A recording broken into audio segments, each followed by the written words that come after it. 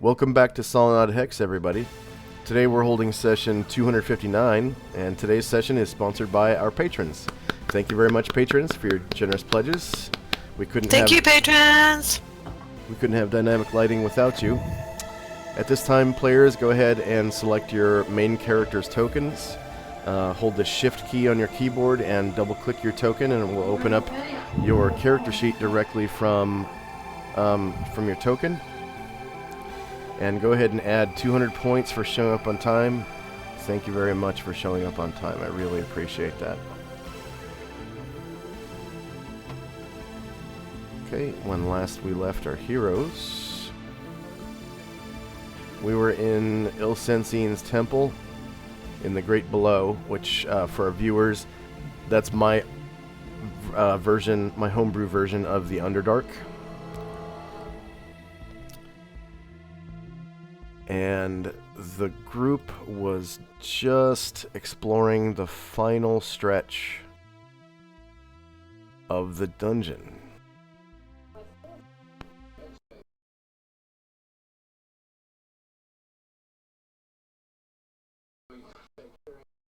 And we had also just found a good amount of gold and platinum and... Yes, yeah. A good amount of gold. We haven't counted yet, we just know it's there. That's the disadvantage of quitting early, you know? You never know. Gold and platinum is popping up. Yeah, we haven't, the group hasn't counted it yet, and they have not yet distributed it. Yep. Don't distribute the middle of it. Okay, and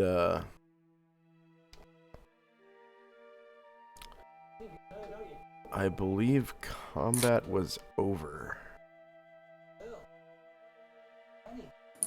And it was, let's see, Varen and company had just completed a turn, maybe? Yep. Okay. Sounds about right. And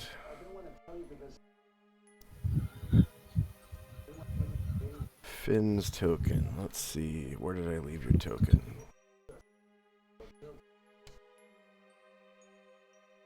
Ah, you are at least on the turn order tracker. Okay. So, yeah, Varen had just completed his actions with his group. And then would have been Lao Shun. Lao Shun's not going to show up on time today. He's going to be very, very late.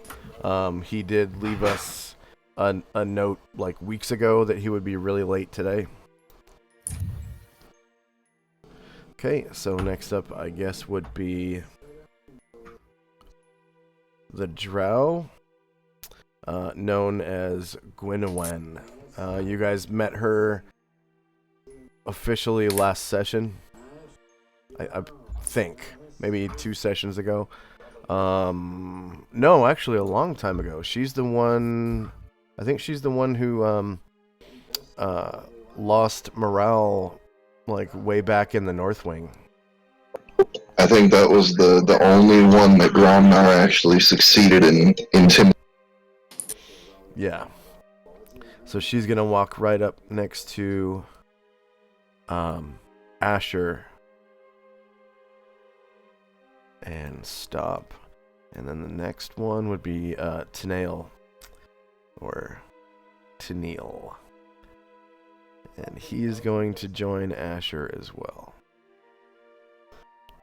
Okay, next up, well, first up, it would be Asher, who is not here today. That's right. She is going to be absent. So, okay. Oh.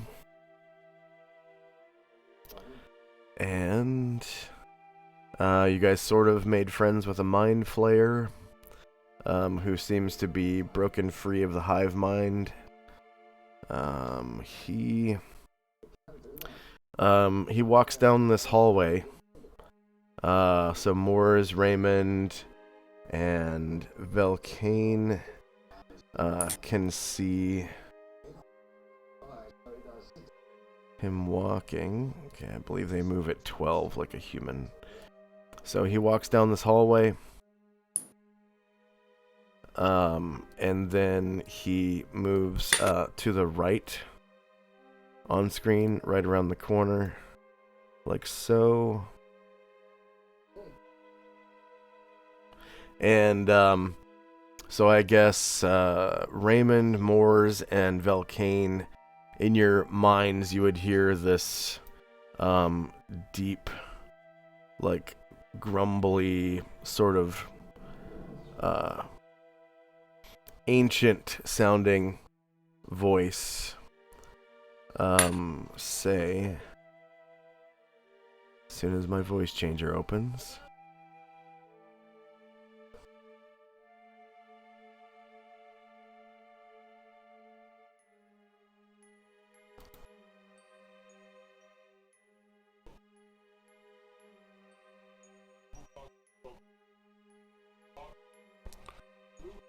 the treasure is this way.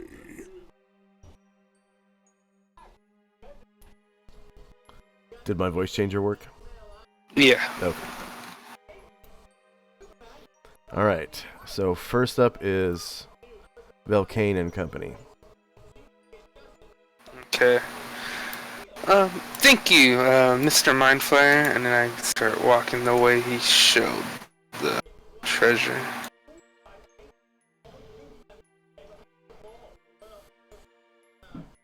Okay, I get right there. What do I see?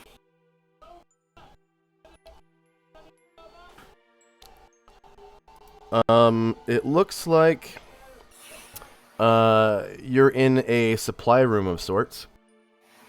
There's a row of crates sort of blocking off your side of the room from the other side, and you see some rather interesting looking boxes down yonder. And it seems like the Mind Flayer is heading towards this door right here, with his arm outstretched, as though to grip on the door handle there. Okay. I guess I'll move right here and wait for him to open up the door. Okay. You notice that the door has a lock upon it. Okay. Yeah. So I guess I'll have to wait for you to open up this door.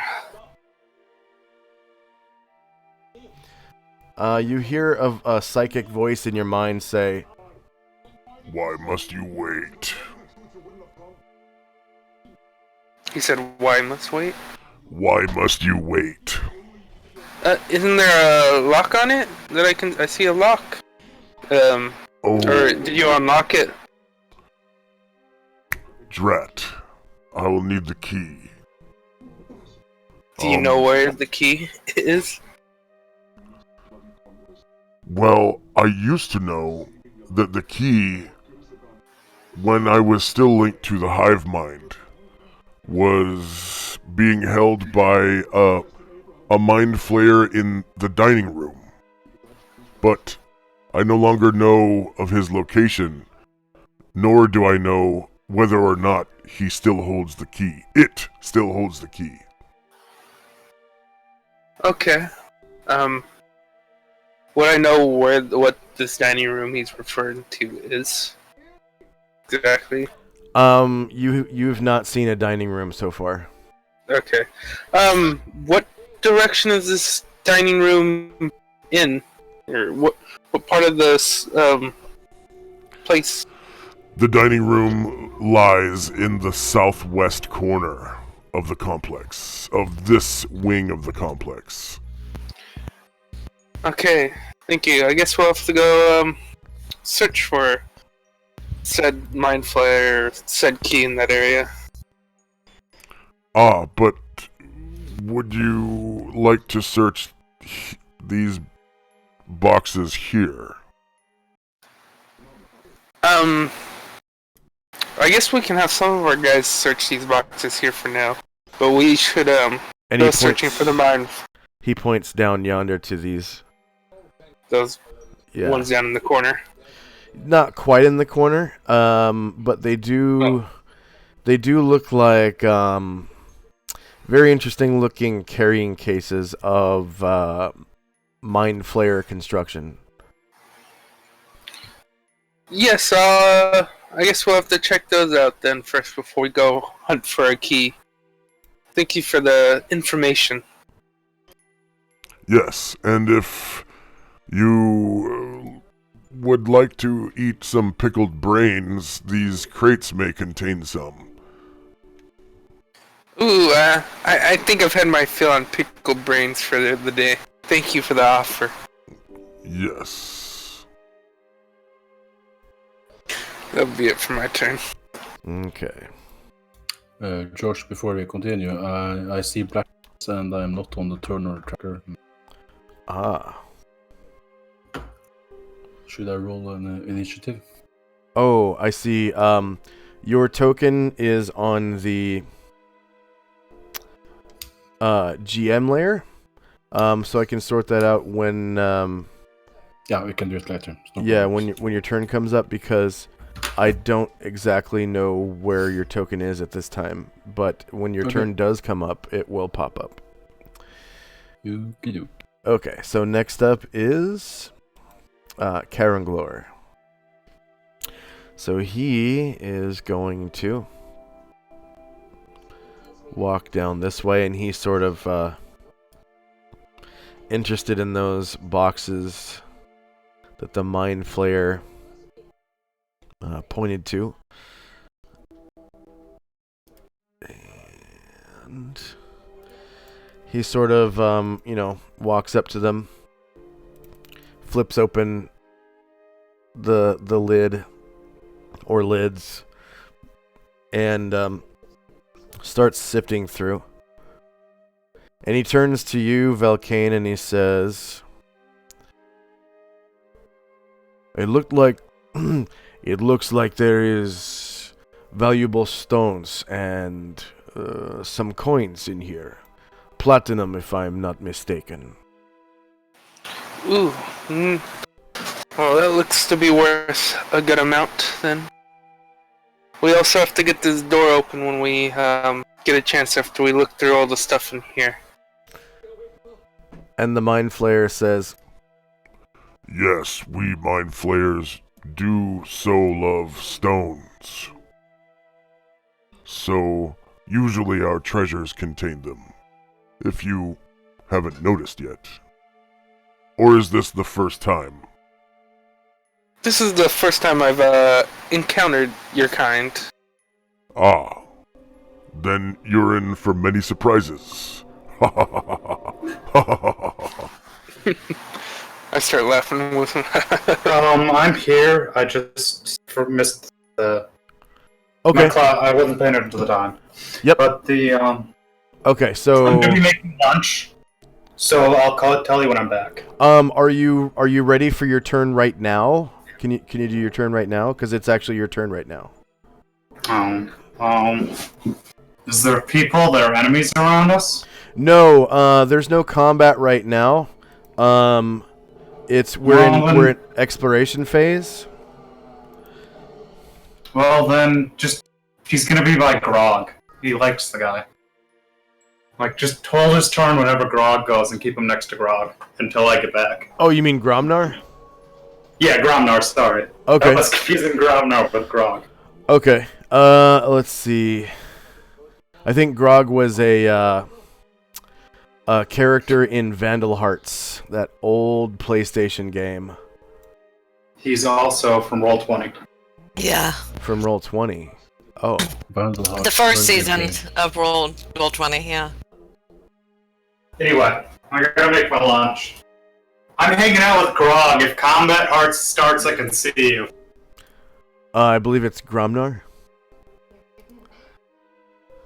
Okay, so Gromnar, you see a crystal dragon sort of saunter in, casually traipsing.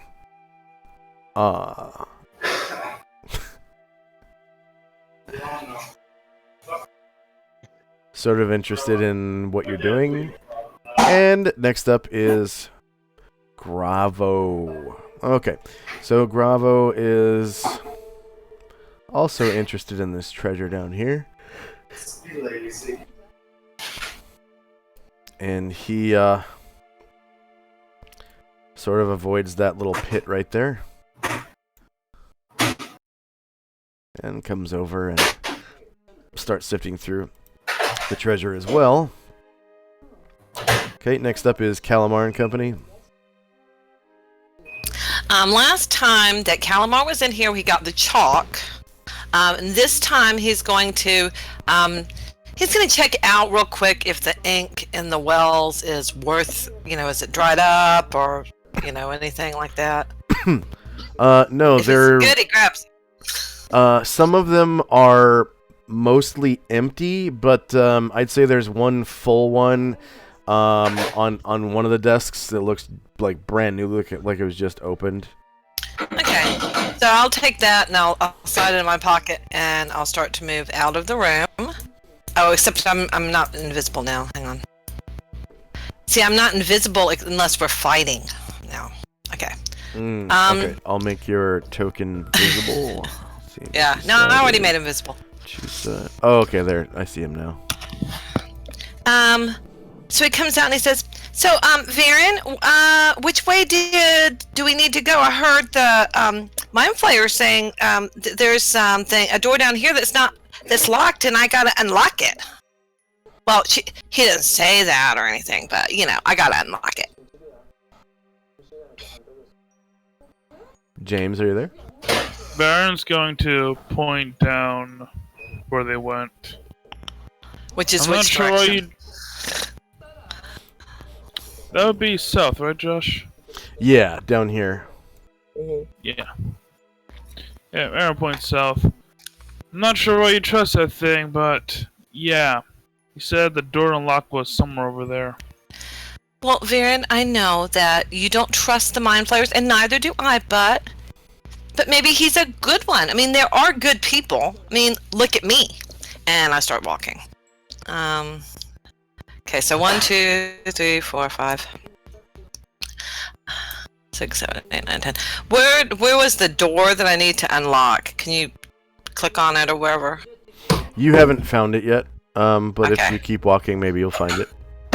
Okay. Okay. And it comes out. Oh, this is a room.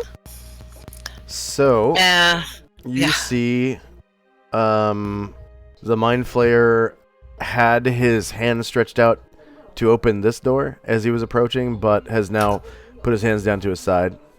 And there is a doorway here, and I believe it's open. And then there are several characters gathered around boxes down here. So, Valkane, which door did you have trouble opening? I'll open it. This one right in front of me, and I point to it right here. There's a key somewhere, but the Mind Flayer is not certain if the key's still where he remembers it to be. So, Okay. if you can unlock it, then that will help us a lot. Oh, I sure can. I think I'll just knock. And so, will you let me cast knock, or will I have to wait till next turn? You will have to wait till next turn because you moved. Yeah. So, yeah. Yeah, so I'm just gonna go, "Can you mean my should try? Wee!" And then we wait for it to unlock. Okay, next up is Gromnar and Company. Gromnar is going to look at Brain Druid, look at Stormcaller, and say to them, Gromnar, begin hard task, count coin. And he is going to try and start counting that platinum that he found. Good for you! You go do that, and then I'm gonna start reading my book. Okay, so as we all know, Gromnar's mental scores are not, like, superior, but he's not so dumb or foolish that he can't, like, count stuff. I don't know. Counting's a pretty hard skill. I never realized that till recently. He probably just has to focus a little more than some other people, but Yeah. I'm sure he can make it. Like an 8-year-old counting past 100, he sort of has to, use his fingers and toes and stuff. But he can do It's relatively easy if the coins are same thick. I'm more questioning who taught Gromnar how to count while he was in prison. So the question is, are you counting copper, silver, gold, or platinum? Well, he found the box with the platinum in it, so I'm going to say that that's the only one that he'd have an interest in at this point. Okay. You said platinum. Yes, sir. Okay. So, he's able to count 100 coins per round, like any other character. I think that's a fair number. Oh, wow. In a minute, you can count 100. So that's You'd think pretty good. it'd be a dex-based thing if you think about it. I'm not Like, gonna you don't have base- to do it. I'm not I'm not saying gonna you base have to do counting it. on stats. I mean, other than can you count? But I think any counting person could count about 100 coins in a minute. I think that's pretty average. I'm pretty sure I could do that in real life, and it would probably take me about a minute. Most people can count sets, yes. Yeah. So, if you count out 10 coins and stack them up, and then grab 10 more coins of the same kind of metal, and then, stack them up and match them up with that stack of 10, you could make 10 stacks in about a minute. And that's not really counting either. That's just kind of counting to 10 and then multiplying by 10. And if you don't have a table, you have to put it on the floor or something, and it'll be a mess. Yeah, Anyway. but he's got plenty of shelf space for that, so yeah, he can Oh, totally wonderful. do that. How much experience do I get for all the trials earlier, just so I can put that on my character sheet before I forget? I think we already did experience for the drow, so if you weren't present, then you earned 0. So I participated in nearly 2 sessions, and then I get no experience for it. Because you were not present, that is correct. For the last session. That is correct. Yeah, we did Then execute. you should give out experience at the end of every session, not just... never mind. I think you left early last session, right? Last session I did, but the session before that I didn't. But anyway, it doesn't matter. Okay, yeah, I don't do XP at the end of sessions. I do it basically when the understand. encounter is done. So if you're not present for that, then you earn 0 XP. Alright, so next up is Brian Druid. Alright. Well, since Gromner started counting, I might as well start counting the gold. So, Gromner, I see you are doing pretty nicely on there. I notice that these seem to be a little bit uneven, these gold coins. Gold coins at least. So can't really do a stacking method for the counting.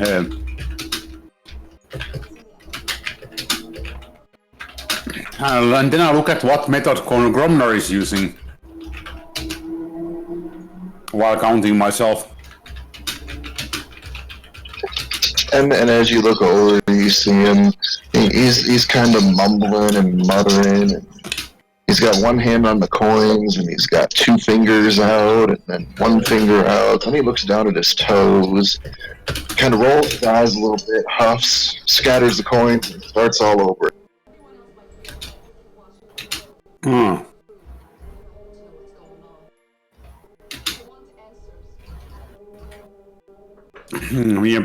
Braindery is still thinking on, yeah, keeps counting, but thinking, what would be the better way of counting this one? This one thinking, if I had a scale.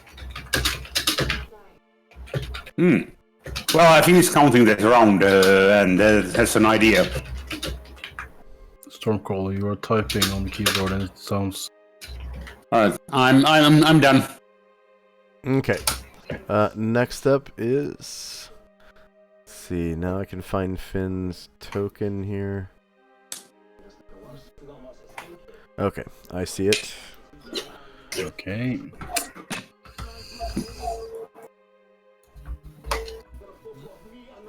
There we go. Okay, so I have, Okay, you're I have no right light. here. You don't have to respond to that. I just had to get it off my mind. I think in this place with no light, Finn feels very uncomfortable, and he definitely needs to light a torch to feel comfortable enough to walk forward. Anyway, so he has a torch and he will light it. And as I remember, he has enough torches left. I think I noted torch 27 left or something. I'm not sure what that means. But anyway, there is a torch that I can light.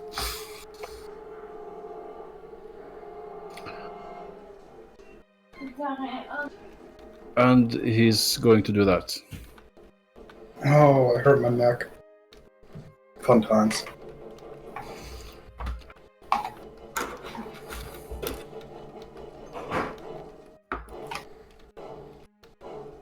Josh?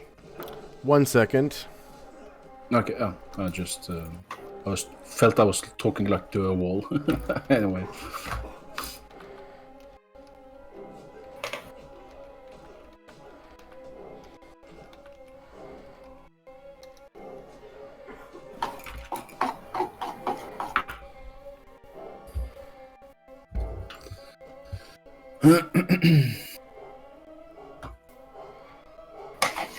Did you get that, Stormcaller? Yeah. So not much XP, so it's not really That's something yeah, worth not what starting a annoyed war with. over or anything like that. Okay. So Finn, what were you saying? No, I was just saying that Finn is in complete darkness, or almost complete darkness, and he's not feeling comfortable. He doesn't see anything, so he's going to light one of his torches. And if that's a full action or something, then he's just going to do that. Yeah, lighting a torch is normally a full round action, and then a full move action. So you could light a torch, and then also make a full move. Can anyone hear me? Is there anyone around me? Hello? Let's see.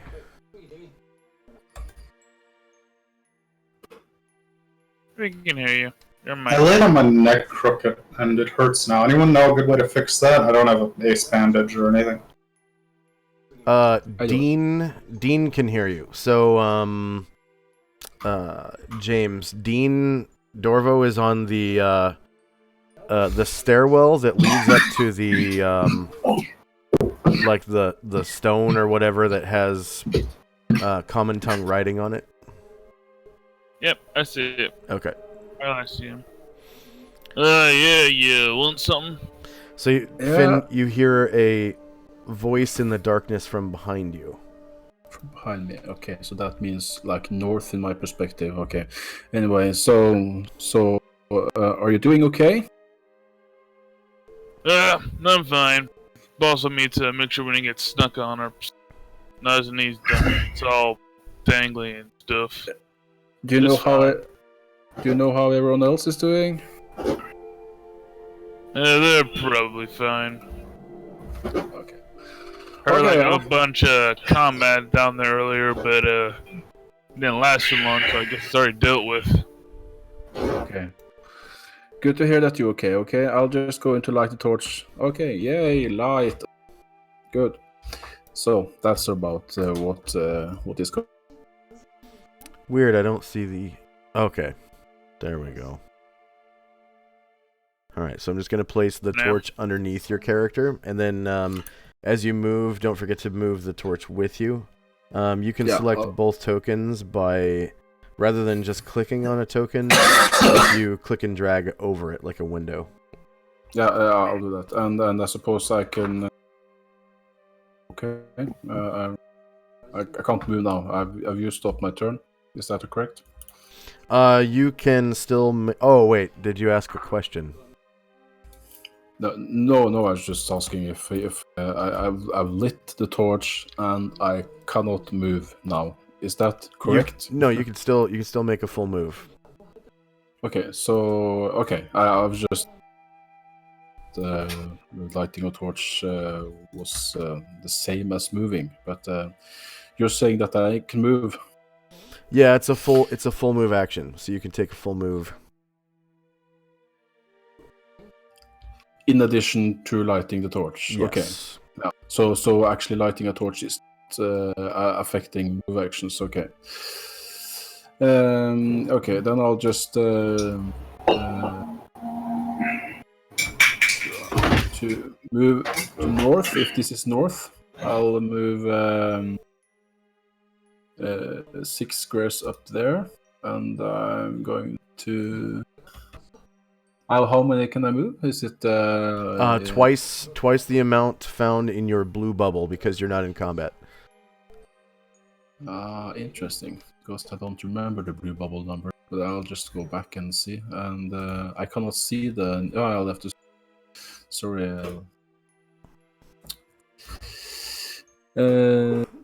I don't see any blue. The blue things. circle. The blue circle. So it's 12. I cannot see any. So when you click on your token, there are three circles. There's a green one, a red one, and a blue one. The green one is your health. The blue one is your movement rate, and the red one is your AC. So it's twice the 12 is 24. Yes, sir. Yes. Anyway, I'll go up here and here, and I think he's going to. If he stops here at 10 squares, what can he perceive other than din? And what's this character to the south? Okay, so there is a dead man laying on the floor. He looks like an Adrian man, so he's not a man from the continent where you grew up. His race is different. He comes from the east. He weighs approximately 400 pounds, which is way too much for his height. He's a very fat man. Although he does look rather muscular for his height. And he's dressed in what appears to be like some strange kind of loincloth. And he has been, I think, cut up with some sort of slashing weapon. Okay. So this Din character, is that a PC or NPC?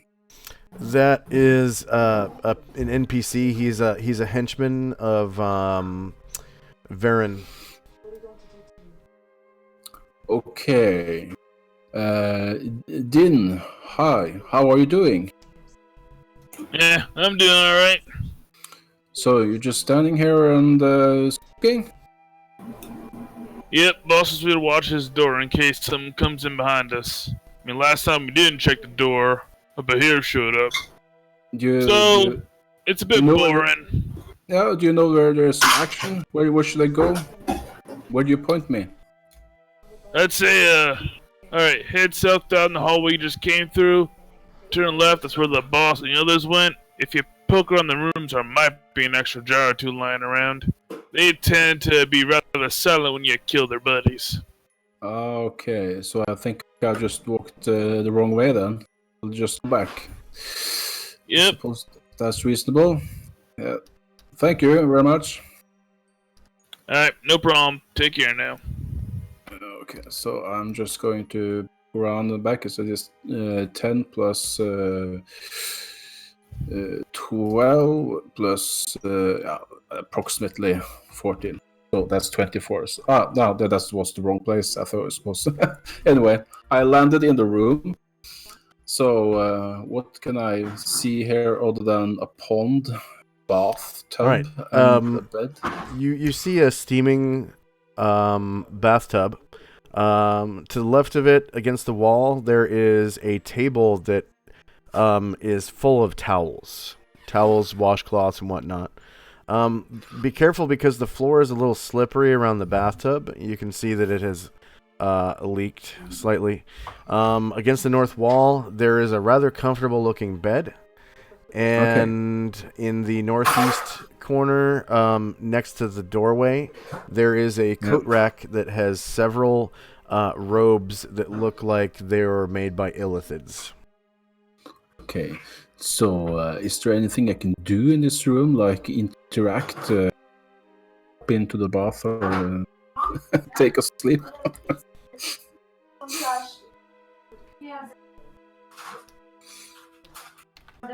I'm sorry, say that again. Is there anything I can Is there nothing you can what? Can I interact with some of the elements in the room? Of Can course, I- yeah. Of course you can. In any way that you want to.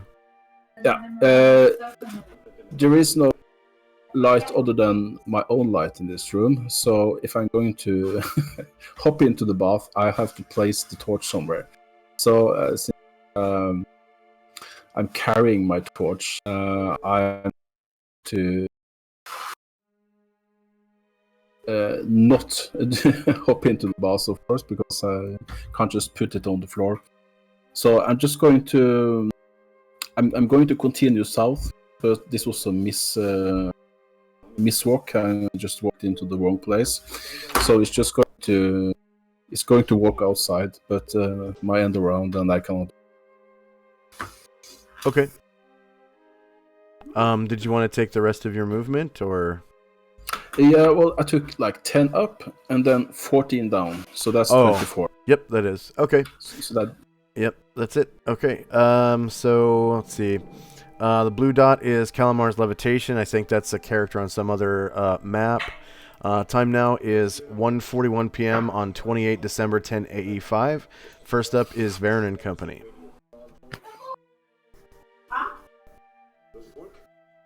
Alright, Varen is going to...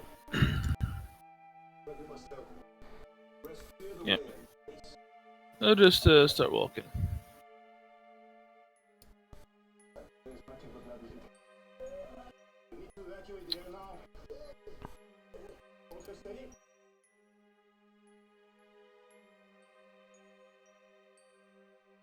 Huh, are those apples?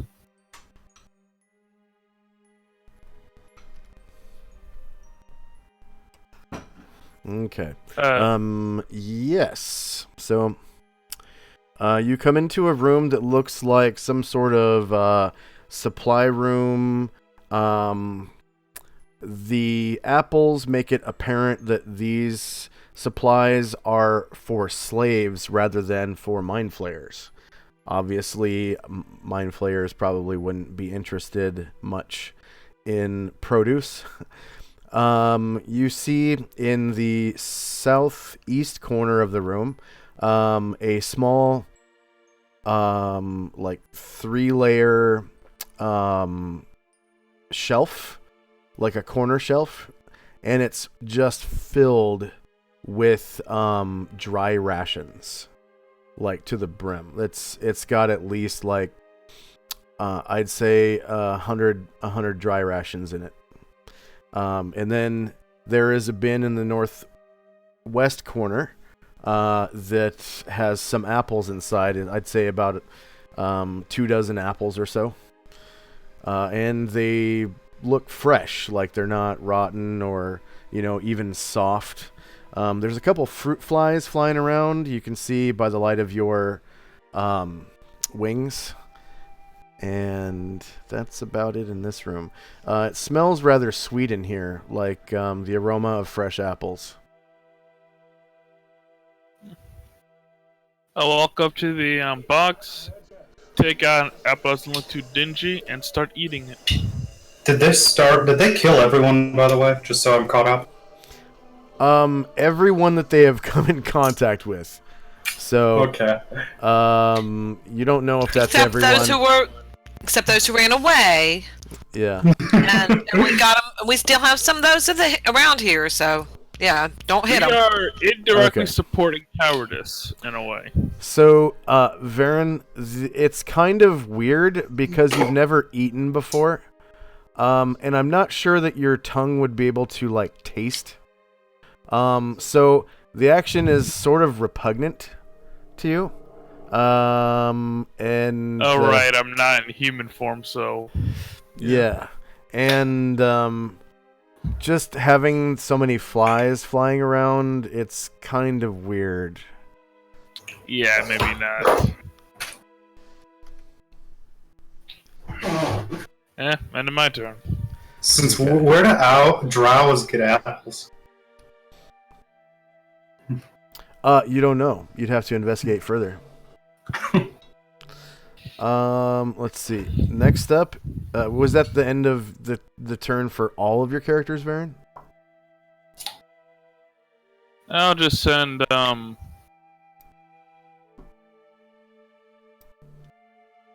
Astra to, I guess, guard this area. Actually, I'll just send down 2. I think if this room right here is filled with, can't tell if that's stone or books at this distance. Oh, Raymond. Books! Okay. Raymond walks into what appears to be a library of sorts. Holy shit! At a glance, he would estimate that it would be approximately a 20,000 GP library, which is what a wizard would need to basically research spells of any level. You'd still need a lab though, but this library has enough books in it for any type of wizard to do anything with a library, pretty much. Is there any chance we can keep this place, guys? Like, clear it all out, murder everyone. Yeah, It's everyone ours to- now. This group has actually moved a 20,000 GP library before, like by hand. It's not difficult, really. Only takes a few tries, but you have to come back and forth, what, 10 times? 10 times, really. Does this group already have a castle? One of the former members, actually 2 of the former members have a castle already. Oh, But they retired. So, okay. and I might have a tower coming soon, and that'd be good. And there's supposed to be, you know what's supposed to have there? Books! Either way, we're getting ahead of ourselves. I apologize for getting off topic. that's fine. Anything else for Varen and company? The smell of musty books fills the air. It's very dry, dusty smell. It's kind of earthy, almost. Yeah, just have Onrush check out this room. Take a quick look around, see if anything sticks out besides the bed and probably still warm bath water. Okay, so you come into an interesting room. It looks like maybe some sort of wizard could live here. Like there's on the table over here, you've got some books of some sort.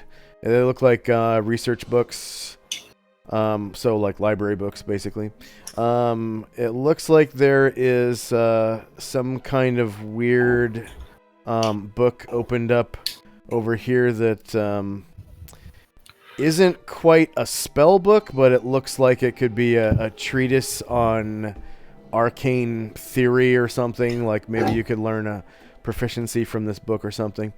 And then a bookshelf over here that probably would contain about, I'd say, 1,000 GP worth of books. And then a desk over here that's kind of messy, has papers all over it. Like maybe someone's been researching something. And of course, a large, comfortable bed. And you guys barged in right at bath time, so there is a hot, steamy bath. And the The smell of this room is kind of mildewy. Like someone who lived here, has lived here for a while, studies a lot of books, but likes to take a lot of baths in the same room. And the steam from the bath water has kind of caused some of the papers to become a little... books. Yeah, a little bit. A little bit. If you have books inside a room with a bathtub, they're ruined. Yep, that's right. All these books found by a couple of illiterates. Yeah. Where's our magician? You don't know. You don't see either one of them. Was he with the group? Is what I mean. Like as a whole. Yes. Yeah. Okay. Yeah. Okay, lastly, this room. Okay. So you come into what looks like some kind of like comfort zone type of room. There's 3 chairs set up around a coffee table. It has a glass top, and you can see right through the glass top to the rug below. A really comfortable bed against the south wall, and then against the west wall, there is a almost like a rack in a clothing store with like coat hangers, but there are only 2 robes left. Like it's completely empty other than 2 robes. Oh, that's fine.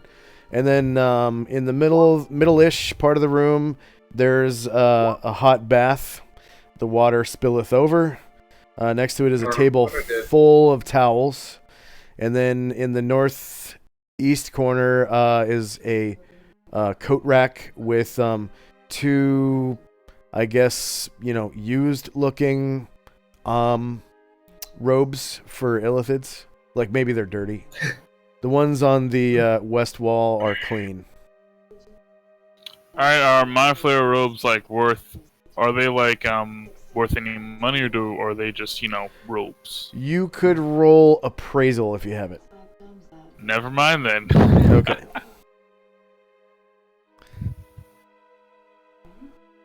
Alright, that is it for Varen and Company. Okay. Next up is one of the NPCs, the Drow, Gwynwyn or Gwynowyn, and she comes down to where. Oh, come on. She comes down to where Calamar is, and then so does. I'm back. Tennille. I'm back.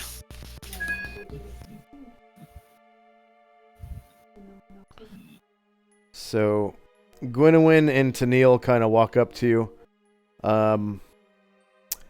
Calamar, and they don't say anything. They're just kind of observing. Okay, the Mind Flayer sort of sticks up his index finger, like a one moment sort of gesture, and starts going through the robe as though it were to have pockets, but it doesn't. And then he reaches inside the robe to a pouch that you hear jingle slightly, and then momentarily he sort of possibly goes through it. You can hear his hand sort of crushing jingly things, and then he shakes his head and pulls his hand back out, and then snaps one of his three fingers on his right hand, and then turns around and starts walking away. Wait, as in he literally broke his finger in front of you? No, as though he were looking for something and didn't find it, and then snaps his fingers. Oh. Like literally snap, like Okay, yeah, I know. Yeah. Not break. Okay, and then next up is Velkane. Velkin is gonna hold his turn until after Calamar opens this door. Okay, Karanglor.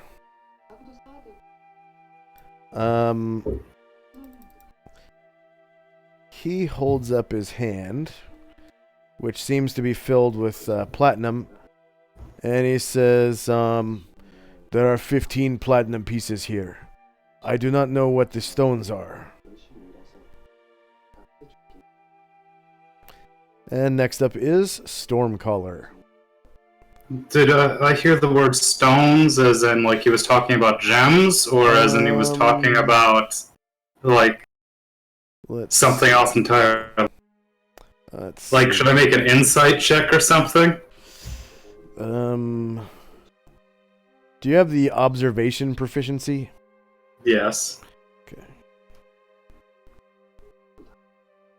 Do you want me to roll it? You heard it with your dragon senses. You were able to hear that bit of the conversation. And it was about gems, right? Yes, stones. Okay. Stones Okay. was the word Stormcaller's used. lost all interest in Gromnar. Which way would I have heard this? To the left. 1 second, I gotta do the math right. He starts bounding off. I gotta right click. Southward there. down the next hall. Over here? To like where that is? At the next hallway? Or in the next room? Down this hall. Okay. I accidentally made a lot of... Let's figure out how far that is. That's 17 to there. 17, okay. So if you're walking, that would be... You'd be able to take one more square. And you heard it come from right where I am. Yeah, you heard it come from down here. And then around the corner. Like my eyes lit up with gemstones, and I just started jogging. Yeah. Jogging Okay. down the hallway. So you can do 18 more. Okay. I'm gonna go right about here. And from I heard someone talking about gemstones. you heard this guy talking about it. He said that out loud. He has no idea who it was. So he's got to wait for them to respond if they're gonna. Karen Glor says, what? And it seems like he's holding some valuable coins in his hand. He turns to you and says, what? I heard stones. Oh, yes, I was talking about the stones in these boxes here. Let's see. How many more movements do I have? I know where I was, so I gotta move my character back. Let's see. 6, 10. Okay, that's 10, so I have 8 more. Where Stormcaller is. 8 more. I have plenty. And now I start scrounging through the containers. Okay. So the jog action is it's a full move action, so you wouldn't be able to do anything other than jog and then move. Sure. The next turn he's gonna scrounge through them, or someone else points out the stuff inside the containers to him. So Gravo, who is standing right there, seems to pull out some dark green, some light to like green stones that range in color from light to dark green. 4 of them. And he says, with a really deep, gruff, grumbly voice, he says, Look here. They're so beautiful. What are they, these green stones? They don't sparkle like diamonds or rubies. They don't sparkle, and he just turns away.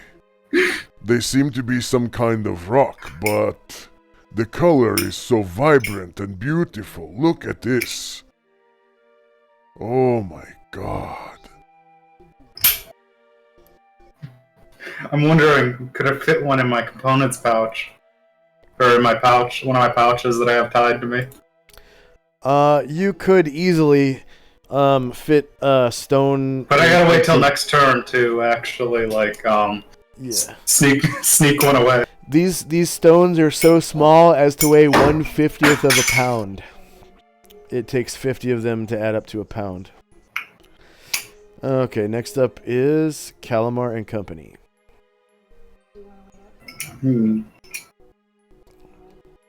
I'm sorry. I'm away from the keyboard. Okay, I'm back, and so I go, Imnazimanik, and I cast knock. Okay, go ahead and roll the spell template. Okay. What the hell did you just... I know that was some sort of pig pen. He cast a spell. I know, but... Also- you just replace the word letters? Josh, how loud is knock as a spell? Not very loud, I'd assume. It's like someone not going up and knocking on a door only from a distance. Well, it depends on whether there's any if there's any trick effects or whatever, because it can boom. Yeah. Yeah. If you're just using knock normally, though, it should just be like a guy comes up and knocks on the door. Only it's an invisible person.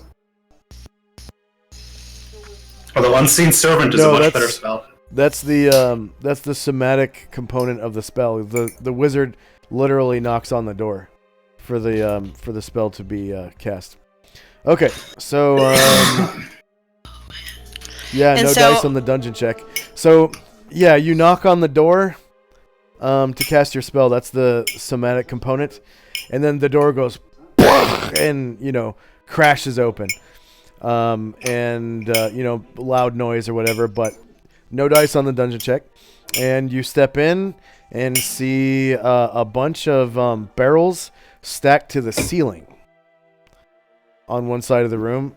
On the left side, a couple of barrels and a pine box. And then some more barrels in the back. And as you step in, you see a very interesting looking box of Mind Flayer make. It's about the same size as a large chest. Ew. So Calamar walks over and goes, "This looks so cool," and he ducks his head under a little bit, and finally flips it open. Okay, so you flip it open. There's no lock on it or anything. It's got like a grip handle, like where you squeeze it. It's mechanical. It's pretty cool. You grip the handle and squeeze it, and then it unbuckles the top, and it swings open, and it seems to swing open with its own under its own power almost. Like it has hydraulic rams inside. Ooh, hydraulic rams. And these hydraulic rams sort of force the box open, so it would take some force just to close it. And so it kind of pops open slowly. It goes as the lid opens up. You can see the hydraulic rams expanding, and inside, unfortunately, is a bunch of copper coins. A rather large pile of them. I'm not sad. I'm not, everything's treasure. So. Popper coins? What are popper coins? Pennies. It's a chest full of pennies. About half full of pennies. How much is each pen of these worth? 1/100th of a gold coin. Okay, how big is the chest? I gotta do some math here. It's a large chest. I don't The know how chest big is that probably is. worth more than the coppers in it. It's in the player's handbook. Okay. Calamar will dip his hand in there, and he'll wave his hand around in the copper and see if there's any other color in there. See if there's any silver or gold. Or... Yeah, sifting through the copper coins. Unfortunately, it seems like it's just copper coins. But the chest is really nice. Yeah, he likes the chest. I wish we had somebody strong enough who could carry the chest. We'll empty out the coins and everything. I'm pretty sure both Gromnar and Brian Druid could do that. But, he says, "Oh," and starts to walk out and says, "There's a really cool chest inside, and crap, I just exited the game. There's a really cool chest inside and stuff. I mean, it's full of copper coins, but it's really cool. We want that for sure, right? We want that."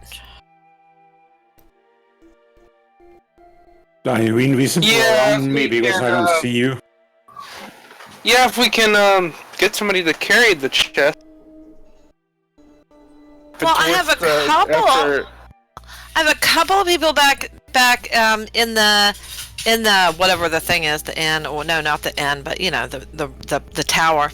But Olivio's not gonna feel like he's gonna like carrying it for at least a day at least. So yeah. Yeah, because we have Gromnar is carrying a bunch of stuff already. So I don't know how much more you can carry with that huge chest. Unless we empty out all the copper and have him put some of the stuff that he's carrying inside the chest. So we also have a who was it who brought the pony? There's also the pony, right? Yeah. I just gotta point out, there's like 6,000 gold worth of copper coins if the chest is that side. Because if it's 1/1000th of a coin, there's about 600,000 coins in there.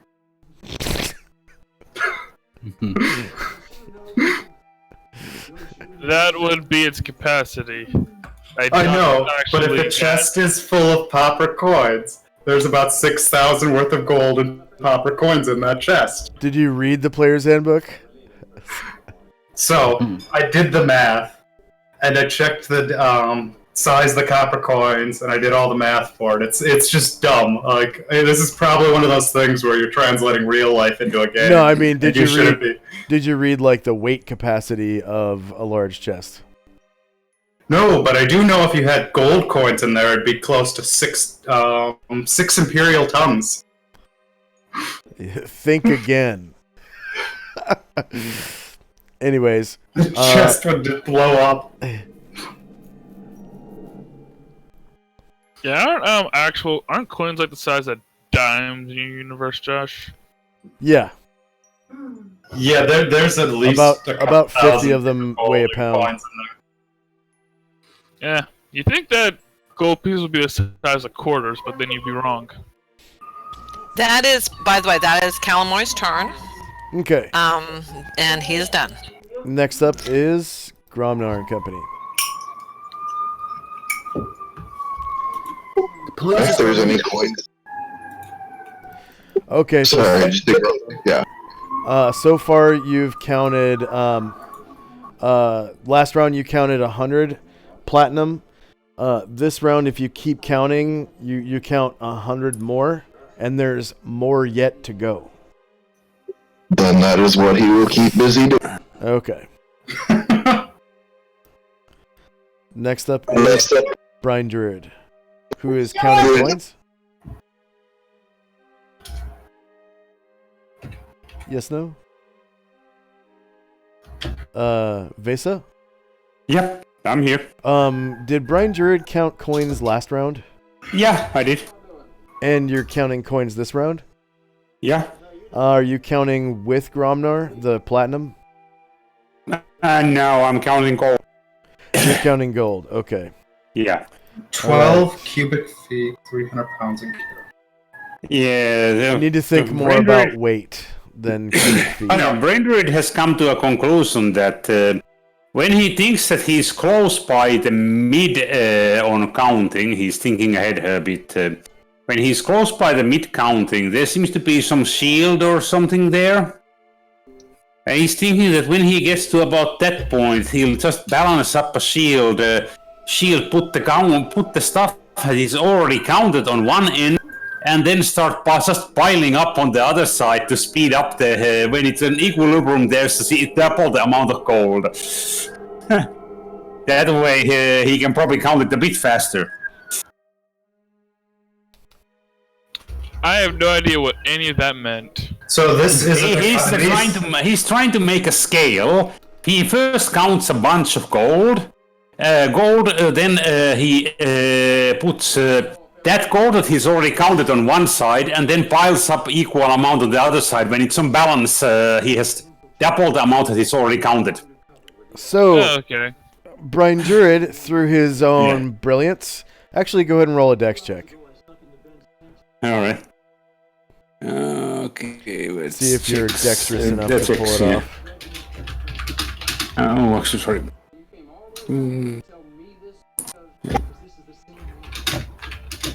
Ability. Dexterity.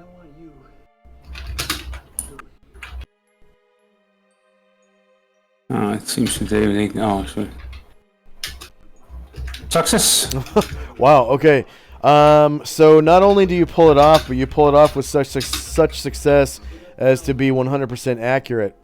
So through your own brilliance, you have come up with a way to count 400 GP in 2 rounds, and there is no more gold. All right. Gold done. Who is Underestimate tracking dragon this? efficiency. Who's So going to is be it- writing it? Did you say Who's copper? Oh, I'm sorry. Gold. Who is writing this because Asher is not here? Is there anyone who's recording this? I don't think so. So we will need... see, the circus, PC, party upkeep, treasure hoards, Ilsensian temple, show to players, edit. Looks like Varen and Asher have permission to edit. Alright, I'll take care of it then. Okay.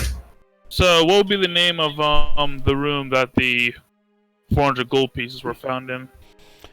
The robe storage room. I have to give it its own section.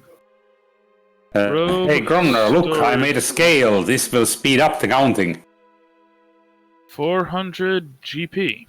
Alright, got it. Robe storage room, 400 GP.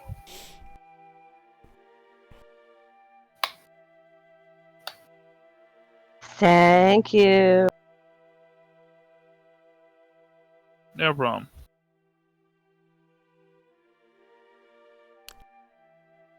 Divided by...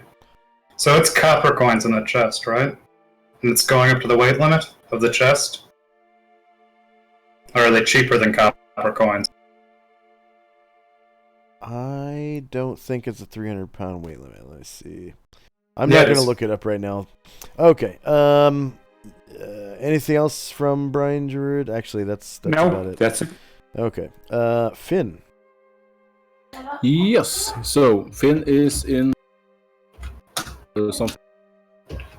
He's actually figured out that, as you said, the floor is slippery, and he's thinking that he wants to take a bath, but he needs to clean it up first before he can walk around the tub. So he's going to take one of the towels, if that's possible, and he's going to sort of like try to soak up the water and try to get it dry around the bathtub, if that's possible. Sure.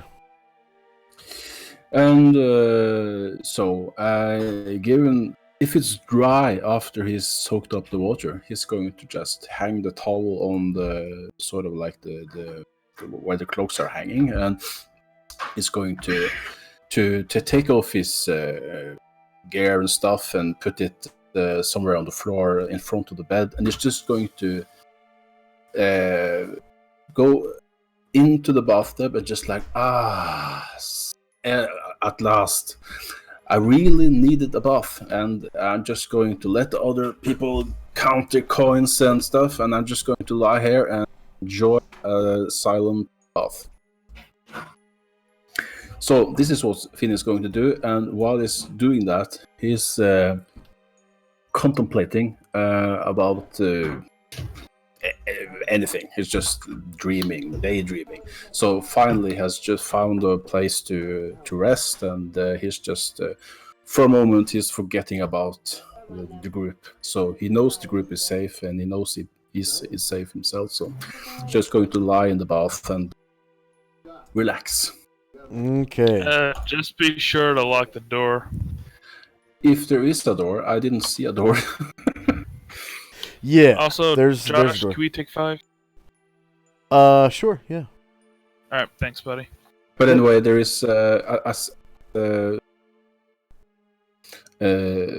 well, as he has seen, there is dangers, but of course you never know. But there is a door, or there is. Yeah. So you figure out how to operate the deadbolt on the door. Shut Yes. it. Lock yourself in. It seems pretty safe in here. You find a way to dry up the the water on the floor. Set down your torch on the floor in a place where it's not going to go out, and disrobe and have yourself a nice little bath. There's plenty of soap. Yeah.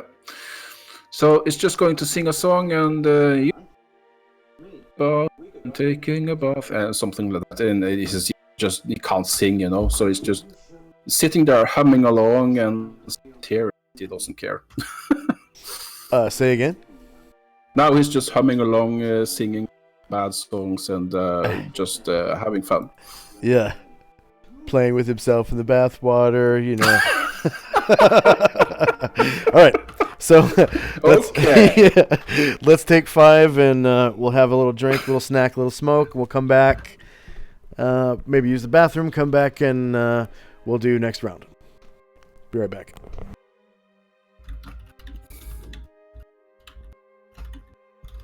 So apparently, chests in 3.5 or 2 second edition are only 200 pounds, not 300 pounds. And it has specific numbers for how many coins they hold. Look, seriously, that gold, that copper is worthless to us. When we are done with this, we're going to have so much and, value, platinum coins, gems, and everything else. We just can't carry that. We can carry the box, but we cannot carry it as it is. So, yeah. Well, of course you're taking the most valuable stuff if you can't take everything. But my point more along the lines of they had to nerf chests, because if they did what real life standards for chests were, like a proper, like I have like one of those old treasure chest things at my dad's place, like ones that look like they belong in a dungeon. And if I put coins in that thing would weigh tons. Exactly, and we cannot carry it with But anyway, it should 400 hold, or 600 gold or whatever. if it's a normal chest, it should hold 10,000 coins, which, if it's all copper coins, I believe is 100 gold. But you Did I do my math right? 100 copper coins per 1 gold piece, right? Yeah, but anyway, I'm like going around with torch is lit time, the real is part of this. More of what I'm trying to figure out, is it worth the effort? And 100 gold pieces for a chest full of copper coins isn't really worth it. No, we got to dump it out. And then use it for other things that are more worth it. Yup.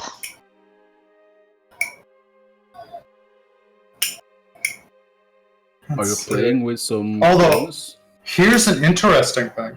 Barrels hold a lot more than chests. They can hold 32,000 coins. And you can roll them.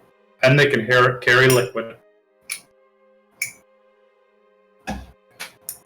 It also holds 10 cubic feet and 650 pounds. If we can take these copper coins out of the dungeon, then sure, we're going to take these copper coins out of the dungeon, but we're going to drop them at the first sign of anything, because everything else we have is more valuable. Look, I'll deal with people to carry our shit. You just need to find some dumb animals that are humanoid that can force them to carry our stuff.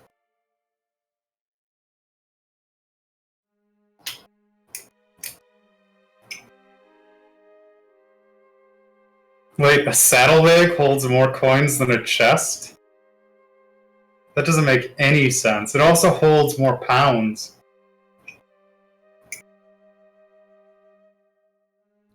Strong horses, you know.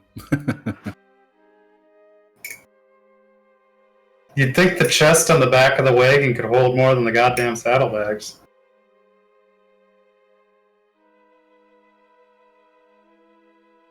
Considering the chest also has bigger inside dimensions.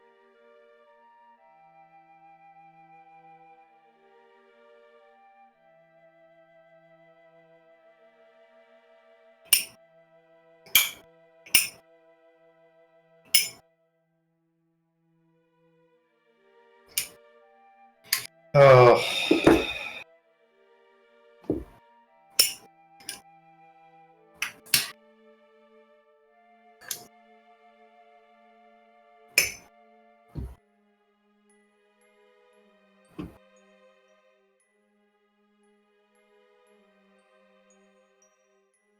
Bucket. I love that a simple bucket can hold 3,250 coins.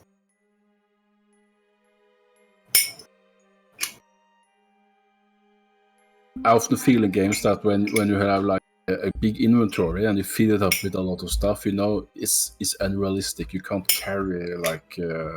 That's what bag of holdings are for. Who's got one though? No one has one in our group. Look, we'll solve this problem. If you can just find. I've seen one bag of holding. I've been playing for almost 3 years, and I haven't seen. We've seen one bag of holding. The guy already had it when I came in. Bags of holding do not appear often, unless you make them. Yeah, that's what I want to do. See, I want to get I want to build my tower and put my the books and everything and all the so we can make and then all the stuff where we can make stuff in it, and then everybody can always come to my house. I'm always welcome, and everybody can always make their stuff, right? Yeah. I'm sorry, I'm stashing all my stuff on a demi-plane, and no one's allowed there but me. The whole dragon horde thing killing me if it gets stolen from me means that my stuff is my stuff. That's crazy, but you know that you got to do it. But Calamar, you know, he doesn't care. He's going to make his friends happy and the world beautiful, and with puppies and kittens and rainbows. Isn't Calamar the crazy drow? He's not crazy. Are you sure? He's just very, very, very good. Now, if that makes him crazy, he gladly embraced that. If that makes him crazy to be a drow who's good. So but it's like a hug. Calamar loves everyone equally, even the ones that try to kill him. Well, I love them, but I have to kill them. Because they try. Yes, they did. No, you have to. When they try to kill you, you have to kill them. But you can still wish them, you know, when they get in the ground, and you don't know what happens after death. Well, none of us know, right? So that's why I'm taking my mom, you know, we're taking her up to the service. I'm going to put her on a nice hill in the sunlight, and, you know, the sun can shine on her. Oh, my mom would kill me dead 1,000 times over. But, you know, maybe Gaia will teach her something and she'll learn something. I really do think she likes Gaia a lot because, you know, she seems to like flowers. Remember that time my sister threw a vase of flowers at me and the vase broke, and my mom yelled at me and beat me because I broke the vase. She seemed real mad about those flowers. So I think that would be, you know, she'd like Gaia, I think. No, there's no way in hell his mom is ever going to get any redemption. But, you know, there's hope. Well, I mean, we could just take her to a cleric and have her resurrected if you really think there's hope. No, that would be wrong. How would that be wrong? Because of religion or what? Because that would be bringing evil back into the world. Yeah, you have to take evil out of the world. I You mean, can put her in prison. we don't. Do we have prisons?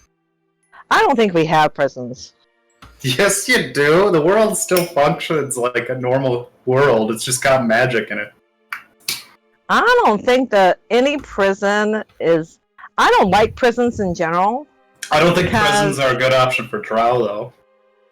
I don't like prisons in general because each person they're being imprisoned because of things they did. When the things they did should they should live or die based on what they did. So I don't like prisons at all. We're not even in the same room when we're maintaining this conversation, are we? No, it's all cool. Wait, is Calamar inside this room? He just went ping and unlocked the room. So if you're in the room with That's not too unusual for this group. It Yeah. really isn't. Well, Finn is in the bathtub and he doesn't hear anything. He has his locked room, so he doesn't hear anything. well, everything within 90 feet Yeah, that can I'm hear if pretty we're sure talking. Fion doesn't want to be caught with his pants down.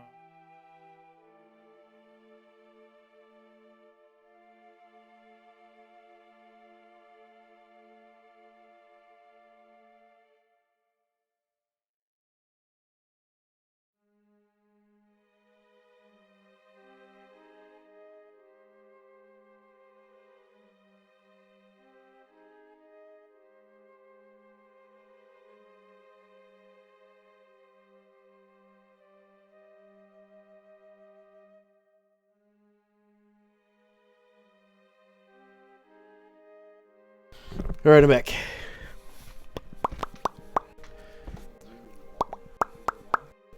Can you guys hear me? Hello, hello.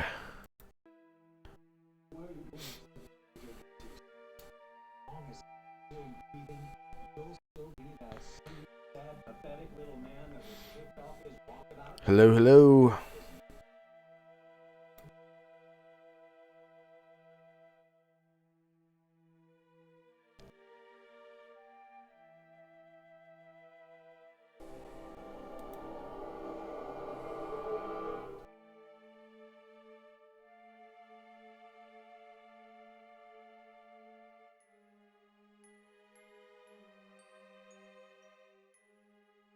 Hello.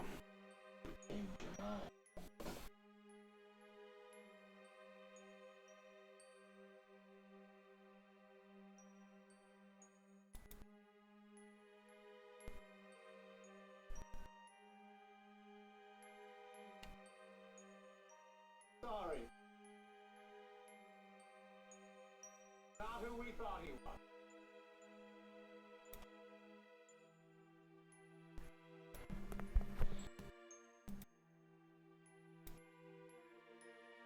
Like $200 in a week Hello, hello. on drugs. That sucks. Hello. All right. So blue dot is Calamar's levitation. Time now is 1:42 p.m. 28 December 1085. First up is Varen and Company. And company. Alright.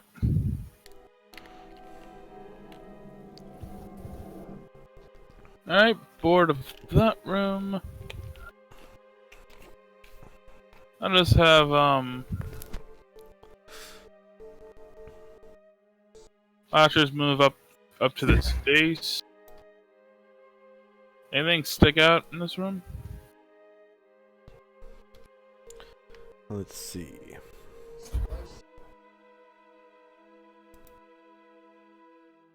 You said Can you guys Dace? hear me? Hello, can you hear me? Well, I'm in the upper. He said, did anything stick out? And he's inside the room with the apples. Can you guys hear me? No, not the apple. Yes, we can, Josh. Yeah. Okay. I moved Moors what up to the what room character? with James, what character are you moving? Moors. I moved Moors up here to the room with the statues and all the lights.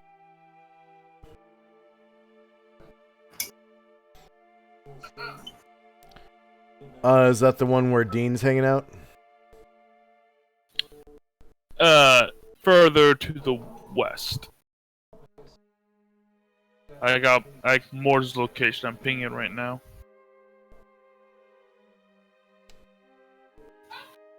Two statues, few sonic crystal light beams, that sort of thing. In this location. Ah.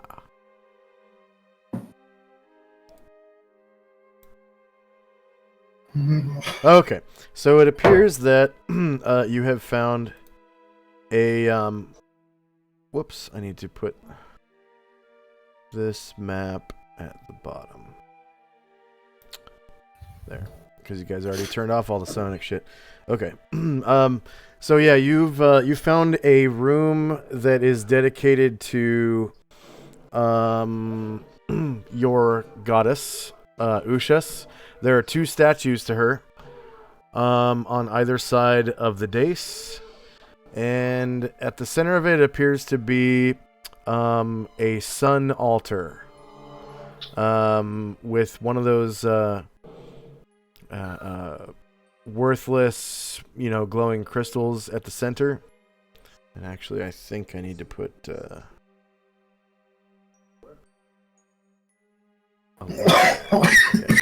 So this might have been the equivalent of perhaps where the priests would do rituals, pray, or do other stuff, right?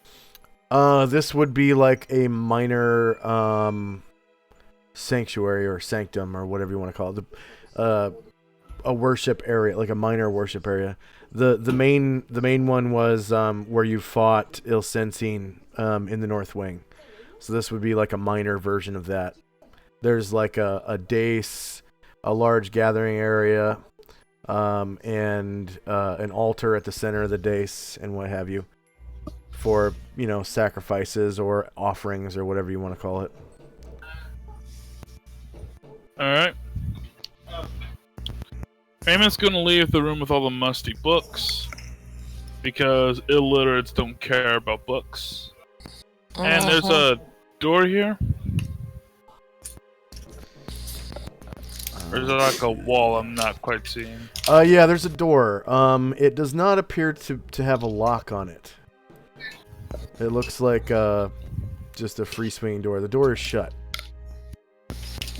Let's open it. Okay.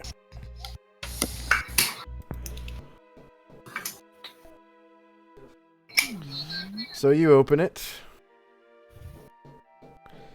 Explosive runes. And inside the room appears to be a dining hall of sorts. Oh, nice. You saw some movement. I'll walk right in. Okay, so on the table, it's a ghastly scene.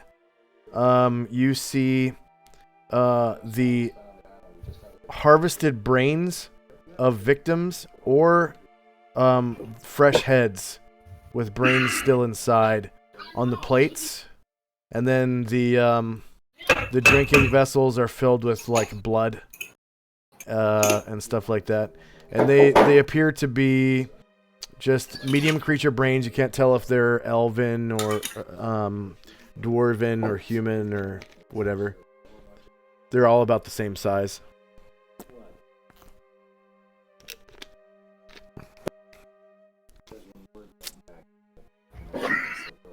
Well, that's disgusting.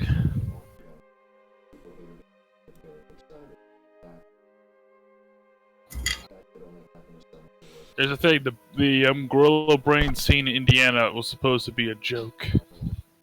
Oh, it's not anymore. Yikes. Okay. Yeah, Varen's gonna leave the room. Walk back up. Stop there. Actually, very nice. 4 more squares. I take it this is a classroom.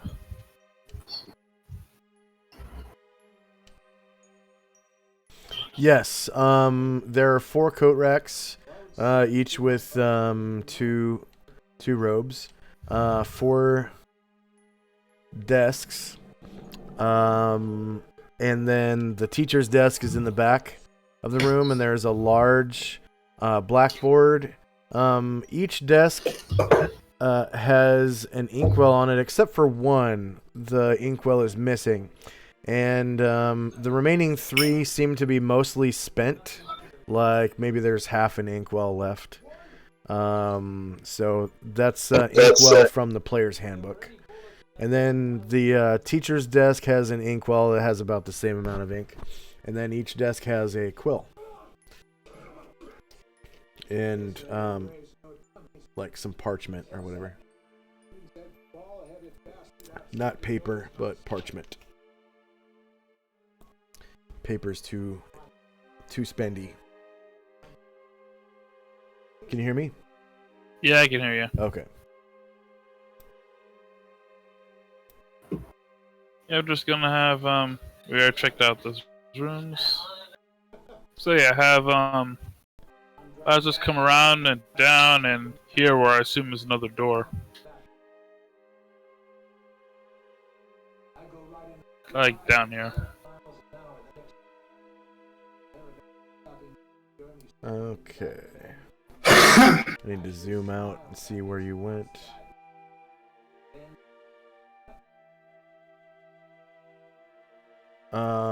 Can I get an arrow?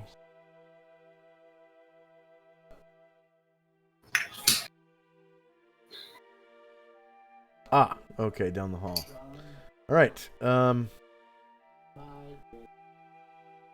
okay, so you come to a door, which does not appear to have a lock.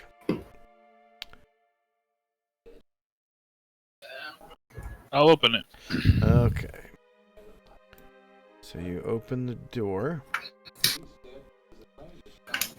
And inside you see what appears to be a casino of sorts. The first thing is a foosball table. Next to a ping pong table. And beyond 2 billiards tables at the edge of your light. And as you walk in further, even more billiards tables become apparent, and a craps table. So not only is craps a thing in your universe, but the drow are really good at it. It would seem that they like to pass their time by gambling. And apparently eating brains that are picked. Any chance some of the bets are still left on some of the tables? Some of the what? Bets? Any chance of the bets still being left on the tables? Oh, no. Everything is set up for closing time, basically. It's closed right now. Because it's about lunchtime. And traditionally, gaming is done at night. So. Yeah, true enough. That doesn't mean there's not a strong box somewhere, though. That's what I'm hoping. Yep. That's what I'm hoping for next round. That's it for Baron and Company. Okay. So, Gwynwyn, she just kind of crowds up next to Calamar. And Tanir kind of crowds up next to Velcane. And then...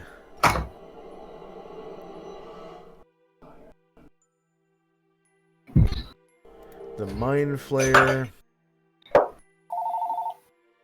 kind of crowds up next to Varen, which is probably not such a good idea.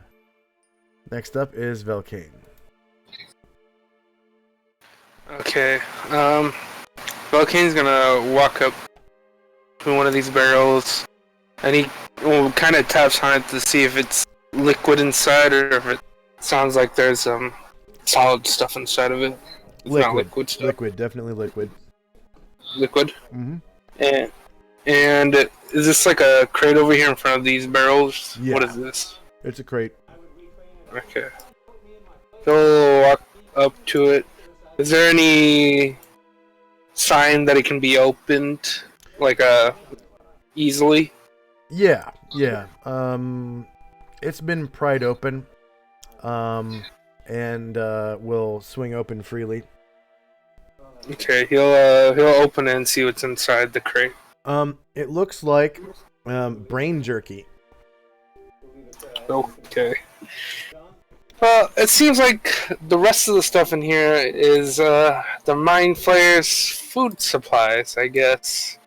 Besides the chest full of coins, so unless anybody's interested in brain jerky, then there's not much use for this except for if we're gonna take the chest later. And I guess he starts to walk out, and he'll join up with the rest of these guys down here. And he'll look in this other bigger crate, I guess, from the picture. He'll kind of open it and just kind of glance in and see what's inside of it. Alright, so it looks like Caranglor has platinum in his hands. And Gravo has some kind of green stones in his hands. And what's left is 3 clear pale aqua stones. Okay. And this is across both of these chests here, or is there only the smaller one that they've been looking in? It's across both of them. Also, okay. And you said there was a clear... What? Clear pale aqua. Aqua, okay. Stones. Oh, stones. Okay. And what is the stuff in the corner over here? What does this look like? Are these crates or something, or what is this? It looks like a 3-tier corner shelf containing dry rations. About 100 pounds of dry rations. Okay.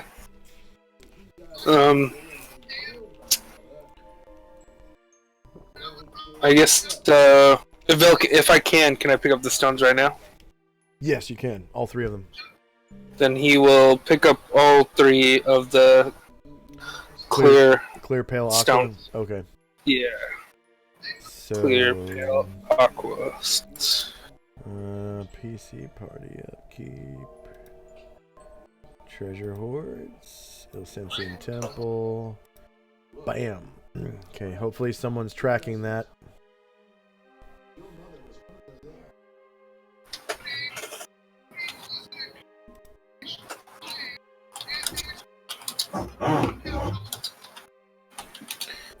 Which room was that? The dry storage room in the West Wing. West Wing dry storage room. All right.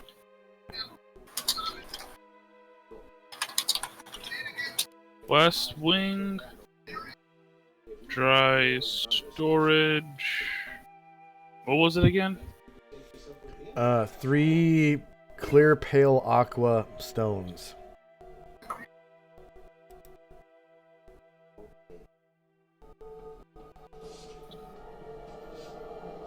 All right. And I guess that'll be it for Velkane's turn. Okay.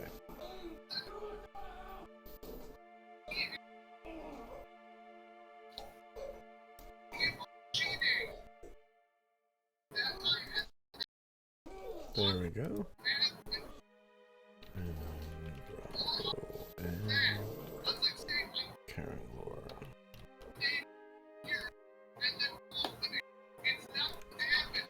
Hey. Next up is Caranglor, and he's gonna,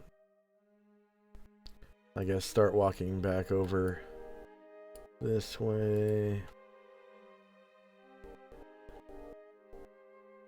And as he walks out, he's gonna say, Well, should we all get together and pool these treasures? You know, disseminate them? Right. We should do that after we've cleared everything out, since we probably still have more treasures to find. We haven't fully explored the rest of this area. Once we've completely cleared this out, we'll set up a little treasure sorting thing. That sounds like a wonderful idea, says Caranglor. Next up is Stormcaller.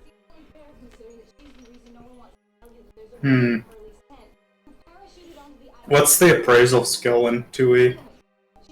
Appraisal. It's a proficiency. Huh. I guess dragons don't have that proficiency at the start. You might be able to get it at your age. Yeah, I can. I'm pretty sure it's in that book. What special powers? None of those will work. I can't use anything but Charm Person right now for spells. No. Checks. And skills to have.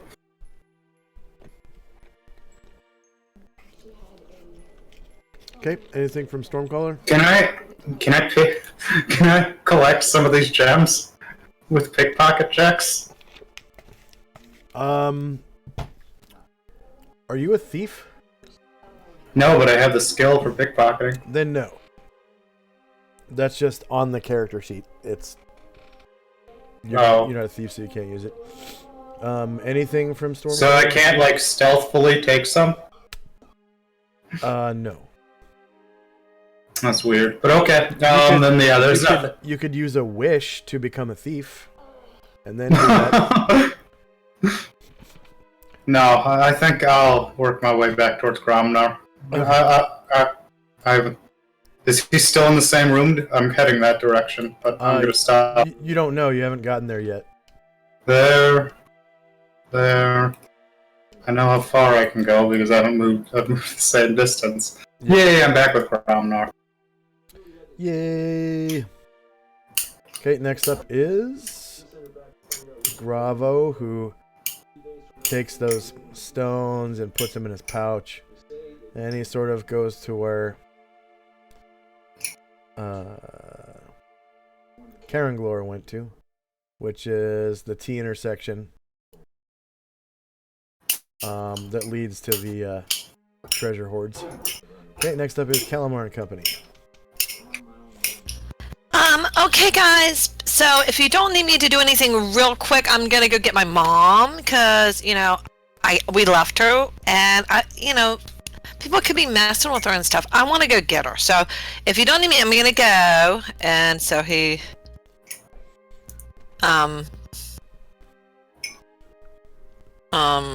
there's 55 feet. Gotta scroll up.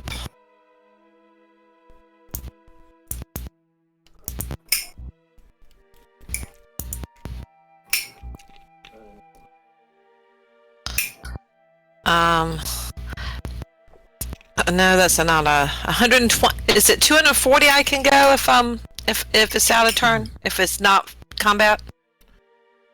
240. It is 24 squares, and you can double that to 48 if you jog. Well, I want to do that, so I'll jog. I gotta go get my mom real quick because, yeah, I mean, she's pretty and she's dead and, yeah. Oh. Yeah, okay. He's not as innocent as you think he is. Just because he's sweet and he likes, puppies and kittens, he knows what some sick fucks do. Yeah. Yeah. He's seen it. So, yeah. Oh my god. So he grabs his mother and goes back down here. I guess I'll stop. Or chaotic neutral minotaurs, what they do to succubi who force them to almost kill their whole party. If you guys, I don't know. Oh no. I can't remember How if is James too was there. fun? Ah, That has a story behind it. Yeah, it does. yeah. Yeah, You have to tell the story. Pickup. Okay. some other time. Maybe And not. I have my maybe mom. not on air. Yeah. Yeah. So yeah, okay, yay! I take her down here, and I got my mom. So yay! Okay, so And that's about it. Bye. Stormcaller, you can see through the doorway. Calamar is leading a dead female drow matron like a balloon by the hand down the hallway. The dead matron mother is floating like a balloon, and Calamar has her by the hand and is sort of towing her down the hallway. We can Bernie. Anyone? Lovingly down the hallway by the hand. Yeah, lovingly. Yeah. Okay. Kalmar has some very confused feelings about his mother. No, he doesn't. I love my mom. I really do. Just, she had to die, but I love her. Next up is Gromnar, who is still counting. So, Be right back. no, actually, Gromnar kind of looks down at the piles of coins that he's got, looks at the box, lets out a big sigh and a groan, stands up, and begins to wander. Wander?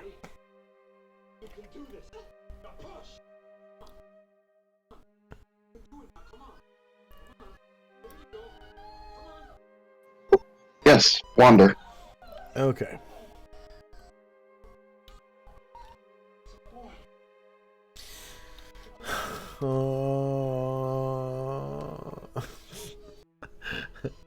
Sigh and a groan. Hey, I have to stay true to what he is. Yeah. Like a zombie looking for brains. He groans and wanders the hallways. Next up is Brian Druid. Alright. Well, time to go and start helping. I think we have silver coins next. Okay. Since we had 4 chests, so I'll start working on that one. The same tactic as before. Try to get close to halfway and then use the shield. So I think Gromnar counted 200 platinum and then just sort of took them and left. And there's still platinum left. No, he didn't take them. Oh, They're okay. still They're still there. Okay. So he was counting platinum and he just left it and walked away. Do you still want to count if silver? he... yeah, count silver. I expect him to come back or so. So you And I'll score the deal. He's by last. You count out 100 silver and there's still more silver left. Yep, that's fine. I'll just... hey, Gromner, are you going to come back? I'll just say quickly on the back. If he's still nearby. Gromnar no count. Gromnar hung. Okay, I'll finish it up then. I gotta run to the store. If I'm not back by the time, it's my turn, just skip me. Okay. Alright, I'll go just... Alright, I can count it. This will go fast. And I'm done.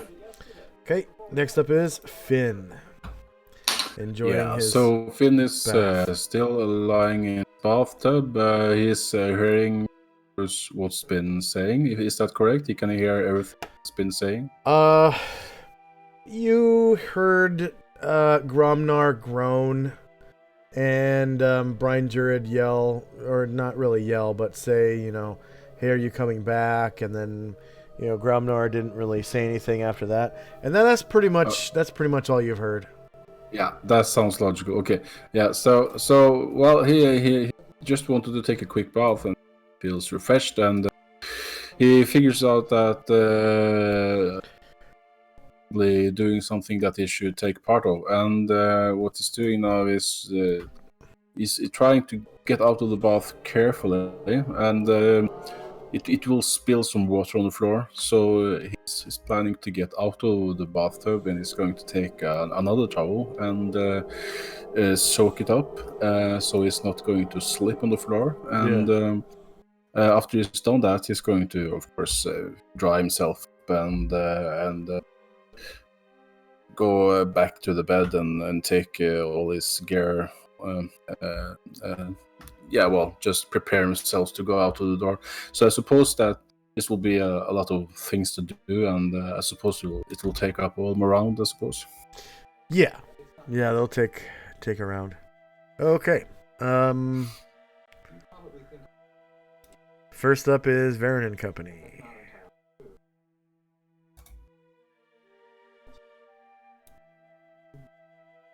Alright then.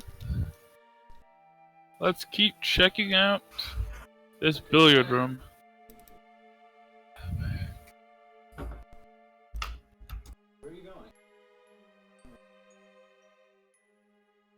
Look out and patrol around. Am I seeing 2 doors? Yes. So there are 2 back rooms. Also, in the front of the room, there seems to be another altar, or not altar, but dais, with another standing stone that has things written in the common tongue. Which I can't read. Yeah. The images do depict things which are reminiscent of Ushas, your matron goddess. The 2 back rooms appear to be locked.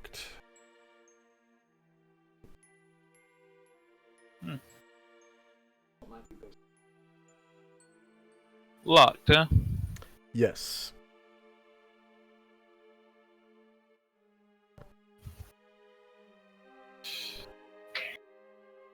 Okay then. Better go find Kalmar. Problem is, Kalmar's always invisible, so I don't know where he is.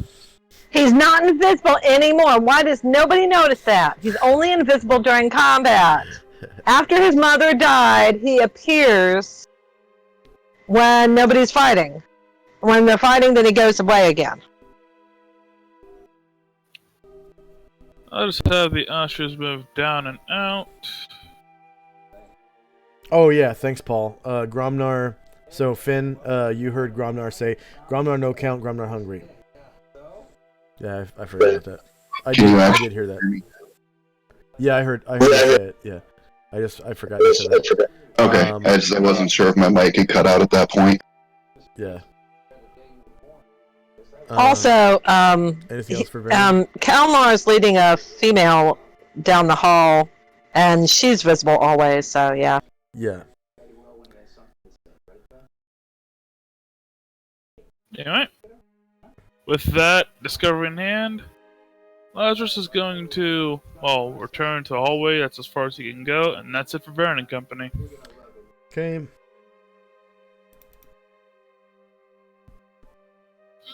So Gwynwyn is going to go to the T intersection where people are giving away treasure. Hopefully to get a handout, even though she's not a member of the circus. Maybe somebody would like to pick her up as a henchman. And same with Tennille. Da, da, da, da, da, da, da, da.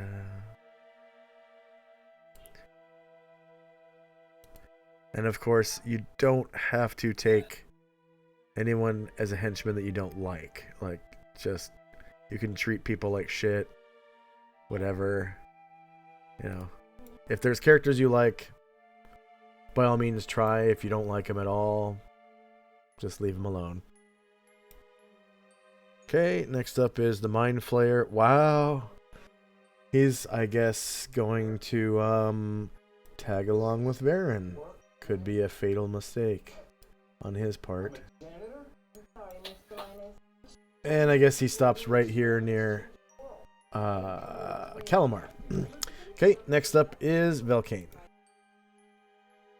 Okay, since the rest of the stuff seems like Mind Flayer food, Velkane's not really into Mind Flayer food. He'll go leave this area and go with the rest of the... Yeah, brains are gross. Okay, he gets right there. What kind of brains are they? Are they human brains? Are they drow brains? Can we tell? You can't tell. They appear to be medium creature brains. So they could be elven, dwarven, human. You don't know. I get up here and I meet with S'mores and Gravana. I'll ask S'mores, is there anything else in this area that looks promising for treasure that we should grab before moving on?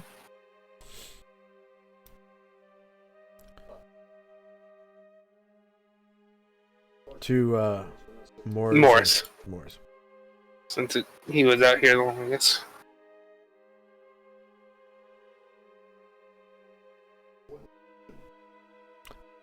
James, are you there? Yep, just realized I muted myself. There's nothing up there. Okay, I did see Lazarus go down south, and Raymond walked into another room. Then I promptly heard him gagging, so might be something in there. Okay, we'll go check it out in a bit and see if they found any other interesting stuff. But it seems the rooms down below are just food for the Mind Flayer, so there's nothing else for us down there. Unless you're into brains. Oh, and the chest and stuff. Oh yeah, yeah, and the chest. We need if we want to grab that. There's a nice looking chest Gallimar found. I do not eat. Even if I did, I would not start with brains. Then I guess we have no need for the brains. And that'll be it for Velkane.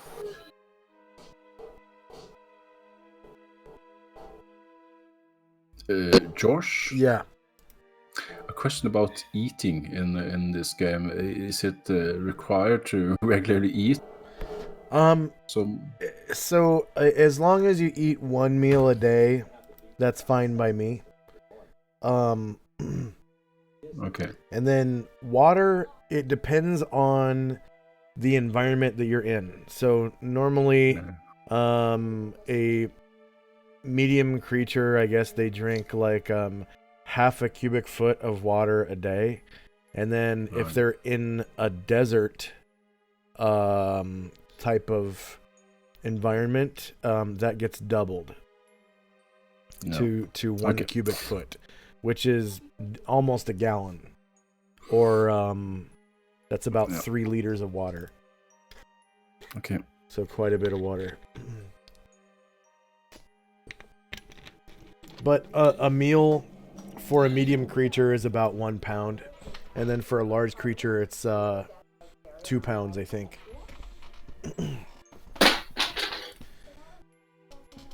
So whatever.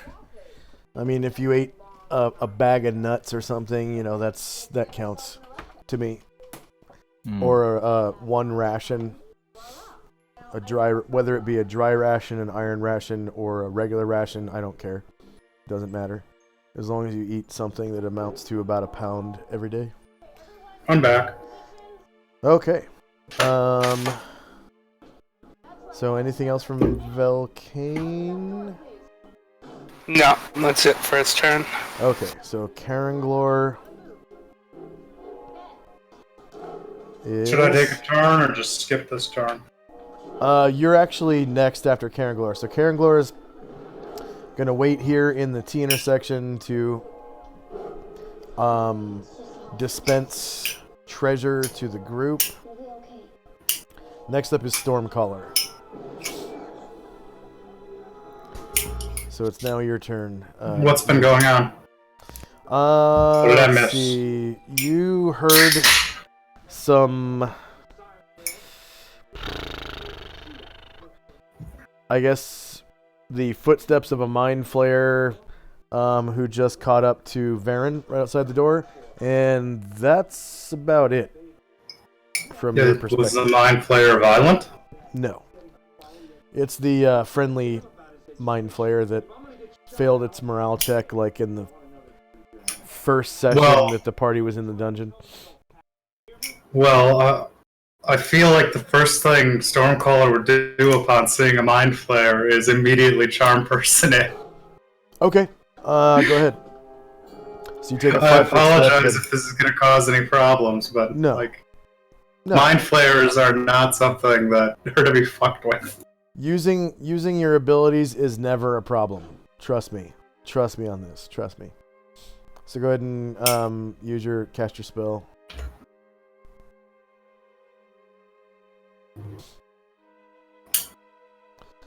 As long as it's the abilities that are available to your class, there will be no problem. As soon as he saw the Mind Flayer, he immediately charms persons the Mind Flayer. Yeah. Okay, so he gets a saving throw. And probably magic resistance. I can't remember if they have magic resistance or not. They do. They've got magic resistance.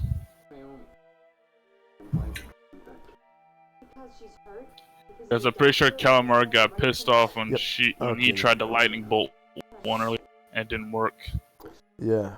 It might not even work if he has more than 4 hit dice. Magic resistance.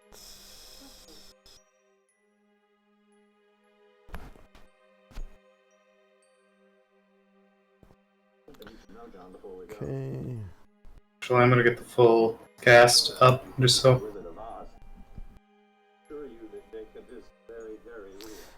Okay, and then We're gonna go see him.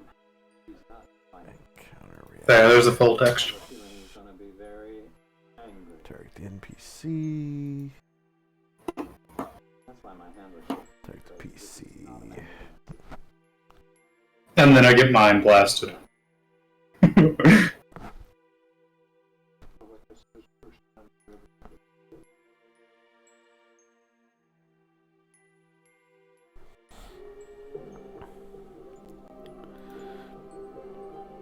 Well, if it fails against his spell resistance, if I remember right, doesn't that mean he doesn't even know I cast it on him? Say again? Because of the way spell resistance works, unless the spell has obvious effects, doesn't it just mean the spell fizzles and doesn't work? So that means you don't even know someone's sent to cast a spell on you unless it has obvious effects if it's stopped by spell resistance. Well, I guess it's a good thing you're not the DM, because that's bullshit. Let's see.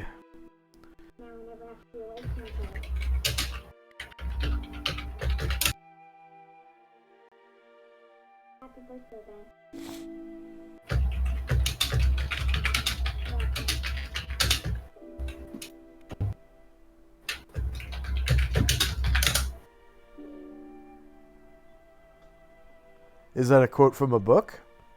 I'm pretty sure it is, but I could be wrong. I'm looking it up now. You can continue on as if it's wrong, then we'll figure it out later. Yeah.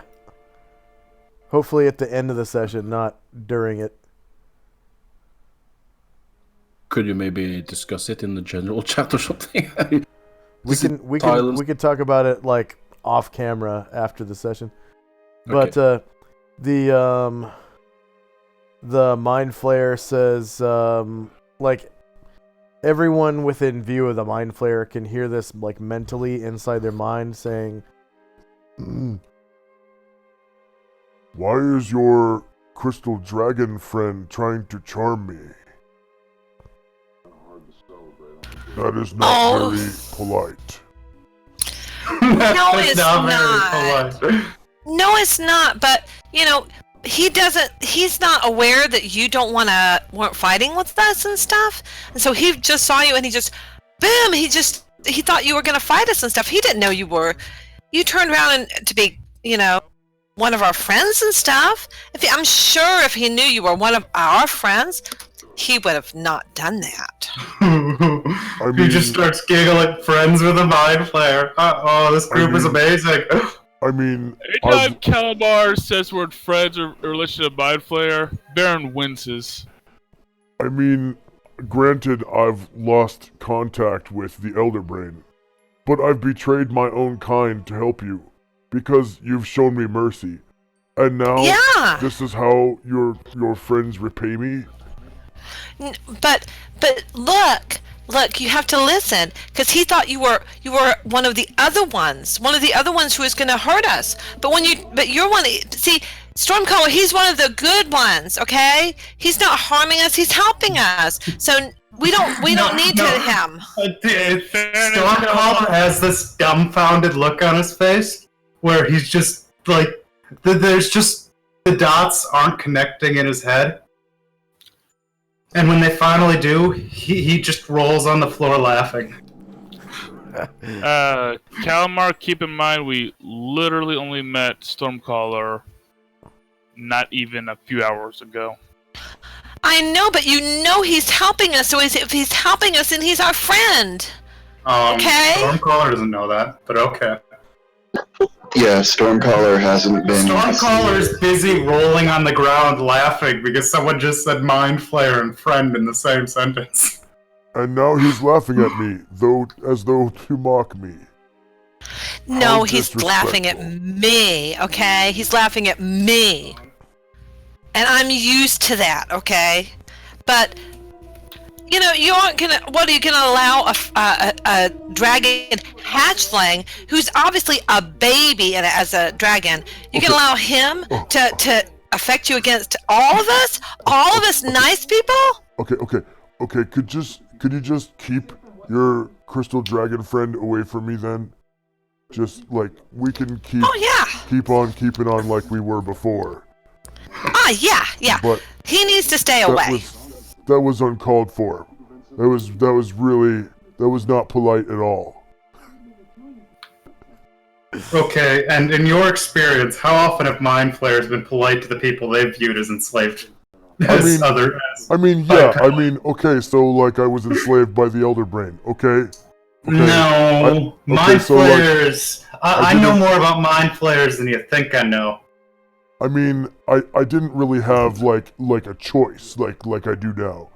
Like, I'm not part of the collective anymore, so now, like, That doesn't mean you're good. You know what? He didn't. He wasn't enslaved to the Elder Brain. He chose to that. He chose it. Why don't you honor his choices? I mean, I'm not exactly trying to suck out your brains right now. It's okay, Calamar. And then little dragon, I'm not trying to suck out your brains right now. Okay. I don't think you could suck out my brains. Actually, I'm not going to attempt that. No, trust me. I could. Alright, if you two are done measuring your non-existent dicks... Did you just call me a dick, Vernon? I'd win. Yes, I did. Now shut up and listen. I mean, it's true, I don't have a dick. Stay away from him. You stay away from him. Now stop arguing, or I'll yell at you both. I'm a cephalopod. I'm a cephalopod? That doesn't occur in my species. That's not a genetic trait of my genome. Well, in my experience, you're actually a parasite that uses a human body to actually form what later becomes a Mind Flayer out of your tadpole fuckers. Calamar is becoming That's about as much as I know about Mind Flayers. Calamar is becoming really upset because, like, he's proved himself as our friend, and you're still gonna keep attacking him. Come I'm just poking fun at him. I stopped trying to cast spells on him. Oh.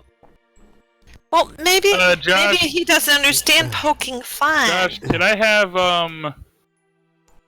Onrush just close the door right now? Close me and Brian Druid in the room. No, technically it's Stormcaller's turn. But he did. Well, his turn's over, I guess, because it's he. I mean, we've had plenty of time for the conversation. Yeah. Okay. Next up is Gravo. Who is he here? Chilling. Yeah, he's right down the hall. Did he he hear this conversation? Is he interested in it? Well, your character can't actually tell whether or not. Ah. But you don't hear him like talking. Next up is Calamar. Why doesn't Calamar have a name by her token? Because she hides a lot. And that Calamar way is a boy. He has a penis. In the turn order. Yes. He has one in the turn order. Rogues don't get name tapes that everyone can see because they have to go invisible when they stealth. Yeah. So Calamar turns to the Mind Flayer and he holds out his hand and he says, I just wanted to say, good job and thank you for your help because you're such a good friend to us all. And I hope that you continue to stay, unconnected to the Elder Brain and stuff. And maybe you find something else. I don't know. And he walks past him, dragging his mom by the hand. I will say, I want to ask you just for clarification on how much am I allowed to know about Mind Flayers? Because I'm only really going to give Stormcall the knowledge of their life cycle. I'm going to put it this way. You've already gone into metagaming neighborhood with the amount of information that you just said. Like, I almost docked you 1,000 points for pretending to know that much. Like, your character is level 1. You don't know anything. You were just hatched, a couple months ago? Yep, and then I spent my entire time reading in a library. Yeah. What's in this room? Is there anything in here that... Is this the room that, what's his name, was taking a bath in? Finn? What's the name of the room? This room right here? It has a bathtub in it. Okay, I'm sorry, what was your question? What was your question? I was wondering if that was the room that Finn was in. I don't see Finn. So. No, it's adjacent. I think the ring you pointed at, it was adjacent to. So yeah, we'll go in here and we'll look around. So what's in the room?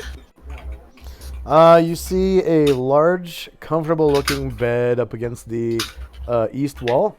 In the northwest corner, there is a pot of hot steaming water on a table with some towels next to a hot steaming bathtub, next to which is a bucket of hot steaming water and a bench with 2 buckets of hot steaming water. Ew. So it looks like someone wanted to refill the tub with more hot water as they bathed. I'm impressed. Well, Calamar goes over to that bed and he grabs one of the pillows and feels it and he fluffs it in his arms. And how does it feel? It feels like it's been used for a long time. It's one of those typical medieval down beds that has a bed frame of rope, so you can feel the the ropes in the bed frame, and the the down mattress. The feathers kind of sink in around the ropes a little bit, so you can kind of feel the ropes. Other than that, it's 10 times more comfortable than any surface you've ever slept on in your life. Yeah. So she takes the pillow and she fluffs it up and she rests her head against it. He. I'm sorry, I had a stroke. He rests his head against it. And does it feel good on against his head, or does it feel, kind of Is there a down feather poking out so that it'll poke him or something, or no? It's comfortable. You get into it and it kind of makes you want to take a nap. So he takes the pillow and he puts it on his mom, and he starts walking out. And he says, "Hey, bath in there for anybody who needs to bath." Okay, Next to my and dead goes down this way a little bit, and Oh, by the way, let's- your mom is like basically disrobed too. no, 'cause I you wrapped took her my clothes. cloak around her last time. Oh, I did okay, wrap you my wrapped it. cloak around her. Okay. Yeah. So she's partially disrobed, but he at least has her covered in the embarrassing bits. Yeah. Okay. You know, because that's my mom, guys. Don't look at her that way. Come on. And what's in this room? Is that also a comfy bed and bath area, or what? So this looks like more like a honeymoon suite type of place. There's like a pink bed, you know, really comfortable looking in the southwest corner, and the bathtub in here is larger and it's round, but the water seems to be bloody. Yeah, I get that. Hey, I wonder if the pillow on this bed is even better than the pillow on the other bed. So I'll go down and try to, feel that one. And I guess this will be the end of my turn, but try to determine which one is more comfortable. And the one that is more comfortable, I will put on my mother on her stomach or whatever. Well, they feel about the same, like they're the same size. They're made of the same material, but this one is pink, so that makes it better. Yeah, I want the pink one. And so he'll grab that and he'll, fluff it up nice, and he's like, "Oh, that's cute." And he put it on his mom and he'll start walking out. But I think that's all with the feeling of the pillows and stuff. I don't think he has that much more. So yeah, that's it. He's got a pink. He's carrying his mom with a pink pillow on it. Yeah. Next up is Gromnar. Gromnar, looking back down the hallway, hearing conversation, sees Baron, and he calls out to him. He says, "Baron, little swimmy things in pool, they go." No. So Gromnar hung.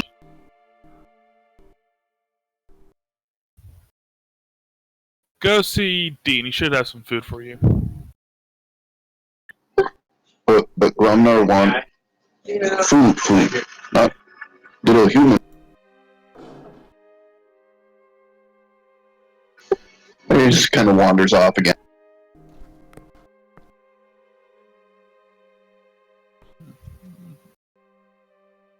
Okay.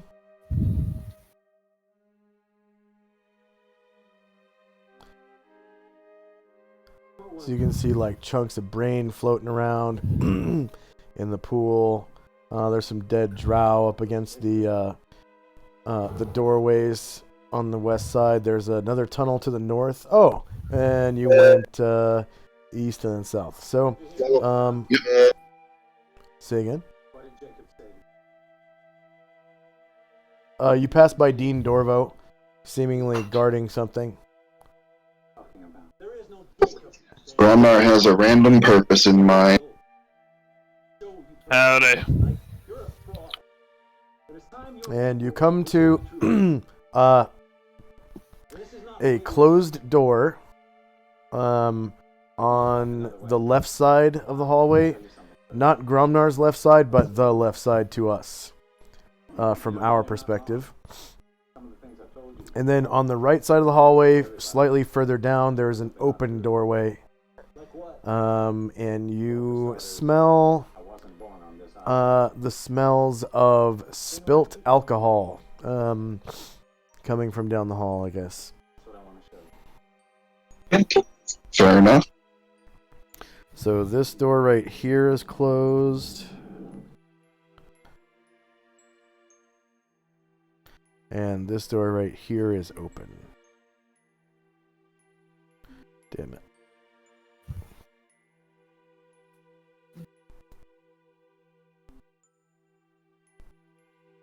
so this door is closed, and this one is open. Okay, thank you. All right. Anything else from Gromnar? Nope. Next up is Brine Druid. Alright. Well, looks like Stormcaller is around as well. Hey, Stormcaller, do you want to help with counting? Since I see more people coming in, Ondras and Vero nearby as well. Do I look like the kind of dragon who enjoys counting? You look like you have more dexterous fingers than I have, or claws than I have. I mean, I'm not going to deny that.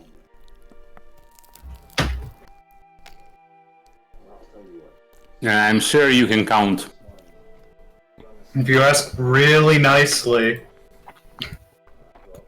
Pretty please, with the gem on the top. Oh yes, just getting a gold dragon to say that makes me happy. I'm gonna follow. He's gonna follow Brine Druid wherever he goes.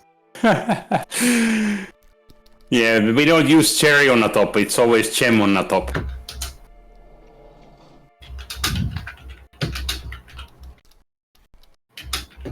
I'll continue the counting until I get close to the mid amount, and I'll use the scale. Some gems look like cherries, like they're red and everything. Yeah. Ruby is very tasty.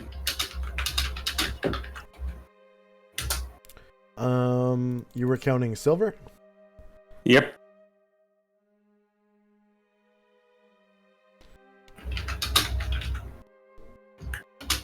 Okay, so you count another 100 silver for a total of 200, and there's no more silver. Oh. Hey. Well, no need for scale on this one. Should have scaled it right away at the beginning of the round. Since I hit halfway already. Yeah, doesn't matter. It's done. So 200 silver. So that means I'll have to move on to platinum next. What's left? Okay. But Gromnar didn't count. So next we have... yeah, the platinum. So next up is Finn. You hear some rather heavy footsteps from outside the door. Okay. Yeah. Well, he's obviously trying to open the door. And yeah, it's open now, or no one tries to open the door. No, it's just you hear footsteps outside. Yeah, but Finn is and is planning to go outside. He's just making sure that the floor is correctly. In general, he's just walking out the door. And yeah, and I suppose Finn is opening? Yeah, Finn is opening the door. Okay, so you're able to unlock the deadbolt and open the door. Yep. Okay, so I suppose I go outside. How many feet is that? Anyway, but sorry, I'm just going to I landed inside the wall here now. Okay, can you get me out? Just got stuck in the wall or something. Yeah, it's a little bit weird position there.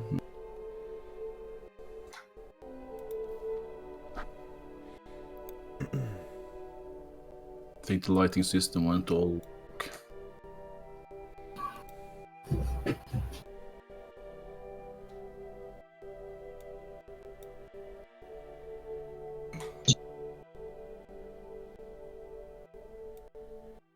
So you can see Gromnar in the hallway.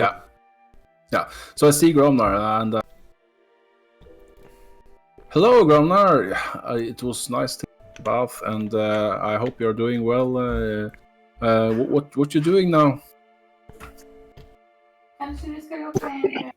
Finn, you smell funny. Gromnar need food. Okay, I know. You're not the one off, but it was really good for me. It's been a couple of days, and I really needed a bath. But I recommend it. But I know that you're not the kind of guy that takes bath. Anyway, so do you know where everyone's going? Where? But me not kind take bath. Gromnar take bath. Look, and he proceeds to start licking his arms and his hands. Okay, so Finn is just like grossly, he's just like turning away. Yeah, well, so and I mean, Brine Druid and Stormcaller basically do the same thing. yeah. Okay, but anyway, It's all kitties, really. Yeah. So where's everyone now? Gromnar, should I go south or something?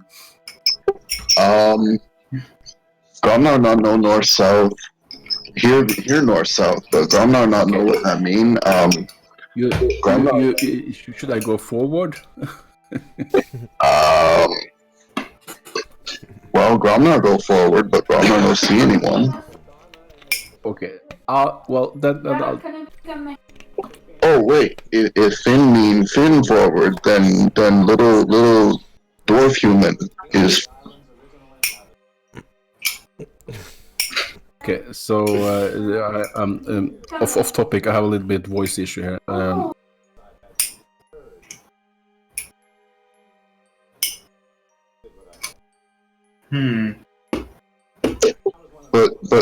sorry about that. Sorry, I had some voice issues. Anyway, so not nowhere food. Okay, no, I'm just going to find others, and here I'm just going to go here to here, and I'm going to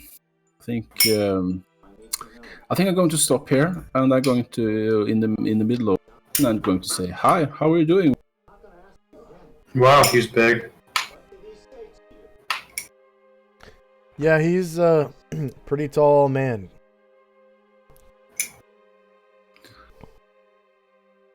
Okay, but Finn is just going to say hi and wave and feel comfortable and bath and has refreshed him and is just feeling well and is standing there and just feeling good. So they're dead bot. Oh, sorry. Yeah. So yeah, that's what he's going to do this turn.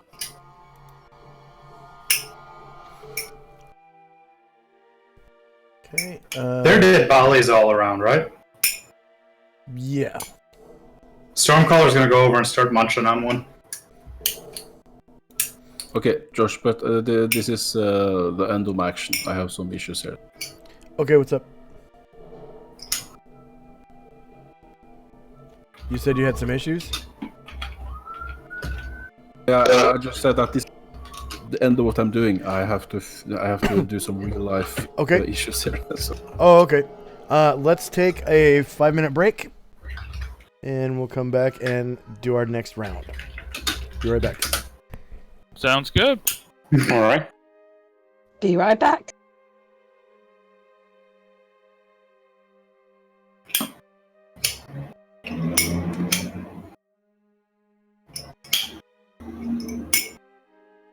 Baron, you there? Yeah, what you need? I was just I just had so much praise for your Drower Deviant. You got that thing?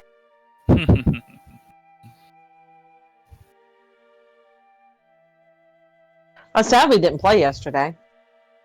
I really want to play this character. Yeah, Tom basically was taking the week off for something.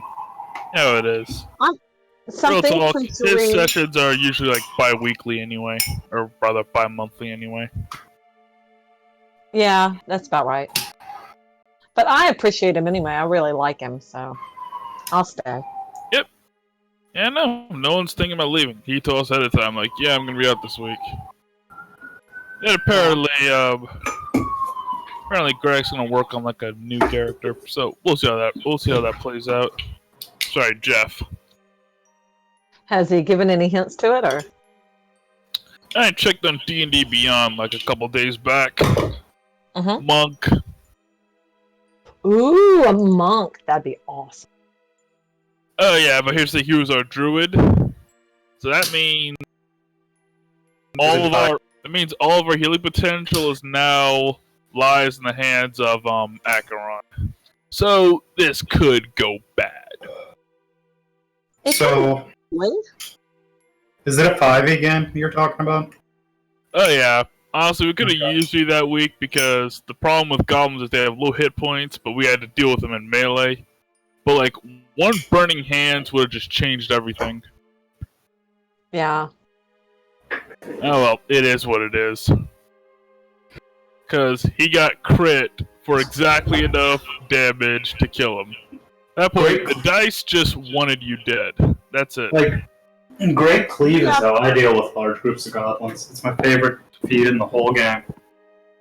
Oh, I wish they had it in earlier game versions.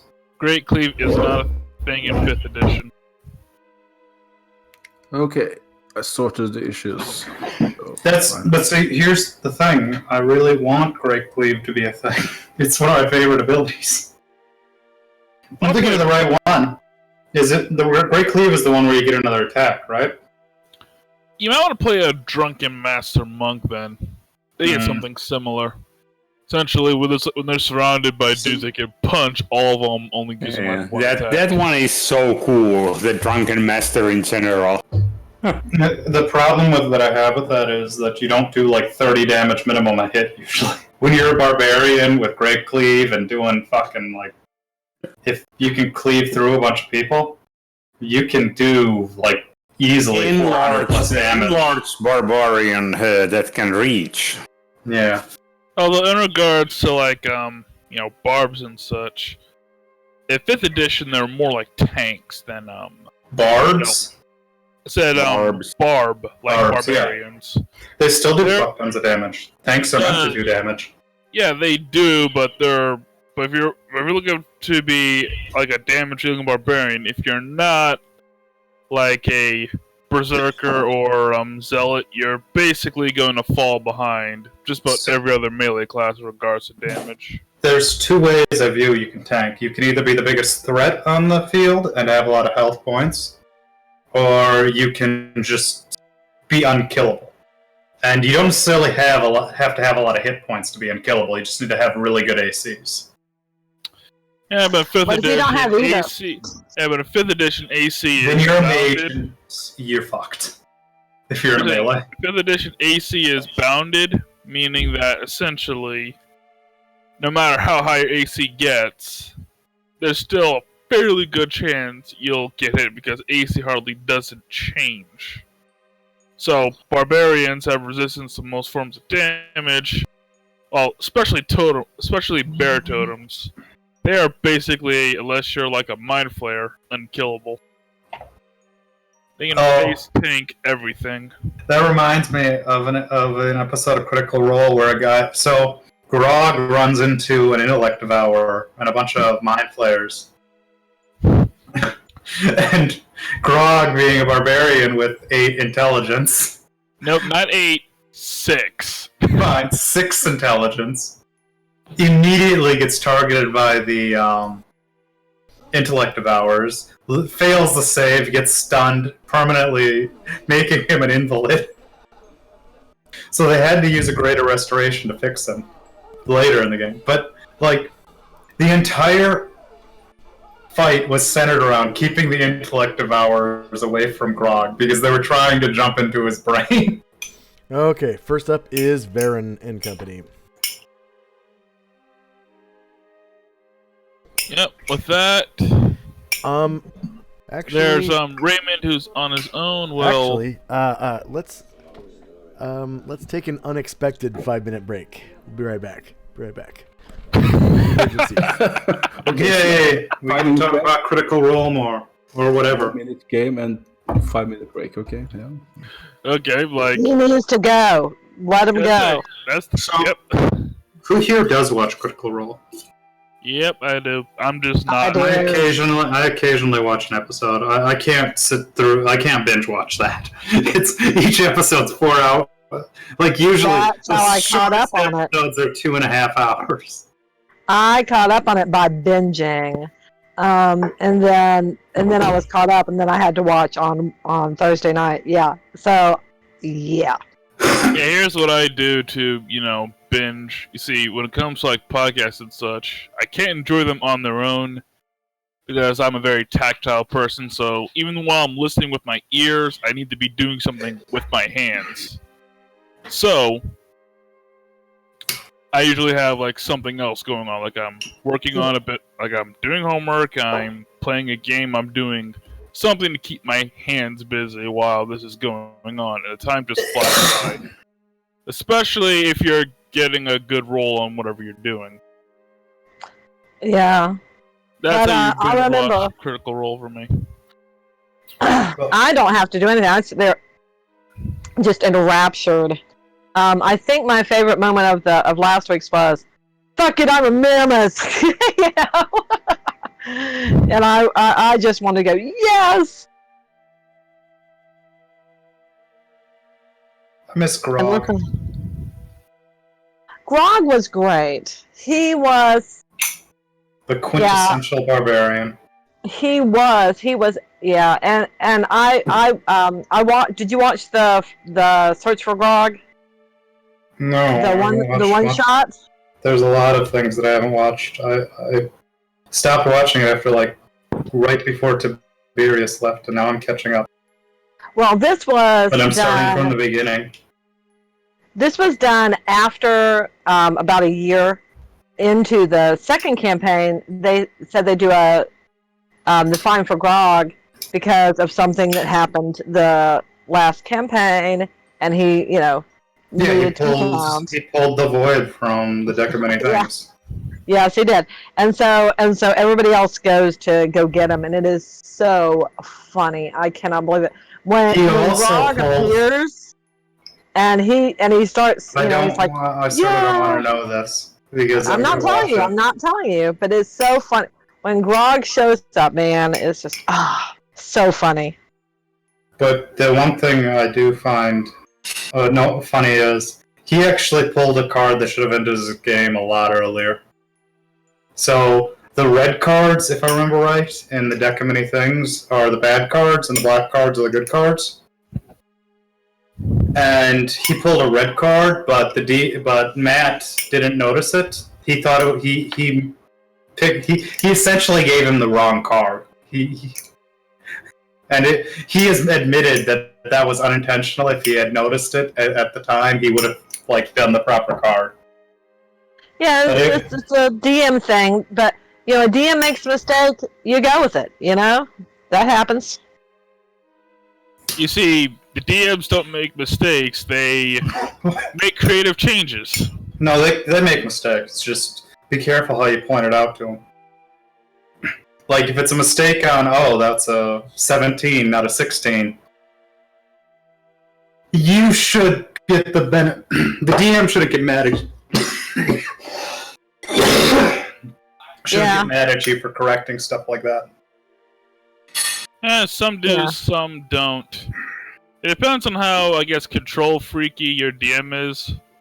Like Josh, for instance, lives or dies by the dice. He will not help or save you. Hey, the dice know, though, so he doesn't need to help the dice. The dice know. Let's say, you know what I'm going to be spending all my time doing as soon as I hit the level where I can make scrolls? Every single waking hour is going to be dedicated to spells of lowering magic resistance. That's all I'm going to be making with scrolls. Oh yeah, What magic kind of resistance quills is do you a need? nightmare for casters. What kind of quills do we need to get? And ink and stuff. What? That sounds like that would be a really hard thing to do. You just need a quiet place that's safe, preferably a library that you can make scrolls. You need an inkwell. You need the You don't have feats in this. I don't know the item creation for scrolls in this, so I have to look it up. Oh, I can tell you this right now. It's more complicated than you think it is. Browse. Scroll creation is a nightmare. But hey, after this, like immediately after we're done, Kalmar is going to build a tower and everything, and he's going to insist that all of his friends have access to it and always come and study and use the library and build and use the what do they call the thing where you write the scrolls and stuff? Well, I'd hope so, because we literally found like a fortune in books for you. Yes, like, we did. 21K in books. I don't know how we're going to transport it all out, but we did it. Oh yeah, and and I assume that Josh will make me have to pay for that out of. I won't take that. I'll take that. Will be my part of the loot plus how much gold I have to give. Scroll crafting. Sure. I mean, I don't think he'll give it to me. He won't give me a library. Come on.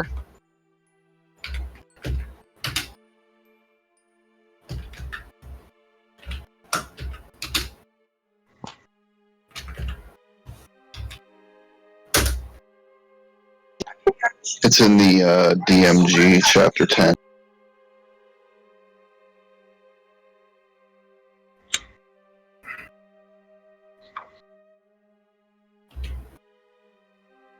Chapter 10, you said. All right. Sorry, Where is it I on? had to take care of something real quick. First up is Varen. James, are you there?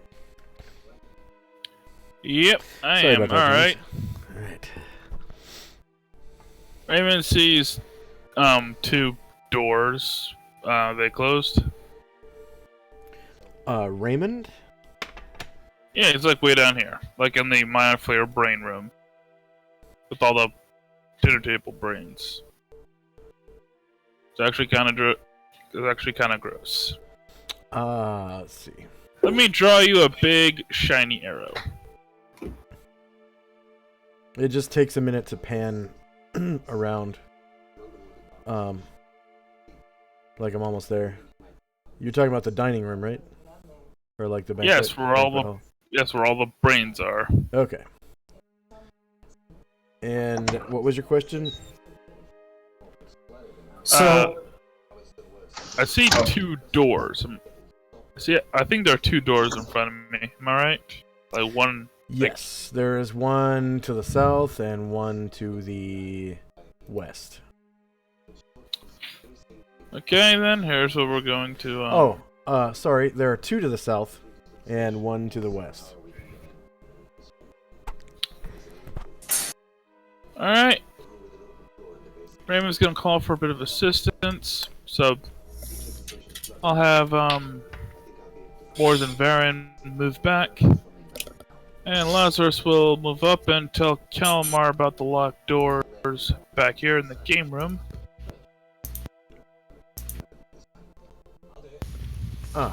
Lazarus. Okay.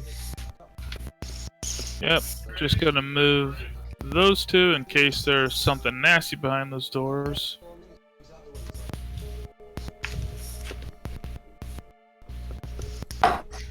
Yeah, I can go unlock them, no problem.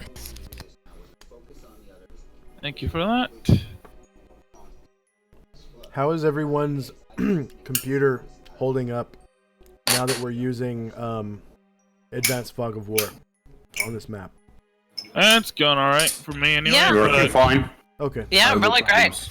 If anyone has issues, just let me know. Like if there's too much lag or something. Yeah, Varen's gonna. I haven't experienced lag today, so that's good. Okay. Yep. Varen's gonna take flight, move over, take his 90-degree turn, then land. That's his movement. And Raymond's gonna open the door in front of him. The one down here. Okay. And Moore's jogged, right? Yes. Okay. Alright. So Raymond can see plain as day that the southern doors are locked. But the door that Moore's is next to has no lock on it whatsoever.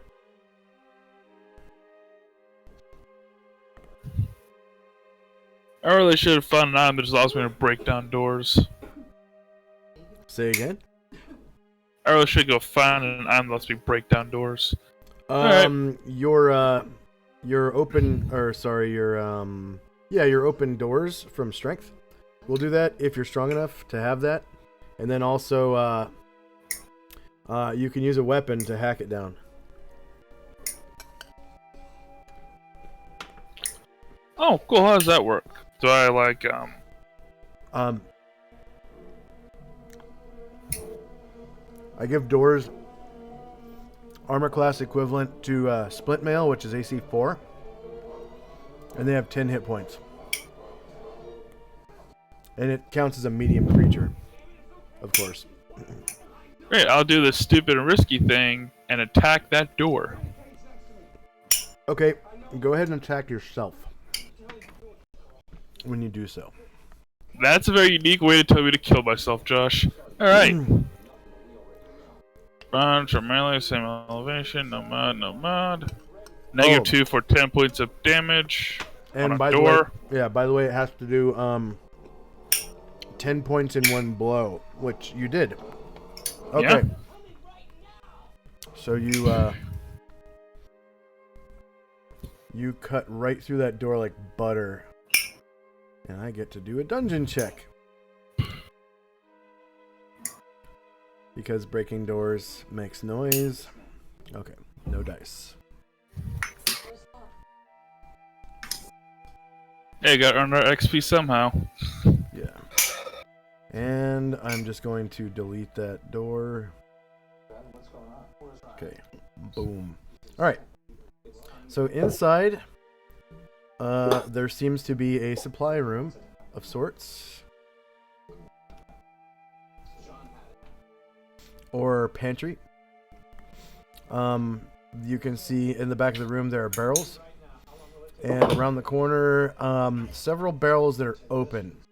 And some of these barrels have floating inside brains or the heads of people with brains intact inside.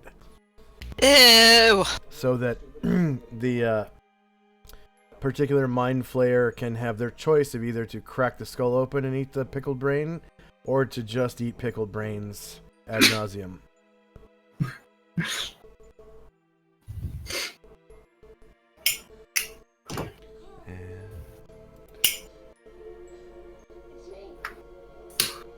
Yeah, Boris just covers his nose.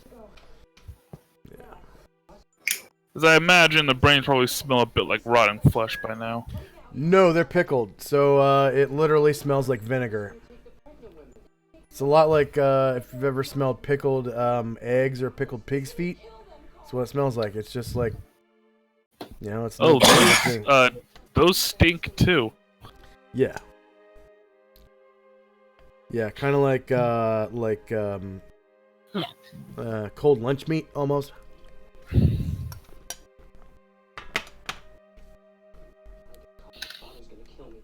Yep, and that's Varen and Company. Okay, and this is the door that you busted in right here. Hopefully there isn't a white border around it. There we go. That's a nice door.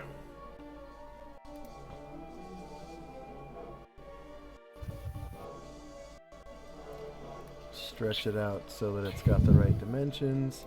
And nice. Boom. Oh. At the very least, Raymond definitely did not skip his time at the gym. Yeah. And that attack would in fact hit himself. So, if he's ever feeling suicidal, he'll be darn good at taking himself out. Quit hitting yourself. Quit hitting yourself. Don't you know how much XP an Asher is worth? I have to keep hitting myself. Okay. Anything else from Varen and Company? Oh, Morris can't open his door, so no. He can't? Oh yeah. That's why he should be able to. He'll open that door. Okay.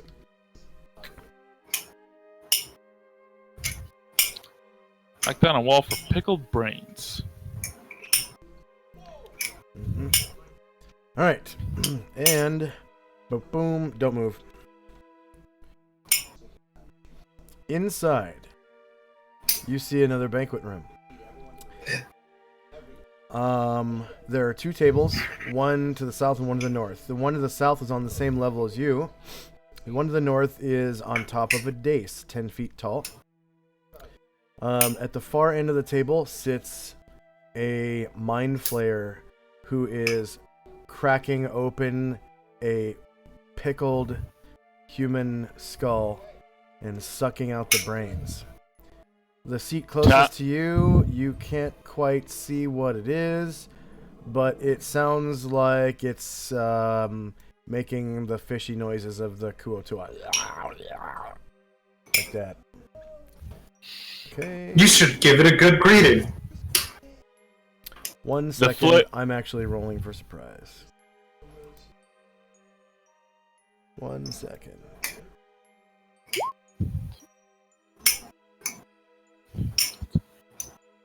Doesn't even look up, just mind blasts him.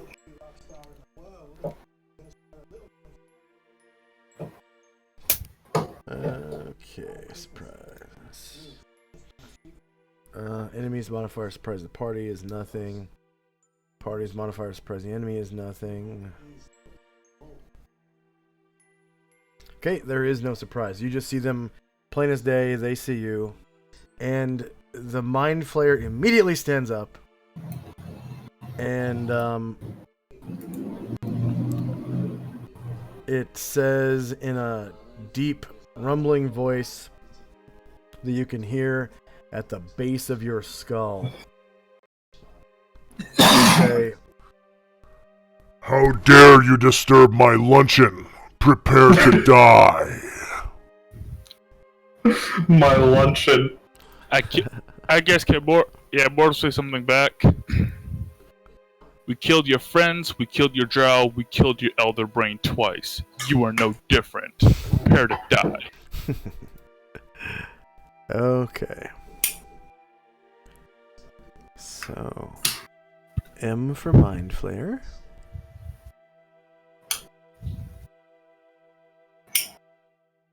So we've got a Mind Flayer there. Do. What?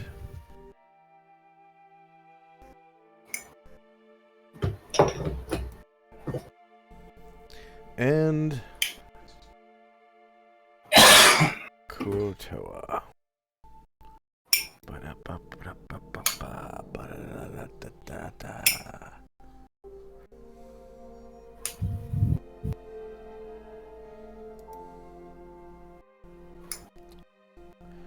Okay, you kind of hear the Kuotoa push its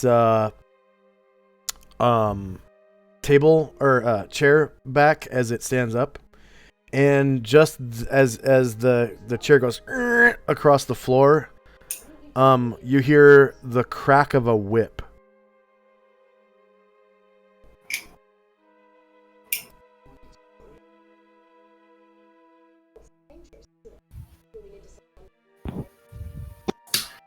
And everyone roll initiative because there is no surprise.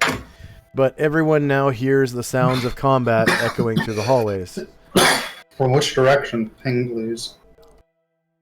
From over here.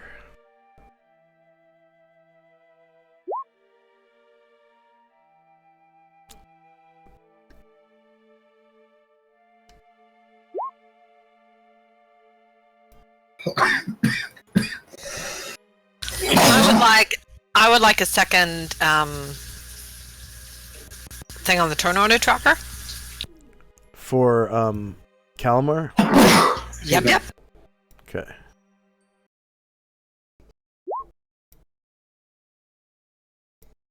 Yay, 5.4.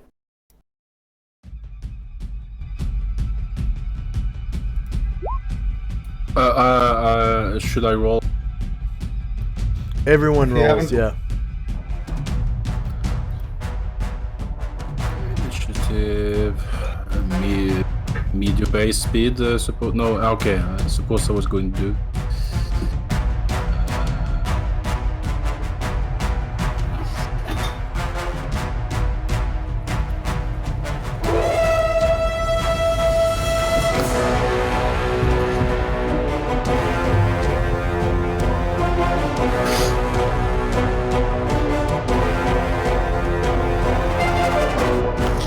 Did you give him a second turn order tracker? Because I haven't found the token yet.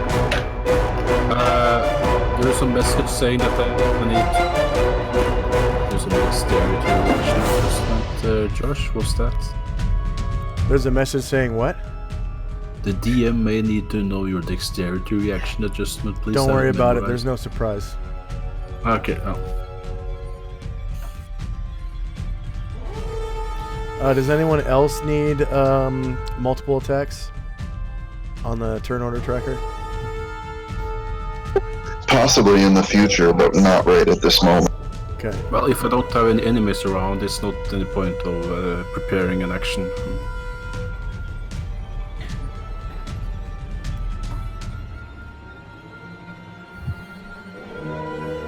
So I just did the medium base speed. Okay, is there anyone who's still in initiative phase?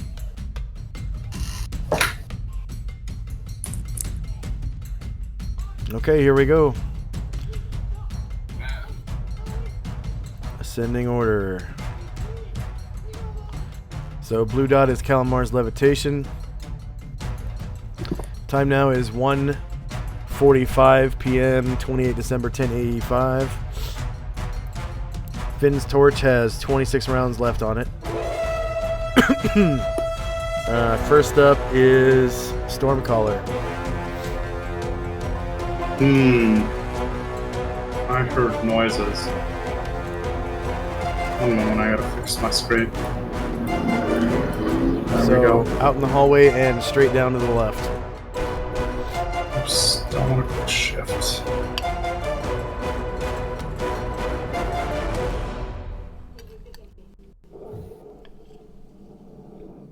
Past Grava on the other guys?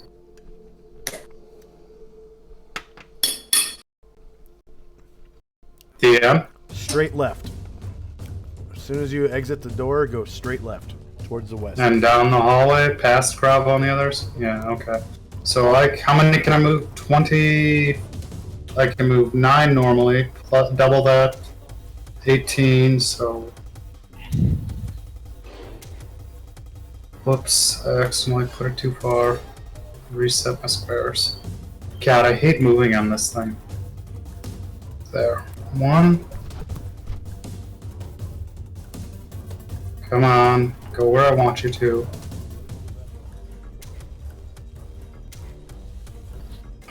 Fuck's sake.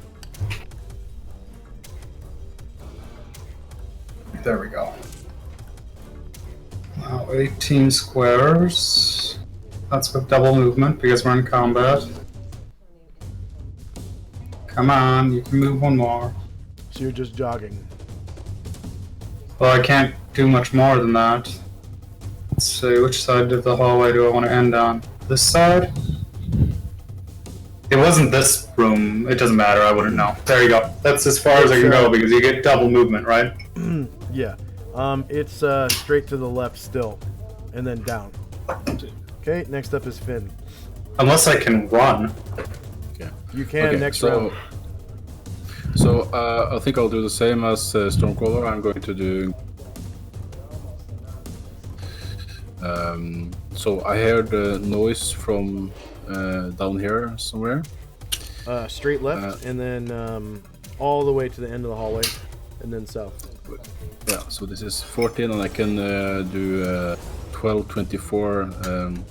So I'm just going to go here first. I'm going to remember 14 squares, and I'm just going to scroll a bit. And I'm just going to go 10 more. And this is going to be how much I can go. So can I see anything, hear anything? You definitely hear the sounds of combat further down the hallway. South. Yeah. Can I can I undo the last 2 steps and go down? Yeah. So basically here somewhere. Okay. Yeah. So I still don't see anything, but I hear the commotion, and yeah, this is the end of my turn. I suppose. Yep. Okay, next up is Gwynwen. And she's gonna book it down the hallway as well.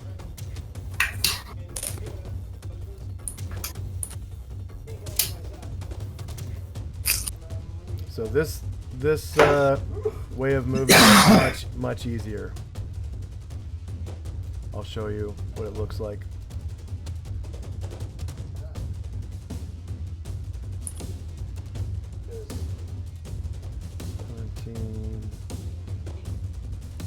Are there like holes in the wall or something? Those are called doorways. No, not the doorways. I'm talking actual holes. Nope.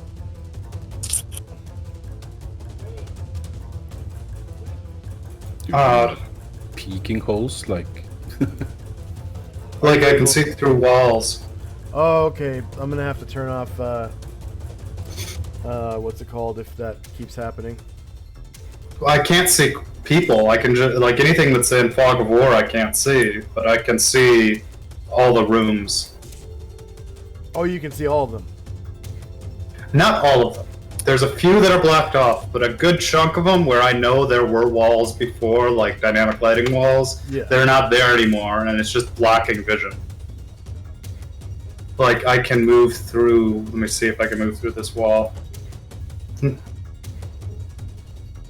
No, I can't. Interesting. Either way, I prefer it to the normal dynamic lighting. Oh wait, I'm not there. I'm up here. Well, I'm looking through your eyes right now, and everything looks fine to me. I'm gonna zoom out a little bit more. It's not a big issue. It's not giving me any more information. I mean, I already know this layout. It's just Yeah, weird. From my perspective, it's just showing the rooms you've already been in. Oh, is that what it does? For me too, I can see the gray bin. Yeah. Interesting. Yeah, it's looks like it's working as intended to me. So. Yeah, you'll see where you've been and where you've seen, but it won't be lit up. It'll just be grayed out, but you'll still. Okay, I understand how it works now.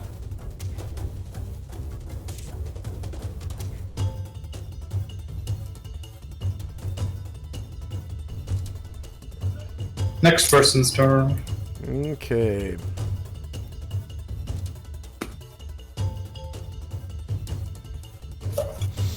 All right. So the bad guy.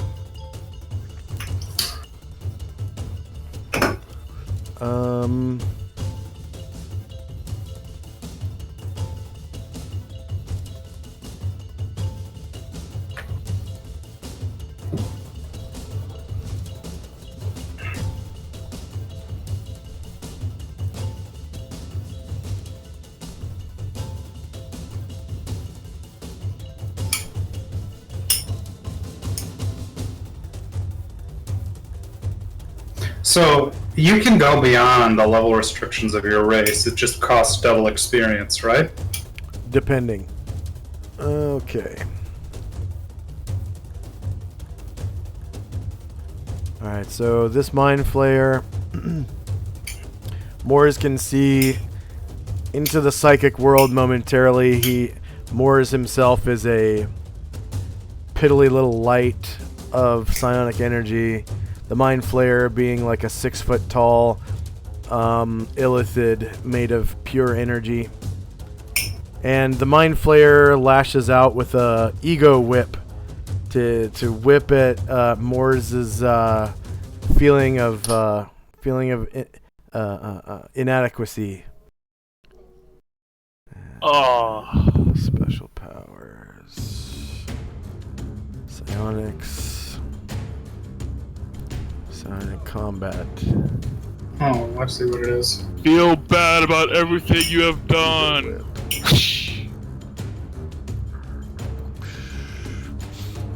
Range is 1, 2, 3, 4, 5, 6, 7, 8, 9 squares, so that's close range. No defense mode. Closed mind. And he will use minimum PSPs, which is 4. Hits MAC of -6, which I'm pretty sure hits Moors. So Moors gets a saving throw versus spell to avoid his mind being open. Wait. Mind Flayer spends 4 PSPs and does 3 PSP damage. Target's mind is open. No, your mind is open. That's right. Okay. So a glowing whip of psychic energy slices into buried wells of inferiority and worthlessness of Moors, and he gets the skull fucked symbol, and now the Mind Flayer is going to use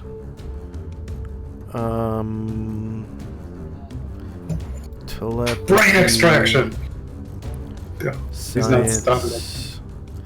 The telepathic science of domination. Dun dun dun. That's they're in love with that ability. Well, don't they get it at will, just like I get Charm Person at will? Or am I thinking of the wrong creature? I think I'm thinking of the wrong creature. What level is Moors? Level 7? He's level 8. 8, okay. 6 to 10 levels.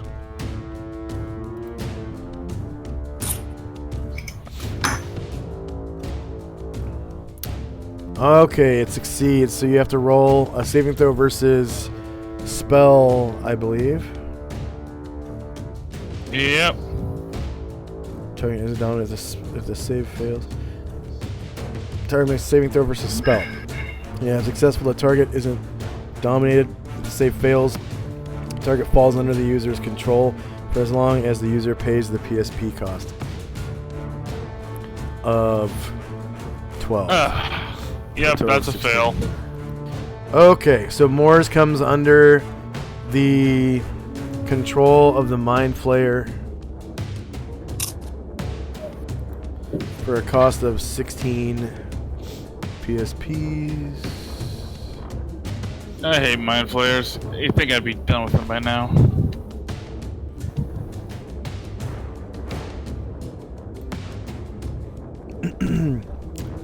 And next is the Kuotoa Whip.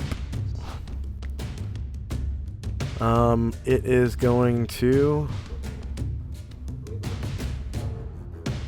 take cover behind the wall here and hide in shadows.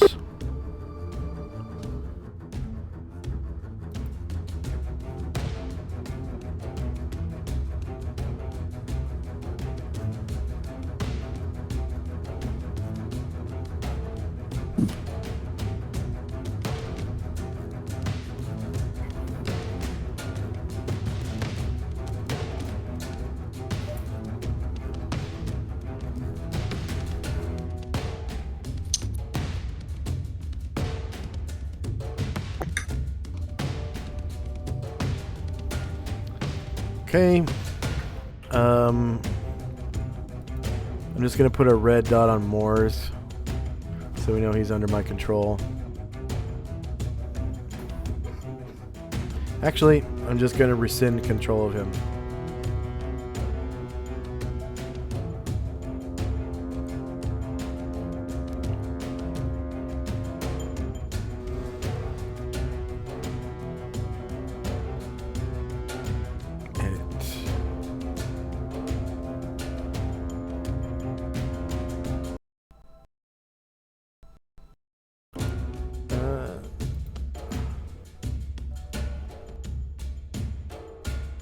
Save changes.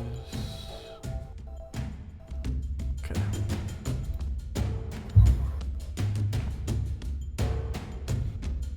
And I guess I'll put like a I'll put a pink dot on him. We're not using pink dots right now, right? No. Okay, so I'm going to put a pink dot on the Mind Flayer as well to show that he's under control of this Mind Flayer.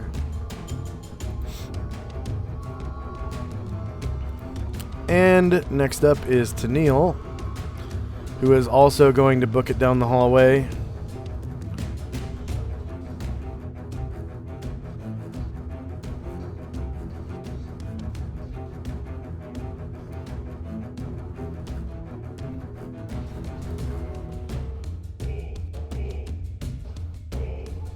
Nine, 13, 16, 18,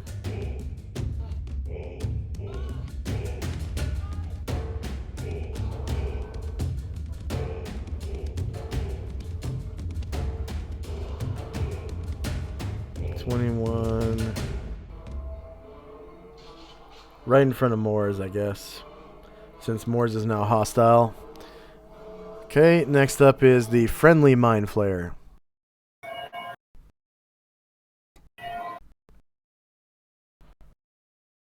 Who is also going to book it down the hallway.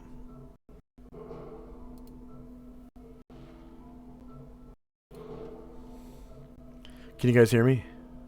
Yep. Yeah. Okay. 20.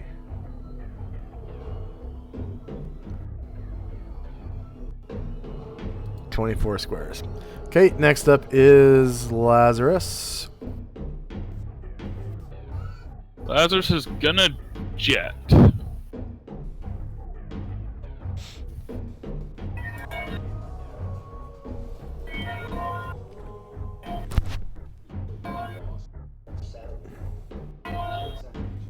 For today, he is a rocket man. That's all he can do for this round. Okay. Next up is Onrus. Fly, you fools. Oh yeah, I need to find more flight puns. Very nice. Then we have Moors, who just got charmed this round by the Mind Flayer, so he's kind of dazed and confused, but I'll roll initiative for him. And after that is Varen. Yep, Varen's going to... Let me just make sure I can move all the way in here.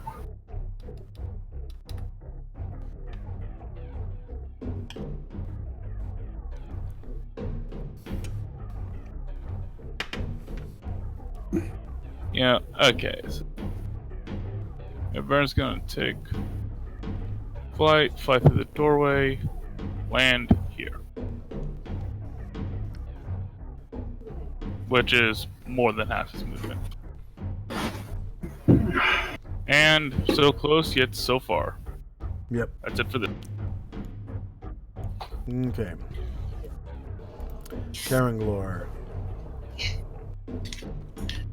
The dry and the wet. Is going to book it down the hall. 14.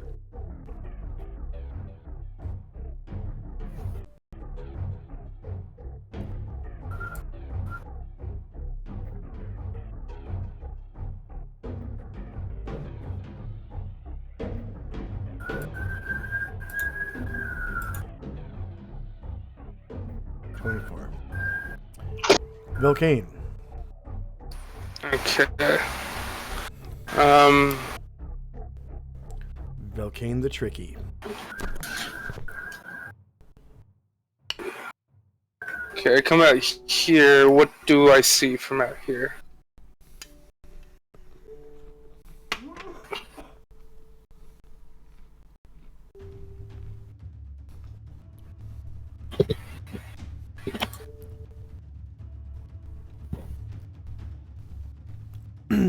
You see a large worship room with a pretty big dais, in the center of which is a sun altar. Okay. Oh, weird.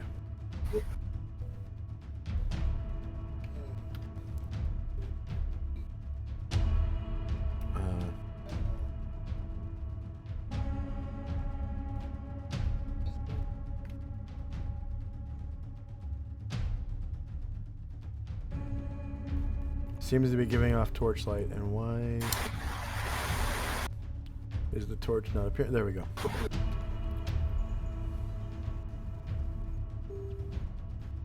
Okay. There's a staircase leading up to the top of the dais on either side. It's about 10 feet tall, and everyone seems to be running south through the doorway at the southern end of this room. Okay. I'll take the rest of my movement and move right here. And that'll be as far as I can move this turn.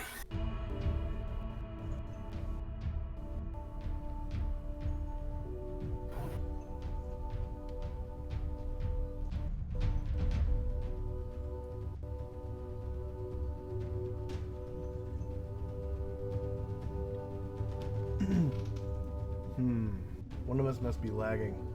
I haven't seen Velcane move yet. But next up is Grabo, whose jog is 30 squares long. Oh, I'm the one that's lagging. It says my connection to the server has been interrupted. Okay.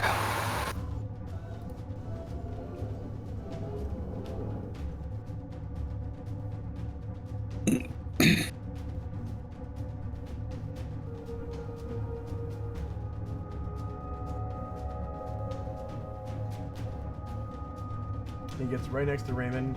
Next up is Brian Druid, who hears the sound of combat coming down the hallway from the left. Hallway to the left? Yep. Well, it's time to go. I guess I'll choke because otherwise I can't turn well enough in here.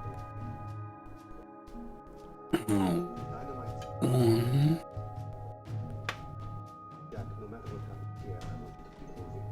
Keep moving for that radio tower. Don't turn back for any reason. I'm willing to keep 6, 7, 8, 9, 10, 11, 12.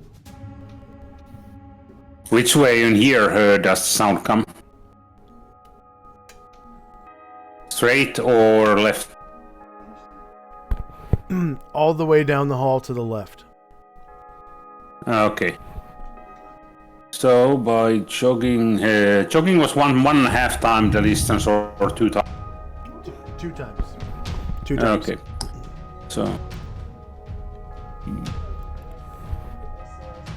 7, 8, 10. All the way to the left. All the way to the left. Yeah.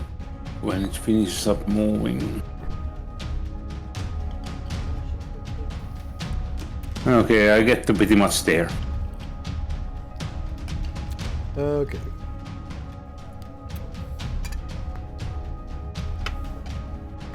And that's all I can do because I moved so much. Do I see a fight going on that one? No, you hear it though. Okay, so it's downwards. Next up Alright, is got it. Calamar. Okay, Mom, you better stay here. And he goes out invisible into the hallway. And the heard the thing it's coming from over here, so I'm gonna go 1. I'm jogging. Okay. All the way down the hall to the left. Yep, that's what I'm doing. Leaving Mom in the other room.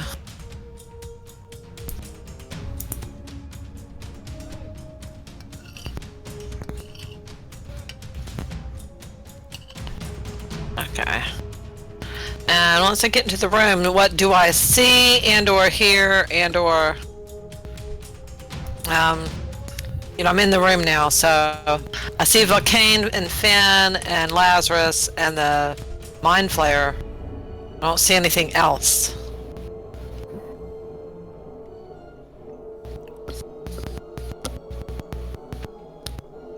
Do you see Brian Druid?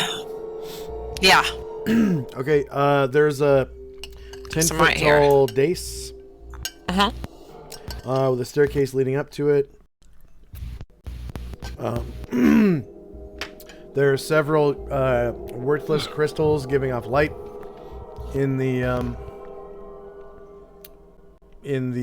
room, and you can hear the sounds of combat coming from straight south. Okay, so I think I can only go two more.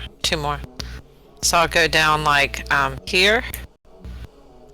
And okay, now I can see into the room, but I still don't see anything. So I guess I'm done because I don't want to shoot at. I don't want to shoot anybody that is, you know, innocent. So yeah, I'll stay put. So in the room is a ghastly sight. You can see that it is a banquet hall, and on each plate is either the brain of a medium creature or the head of a medium creature that has been pickled for God knows how long, and it's ready to be eaten by an Illithid. Well, that's gross. You shouldn't eat heads and brains and stuff. Defo. I mean, Defo. I definitely think that's true. So yeah, I'm gonna have to kill everything that's in the room. Okay. Next turn. Gromnar, you hear the sounds of combat coming from the way you just came. The way he came from? No, I'm sorry. South and around the corner. Down the hall.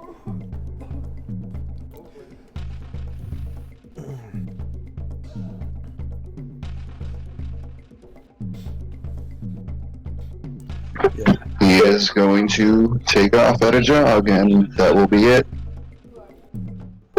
Unless it was the hallway that I just passed, then I'll turn that way instead. Yep, the hallway you just passed.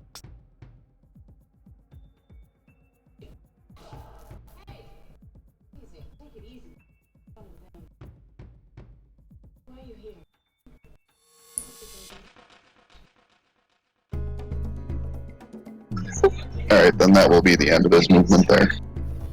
Okay, next up is Raymond.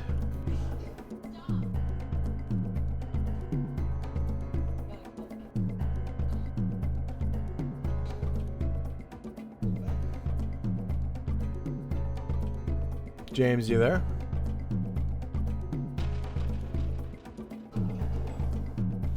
James? Okay, end of round.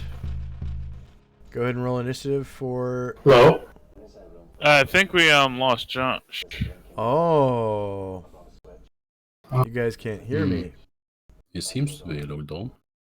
And also, I think Raymond's turn got skipped. You did. I think he may have been talking to you, not realizing that we can't hear him, and he thought you were a...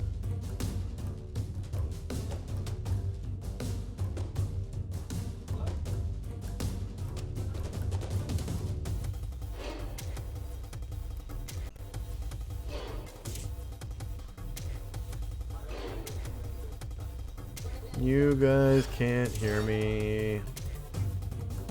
I need to hang up on the call and rejoin it.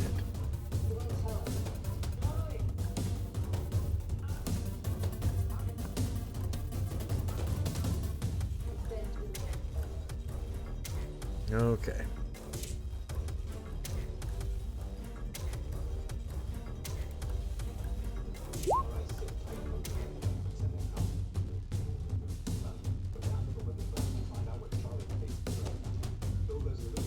Hello, hello.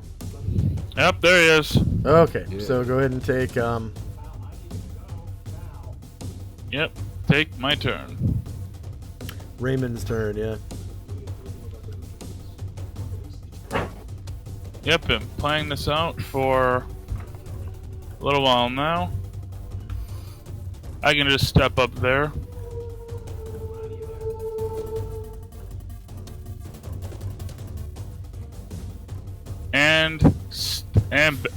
And let this be the official comeback of the Flare haters. Was that a jaw or a walk? That was a walk. Okay, Meaning I still have all my attacks. I'm gonna need a climb check from you.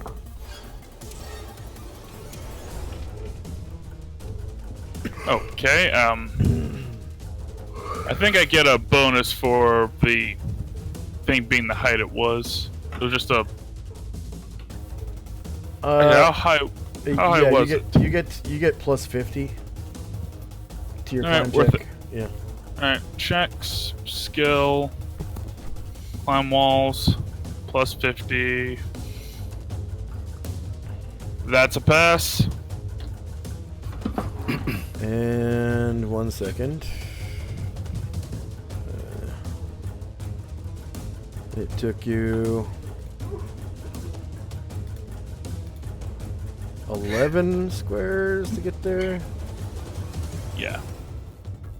Let's see, 8, 9. So you are back here.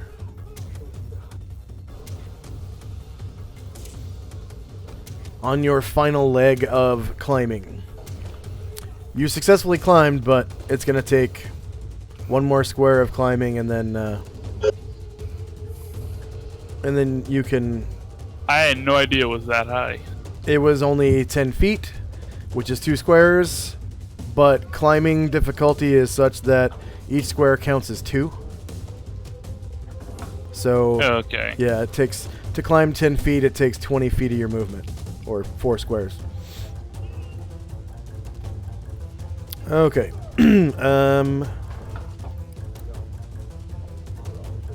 Alright. End of round. Go ahead and roll initiative if you haven't already.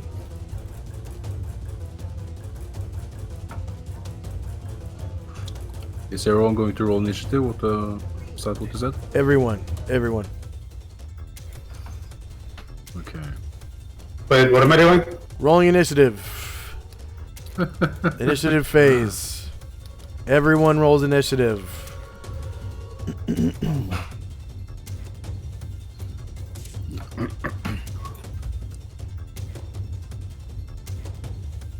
Damn it, it's 7.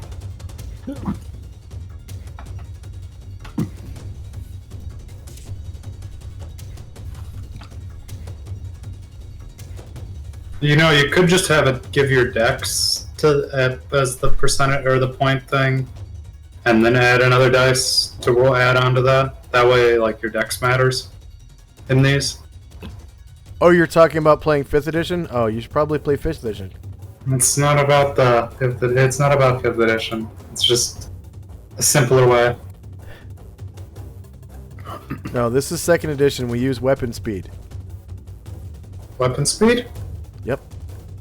I haven't encountered that yet. I guess I'll figure it out as it comes along. So what's wrong with the 7? What? What's wrong with Oh, the nothing. 7? Okay. That was more, so you know how it's 7.58?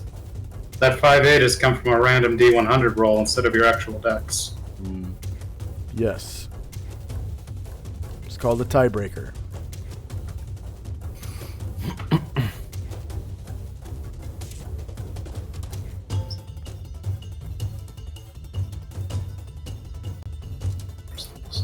Is anyone else still in initiative phase? Just one more character, hold up. Okay. There we go. Should be done. Nope, forgot about Dean, hold up. What a treat it is to have all my followers back in the hold. I don't have to roll anything. I just roll Calamar, and I can't believe it. It's like, ah. Before I had to roll 3 followers and 3 henchmen and my followers. I can't. Alright, natural fighting check for Baron. I can take that anytime, right? Or no, Yeah. I already did it. Never mind. I already succeeded. We're good. Okay. Is anyone else still in initiative phase? Okay. Here we go.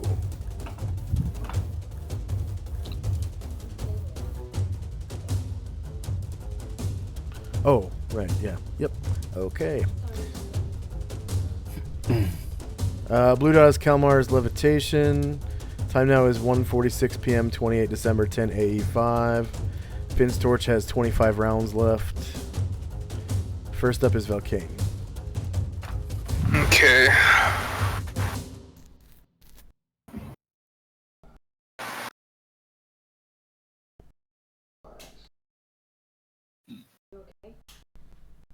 Okay. Again, here, what do I see in this room? The dais, 3 pillars, and everyone's running south. Oh, I moved into the. I guess still lagging or something because I'm in the room with the dining tables. Okay, that room is a horrific sight. There are brains and heads on plates. It looks like a banquet hall for like 20 people. 20, 25 people.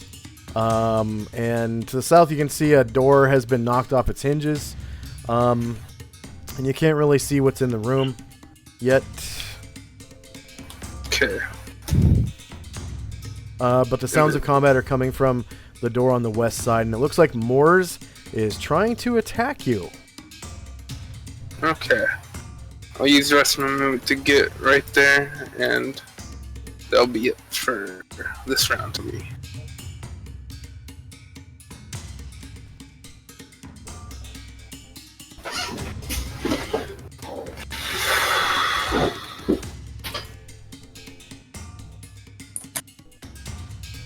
Weird. Where did Tennille come from? It doesn't make sense.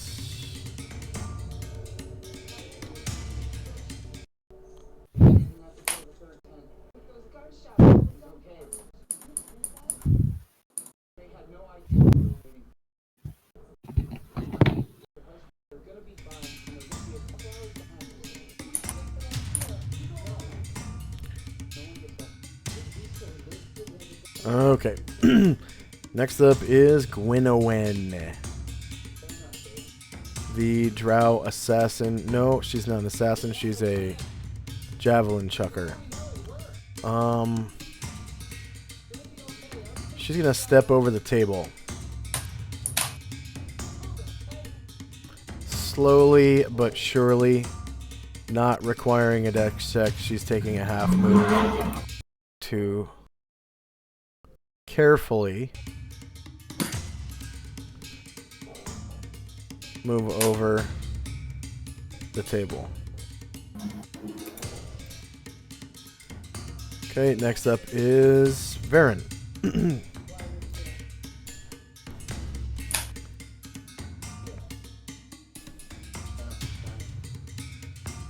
James. Mic check. Mic check, check. Check, check, check. We hear you. Yeah, we can Okay. hear. Yeah, I can hear you. James.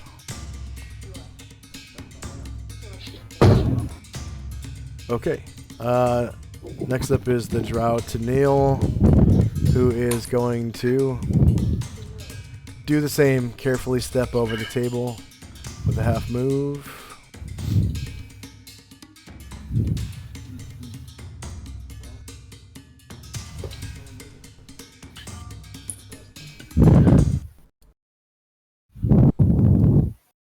And next is Stormcaller.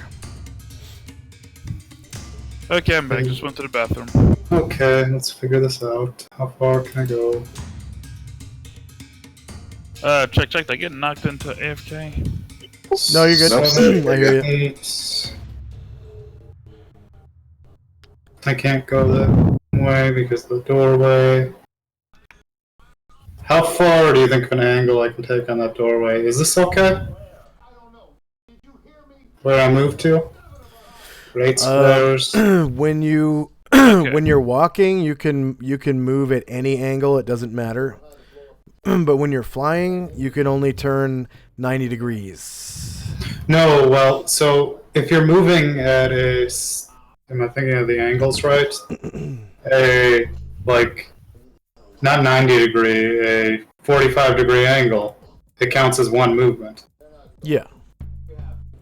But how far do I how far do I have to be to take advantage of that is what I'm asking. Like if I move. There are no rules in place for diagonal lines being longer than cardinal ones. So it doesn't matter. Infinite distance is how long it takes. 8, 9. I would have to use API to do that, I'm pretty sure. There's 9. Okay, what do I see from where I am right now? Okay. It is a gruesome scene inside the banquet hall. There are brains and heads on plates, cups full of blood. It's nasty. And Moors is guarding the door against your team. Moors? Which one? Which one's... Okay, yeah, I see him. Okay. Does he actively look angry? Yes. So, if I use both my movements, can I still use Charm Person? Both your movements? You mean like a full because movement? it's at will. Yeah. Yeah, because it's it's an innate magical ability. It's not actually a spell. So you've taken 9 squares so far, right? Yeah. Okay, that's as far as you can go, and you can charm him from there. And I can't double move and charm someone? No. Okay. So... Unless it's out of combat. Okay. And there's no other creatures other than Moors in here, right? That you can tell that is that's hostile to you. Well, I don't know 100% that he's hostile to me. But I'm going to hold my action right here. So if I'll wait till I see what Moors and the rest of the party does before I do anything. Okay. So you're holding your initiative. Yeah. Alright, Finn. Oh, yeah, go ahead with yeah. With Varen. Move in. Stab the Mind Flayer. Front, sharp melee, sim elevation, nothing hit or damage. -7 for 13 points. So 1 nice cut. Followed up with a shield punch.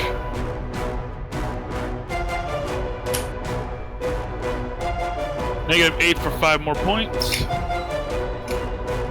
Right talon.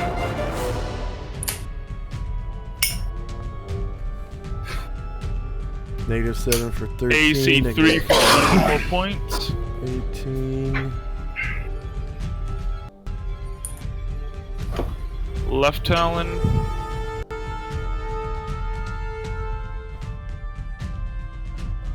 AC 5 for 6 more points. 29. 35.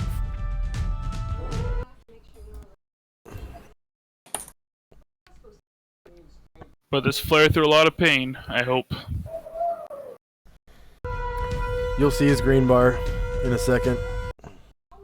Where's Moors on the... Okay, he's 15.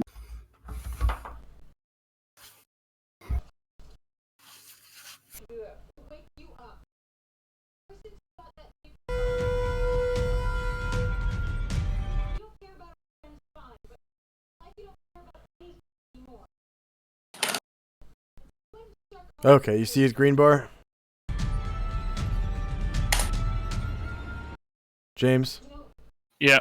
Okay. I noticed. Alright, next up is Finn. Sorry about that, Finn. So Finn is basically is seeing everyone running south, and he knows that there's something going on. There's a battle, there's combat, and he wants to help. And he has prepared a magic missile, which he's planning to use sometime. But he's going to observe the situation first, so he will not just burst in and attack, of course.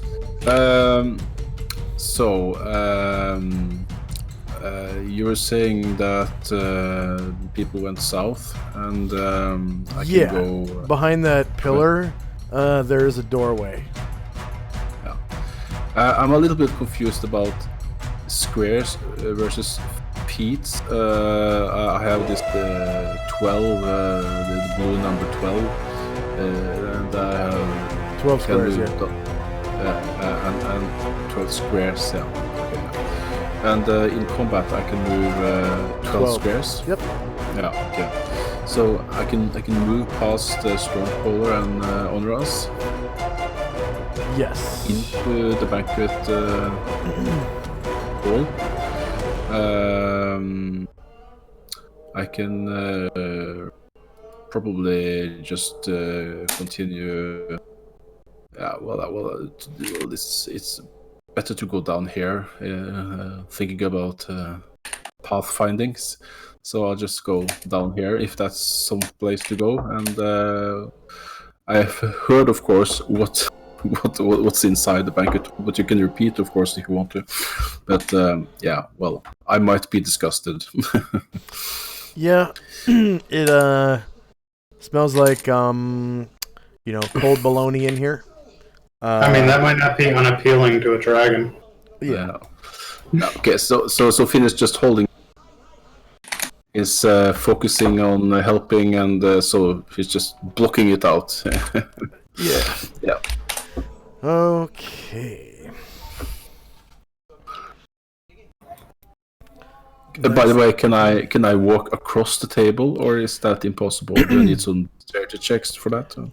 If you take a half move to carefully walk across it, you won't have to make any dex checks. Okay. But if you move across it at combat speed, you're gonna have to make a dex check. Okay. All right. So, one of the mind flayers. It is the non-friendly one. Okay. So he is going to see. He gets 2 ego whips this round. So he's going to ego whip Raymond and Varen. Special powers. Psionics. Combat. Ego whip. Raymond.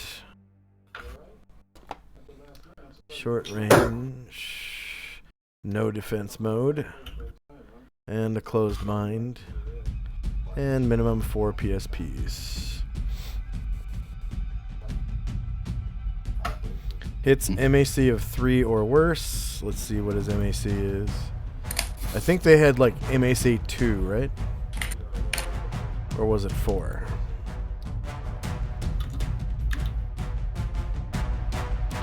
Is creature a psionicist? No. 0 proficiency slots spent on mental armor.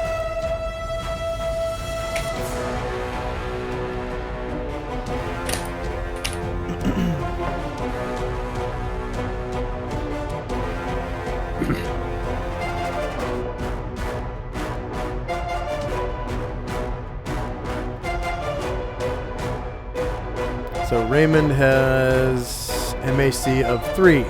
So he hits his AC exactly. So Raymond has an open mind now. And again, the Mind Flayer will ego whip Varen. Could you give Raymond a cracked open skull? Varen? Special powers. Psionics. Combat. Ego Whip. Varen.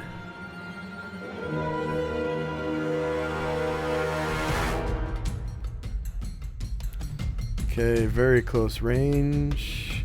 No defense mode. Closed mind. 4 PSPs. So that's a total of 8 spent. Hits MAC of -5 or worse. And Varen has MAC.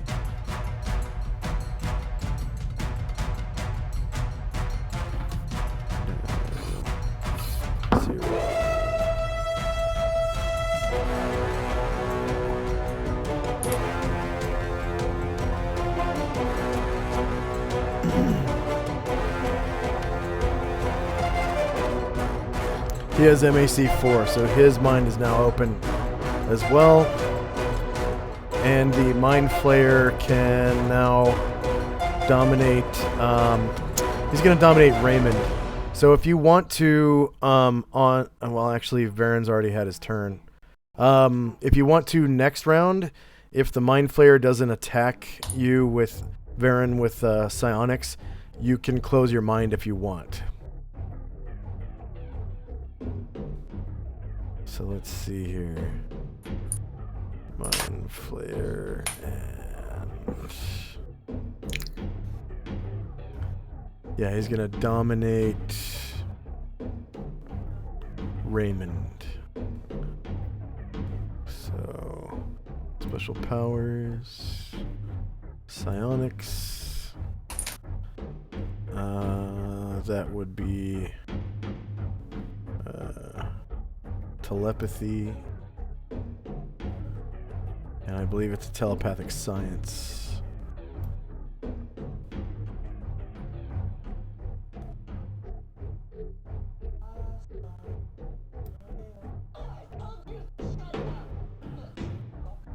Okay, so Raymond is likely dominated now.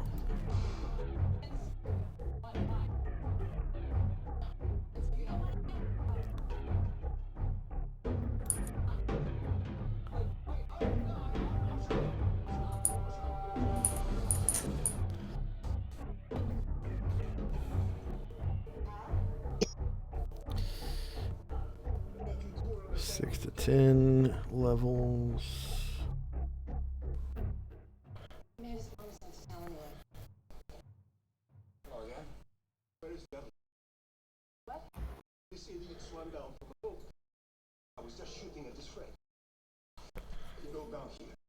Okay, so Raymond is now under my control. Moo ha ha ha ha ha ha.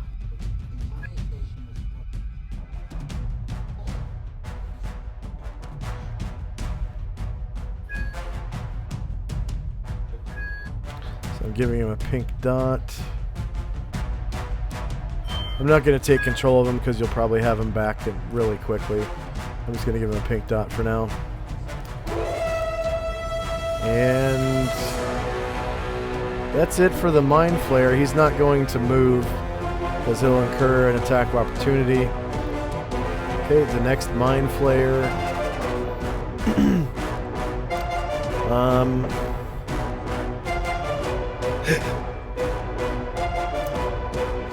The next Mind Flayer is going to take a half move into the room. 1, 2, 3, 4, 5.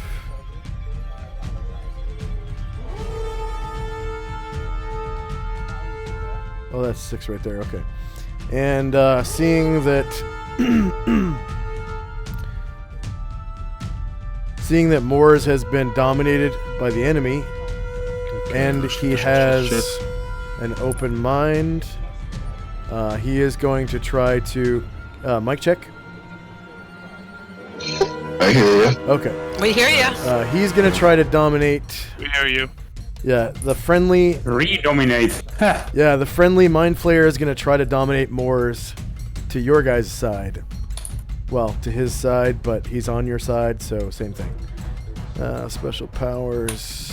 And if he fails, he'll just ego whip him to daze him, I guess, is the... Yeah. Psionics. Telepathy. Science. Domination.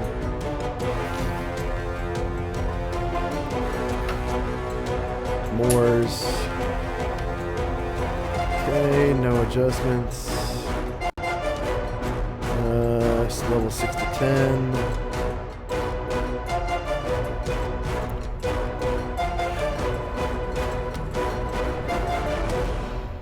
Oh, he succeeds! Moors is now on your side. Still, he's, you know, mentally under control of that mind flayer, but he's not gonna go over and like try to kill Varen like I was gonna have him do a second ago. So I'm just gonna give him a yellow dot instead of pink. Okay, so basically he was blocking the way into...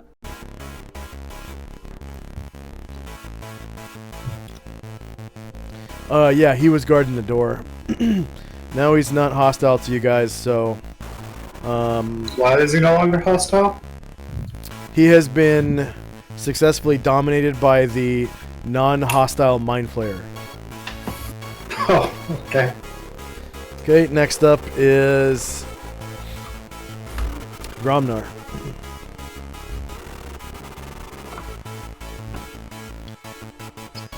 Okay, so this round, Gromnar is going to attempt to run. Being the first round he's running, do I have to do a check?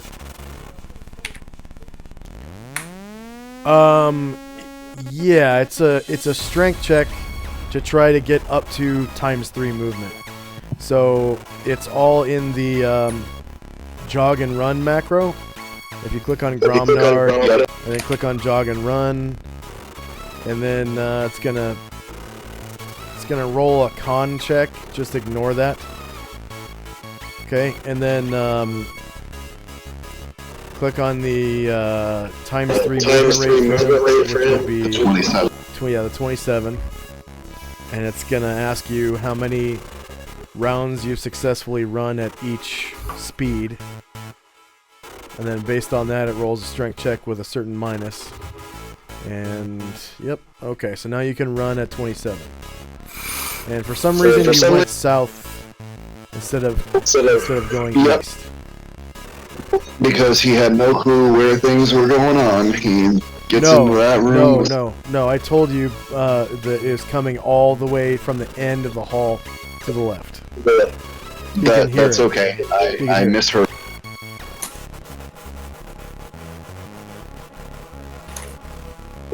In that case, he will continue upon his journey. Yeah, he hears the sounds behind him. From here, is it still to the west or is it south? The west.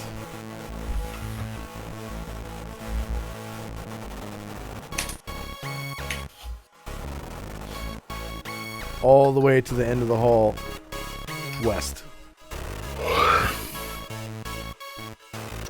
Alright, so that would be his full 27. Okay. On my screen it says 18, so you can go ahead and take another 9 if you want. I think you might be lagging. He's all the way in the room. Okay. Oh, because you ran twice. Yeah, because I went the 18 and then I went the 9. Alright, yeah, you can see the remainder of the people in that room running south. Okay.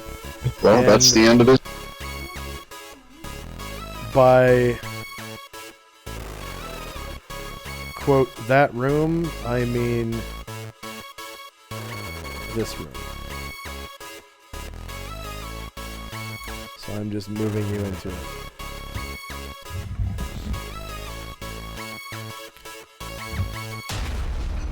Okay.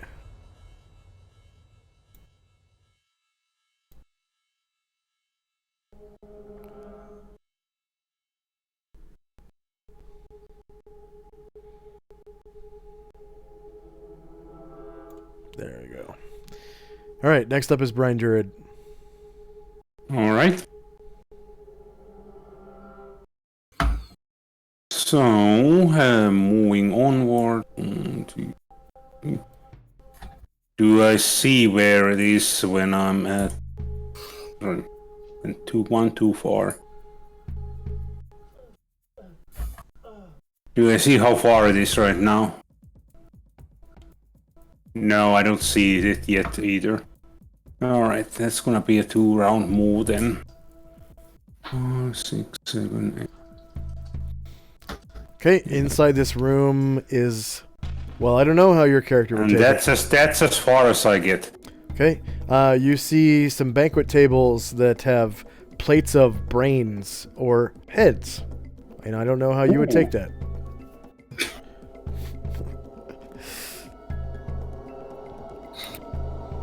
Wow. Looks like they were about to have a feast. Oh, yeah.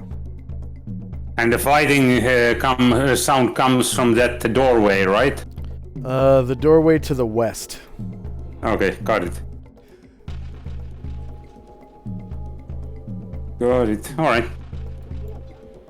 I am done. That's as far as I get because I need a jog because I thought I would be on the range, but I wasn't. Okay. Next person. 1 second. I can't remember if you have to ego whip somebody twice to daze them, or if it was just after one time. I have to be ego whipped twice, if I recall. Okay. Yeah, it's like the first one opens your mind, the second one, if done open mind, dazes you for a number of rounds. Ah. That's right. Okay. Doesn't mind players have a stun ability that allows them to instantly extract your brain after they successfully landed? That's if fifth they edition. that's if they attack you with their tentacles in this edition. Oh. They have to successfully attack you with all 4 tentacles and then they extract your brain. Okay. Okay. That was Brian Druid, so next up is Lazarus. Who is right out Lazarus there. is gonna jet.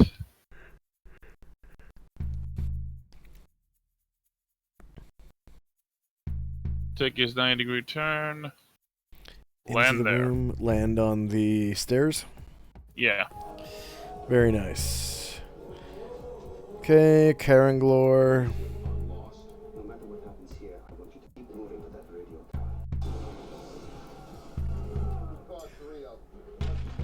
He was waiting for somebody to stop Moors from working for the bad guys.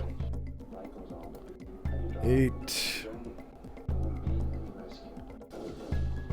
9, 10, 11, 12. Then Gravo.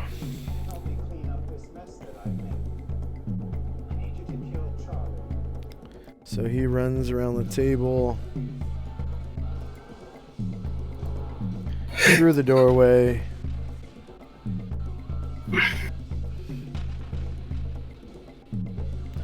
$12, 13, 14, 15. Pulls out his quarterstaff. So, and he is going to proceed to beat the fuck out of this illithid with a quarterstaff. Nervous the power of wood, baby.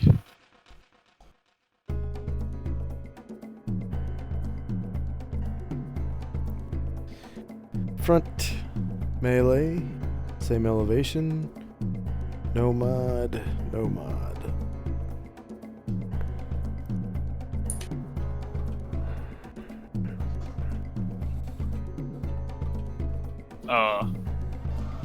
Oh, misses. Next up is Dean. Right, I think they need me. And yeah.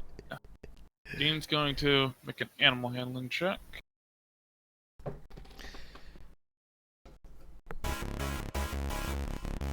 Succeeds, so Thar's gonna move 24 this round. Alright.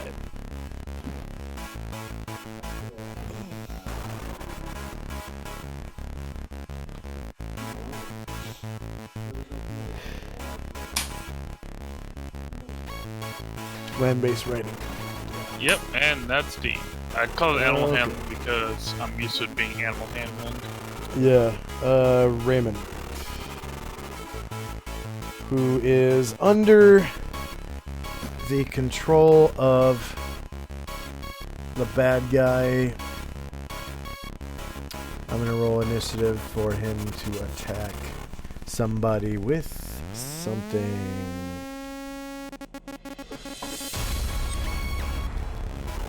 And Calamar. Calamar he's alive and he's eager, so he starts moving in. Let me see. I have to get back to the computer. Okay. So he goes ahead and he...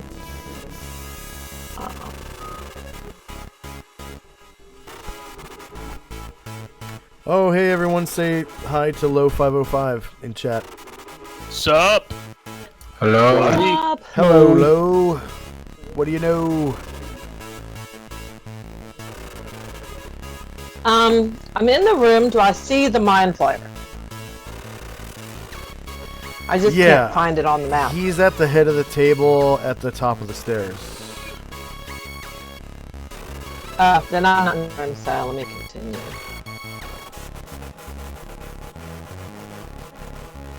And that's all I do. Oh, I should have. Oh, no! But that's under the.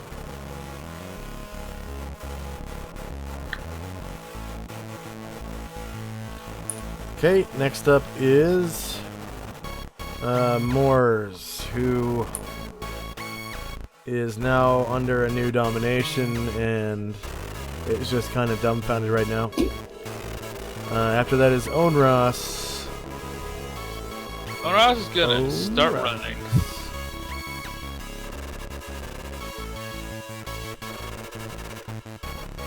Or rather, he's going to... Yep, it's a jog, so...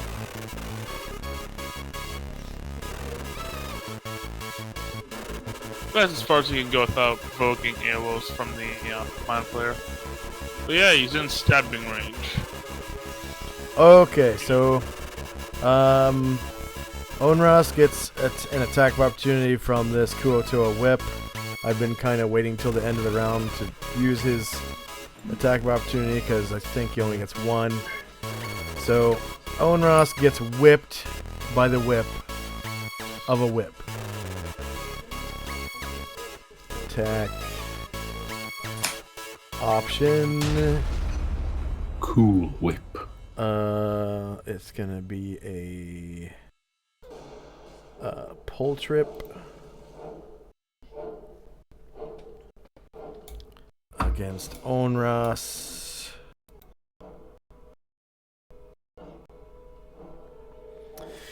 To pull or trip an opponent, the character must be armed with a weapon that has the ability to snare someone's legs. If you are using one of the above weapons, attack the target.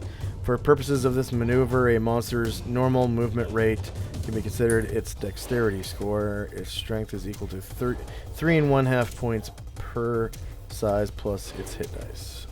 Okay, attack the target.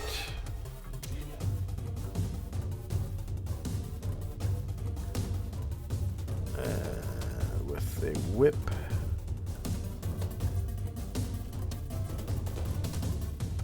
Onras. It was Onras, right? Yeah, Onras. Okay. Yeah. And that would be flank. And it's your non-shielded flank, too. Well, Onras doesn't have a shield. Okay. Lazarus Shoulder has a melee. Higher ground. No mod to the attack roll or damage.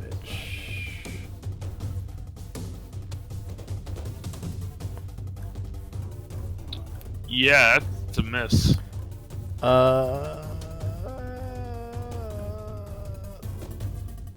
No, because he hit AC 10. That's it just didn't do any damage. Then DM button. What? Okay. Okay, DM button. Select target. Onras.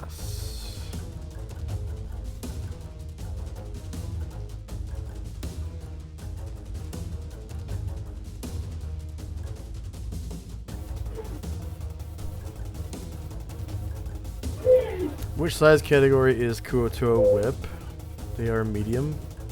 Which size category is Onras? Medium. Does your target have more than 2 legs? No. Is your target unaware of your trip attempt? Yeah. It was an attack of opportunity. Is your target stationary? No. Kuotoa Whip's miscellaneous modifier +0. Onras's miscellaneous modifier +0.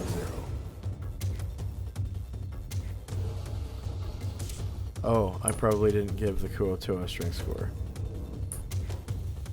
I think I need to do that.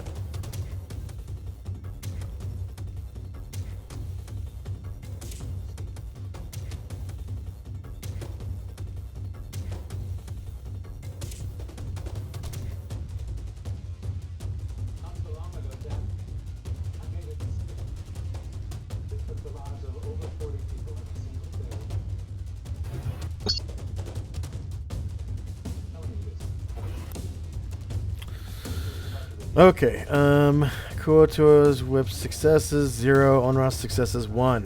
Okay, so Onras gets his feet tangled and just keeps strengthening through it. I think that should mean that the Kuotoa lets go of the whip. So there's like a whip around Onras's ankle. Next up is the Kuotoa whip himself. Oh, go ahead with Onras. Yeah, that's right.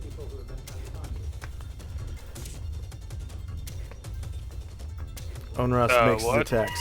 Onras gets to make his attacks. There's just there's a whip tangled around one of Onras's ankles. That's it. He didn't take any damage from it, and he was strong enough to pull it out of the Kuotoa whip's hands. AC 3 for 7 points of damage for the first attack. Go ahead and describe how you destroy the Mind Flayer with your long spear. As Onras runs along, Yeah. he swings his spear out, jams it into the Mind Flayer's head, pulls out his spear, gets a chunk of brain in it, spins the spear around, and shoves it down the Mind Flayer's gullet. Oh, I'm sorry. One more attack. Go ahead. Oh. It didn't. Wow. It didn't kill him. 7 didn't kill him. Fine. Front, My bad. melee simulation, no mod. AC 3 for 7 more points. Okay, go ahead and describe how you take out the Mind Flayer with that right ruby claw.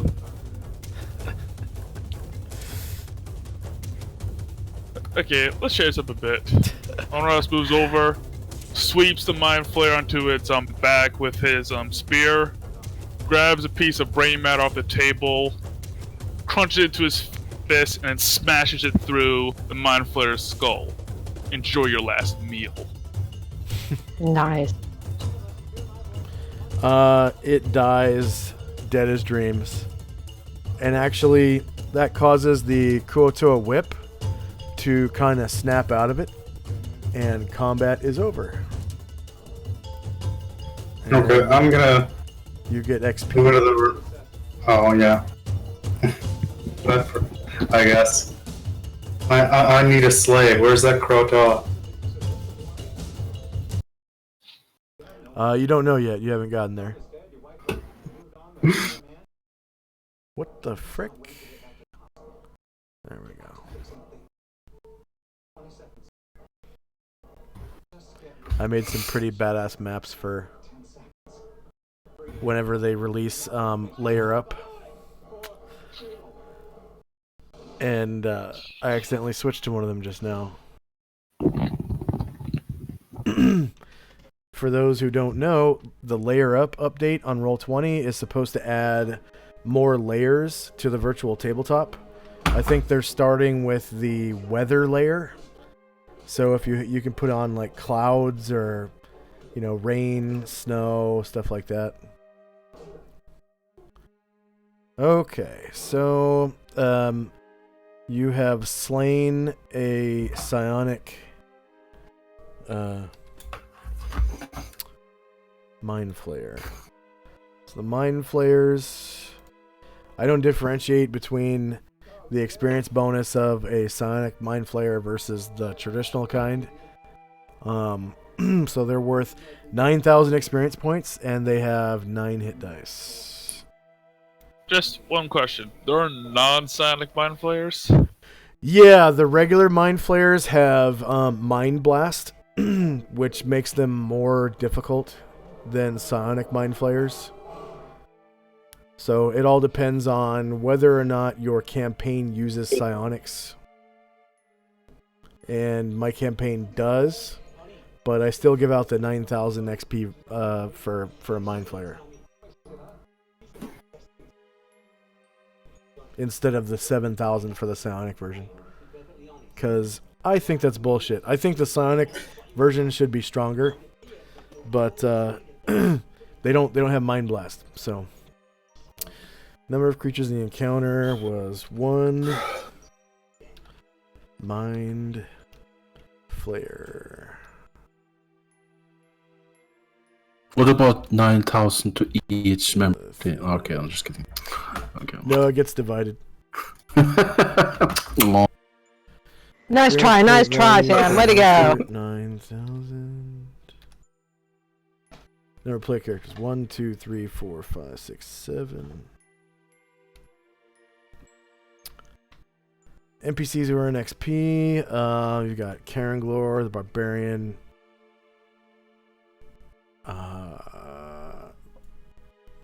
That's... Oh, and the Dwarf. That's pretty much it, so 3. The Dwarf as in Dean Dorvo. It's a good day to be Dean. He didn't have to risk his life at all, but he's getting XP. Yep. And then they have... I mean, he technically did get the last hit on the Elder Bro. Okay, 1. And on the Lich. Right? Yeah. So, either Dean just has potential we know nothing about, or he's darn good at getting the last hit. Warriors and Bards. You got Dean. You got Karanglor. You got Gravo. You've got Brian Druid. You've got Varen. Oh man, I forgot all 4. Oh well, all 4 Asheras. So that's what, 9, and then Gromnar makes 10. So that's a little higher than it should be, but enjoy. Wait, how much experience? 1,058. Okay. 1,058 per PC. If you have 2 classes, XP. it's divided in by 2, which comes out to 529. Holy crap.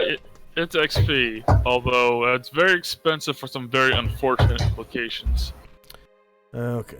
And then I need the whip. 300 XP to hit my first level, and I can have spells finally. And then the whip. Okay, this whip. Yep, why would a Mind Flayer keep a Kuotoa with a whip? Answer: there are some questions best left unanswered. Because it's a Kuotoa whip. They're awesome. Because Mind Flayers don't give a shit about, they just, like, if they can make you their slave, you're their slave. But our friend, he didn't make a slave. See, he just He just took He one, doesn't have a more choice. So this Kuoto is worth 975 points. Let's see. 1 Kuotoa whip. The question is it a cool whip? It is a very cool whip. Is it worth 300 XP? No, is it worth 316 XP? No. 1, 2, 3, 4, 5, 6, 7. It's gonna be worth like 90 something, I think. Number Because of I need- NPCs, that's 1, 2, 6, 7. 7 NPCs. See, what you need is like 2 more or 3 more, 4 more role-playing bonuses is what you need. It'll happen eventually. Well, just like 2 more will get me my next level.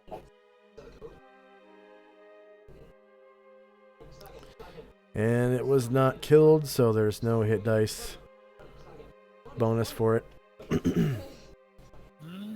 Can I move around yet? Or are we still... It's not your turn yet. Let's see. You need to add your 92 points. My 9... Oh, yeah. Plus 92. Okay. 7,776 EXP. Time now is 1:47 p.m., 28 December 1085. Finn's Torch has 24 rounds left. First up is Velcane. Okay, well, since it seems like everything's been taken care of, he's gonna head back the way he was in the other rooms that were back here.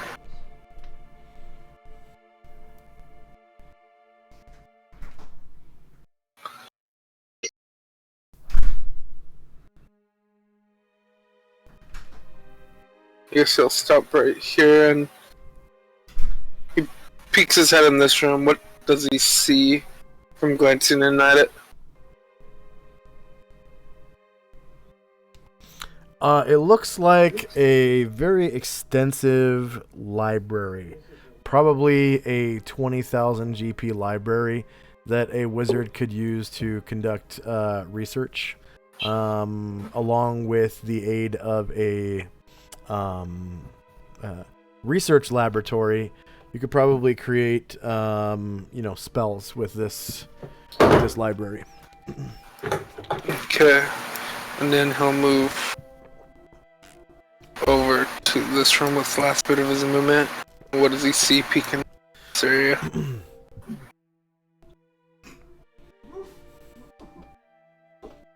It looks like a wizard's bedroom, basically. There are some arcane like study books. They're not necessarily spell books. They're just research materials for wizards. On several of the shelves, there's one open on the bottom right hand corner of the room. You can see like a protection spell or something. Somewhere in the middle of the room there's a hot steamy bathtub. Against the south wall there is a Excuse me, sorry. comfortable bed. On the left side of the room there's a rather busy looking desk. And then just around the corner, inside the door, you can see a coat rack with 2 illithid coats. Okay. Wait, 2 illithids at it, or 2 illithid coats? 2 illithid coats. Okay. Okay, that'll be as much as he can do for this turn. Okay. Gwynewyn. She is going to come over to this door try to open it, and she realizes that it's locked. Then she shrugs and kind of walks away. Break open the door! I need more experience. She passes by the friendly Illithid, who relinquishes control of what's his name? Boris. Yeah. To his own I've not been faculties. role-playing. It's clear these guys need to have their own tokens because nobody remembers who they are. Oh, you mean That's because it doesn't matter. unique tokens?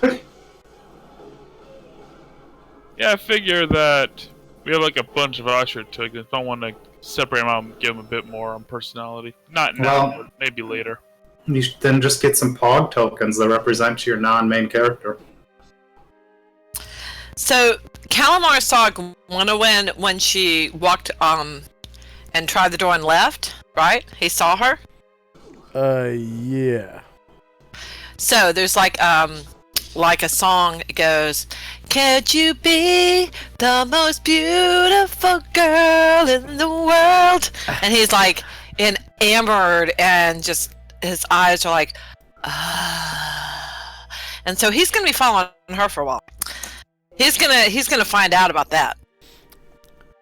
Maybe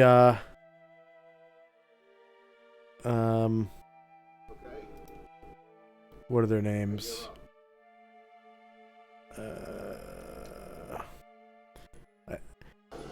What's his? Let's see. Circus. Calamar. She wasn't one of his followers, right? This is another drow. Okay. Yeah. Yeah. That's what I thought. Yeah. If Eldwin and as a Tirana, if Tirana and Eldwin hear about this, they'll probably be a little upset. Tough shit, because she is beautiful. I love her, and I want to marry her and have a dozen socially awkward babies. That's what I want. Next up Just is saying. Varen and Company. Baron and company are going to center their minds and attempt to close them. Okay. Because open mind is very bad. So that's a save versus paralyzation, right? 1 second.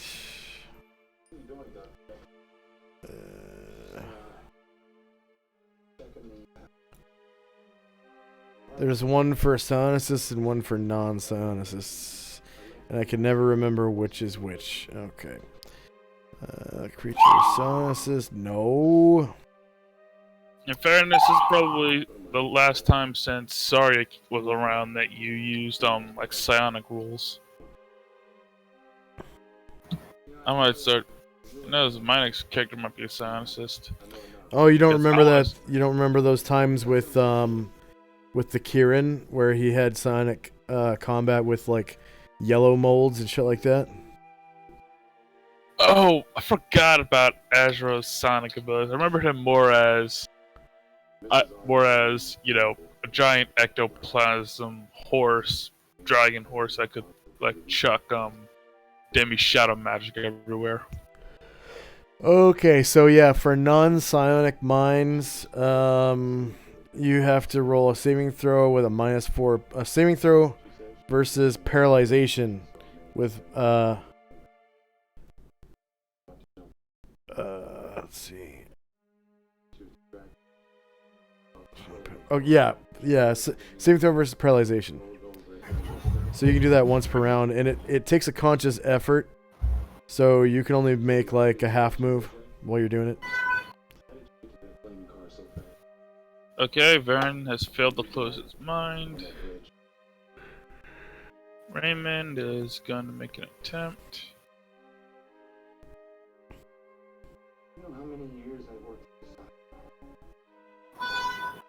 Oh, he definitely did it with a natural 20. All right, very nice. So you can take off Moore's yellow dot. Oh yeah.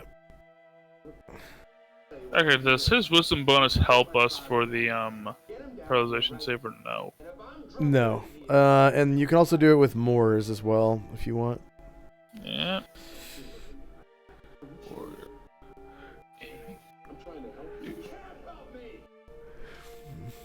And he passes too. Alright, you can remove his skullfuck symbol. Anything from Onros? Oh, Or his Lazarus? up there, just going to wait. Okay, next I up. ain't doing nothing else until my brain's closed. Yeah. Next up is one of the Drow to nail. He is going to walk north out of this room.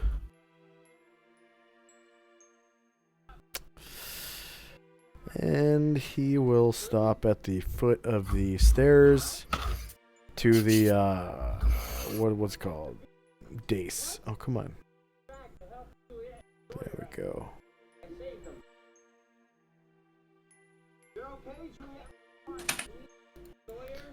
Okay, next up is Stormcaller.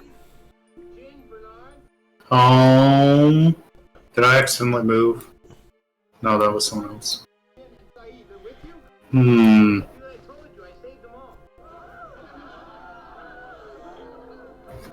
Looking around at all the rooms I've looked at. Just give me a second. Yeah. I guess I'll go the opposite direction. You know I can tell if you've been looking in other rooms, right? Yeah, I haven't actually moved my character into them. Let's see, I was right there, so right click. I hate how much the screen. I wish there was a way to move the screen better. When you move, because Yeah. yeah, I know I have to stop moving and then move the screen and then continue moving. That's typical. Okay.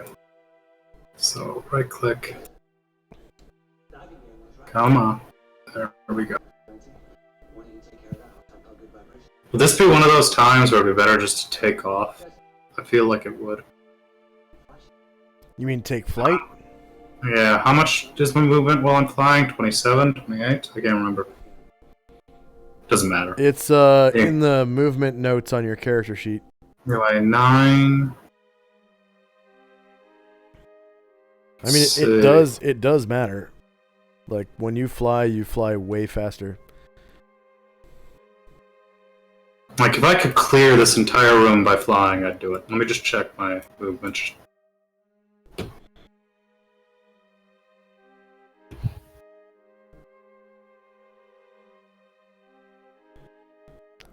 Yeah, it says you move at 24 when you're flying. Yeah, it's slower than when I run. But if I'm... So, can I go straight into a run since we're not in combat, or...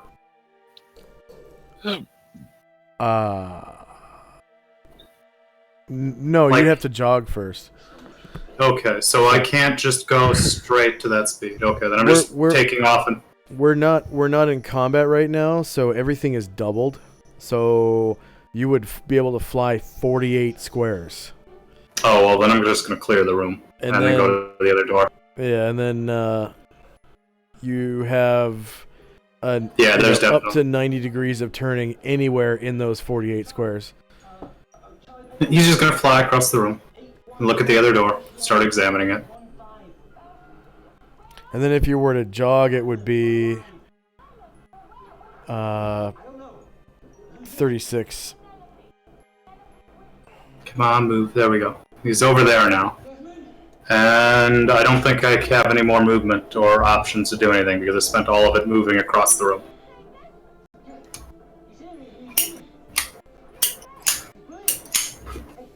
My turn's over. Okay, so yeah, you get to a door that has no lock. Can I use an action to push it open and then that's the end of my turn? Yeah, because you landed which would end your movement, and you could use your action to open it. Yeah, I'll use my action to open it. Okay. Boop, boop. And then battle. No, just kidding. Surprise roll. Do I need to make a roll? No, I roll. Okay. Okay. Surprise. My dragon sense might protect me from surprise, so you gotta make that roll as well. No, alertness does though. If you have alertness. Okay. Danger sense? Nope, that protects you from backstabs. What does it say? And traps. Does it say? No, that doesn't tell me what it says. That's annoying.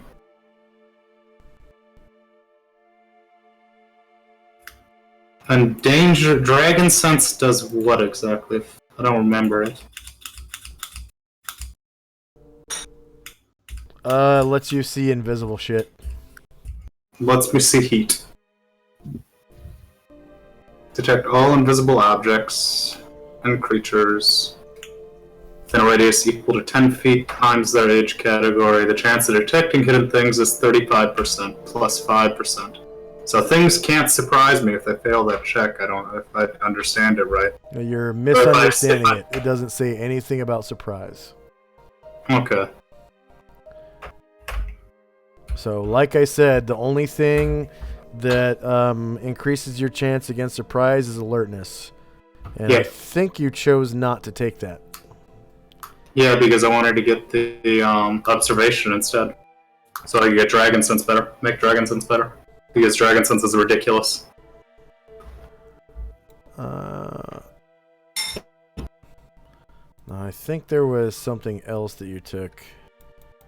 Instead, it was like if it was going to be the feat I chose or proficiency I chose, if I didn't lose a proficiency from being a mage.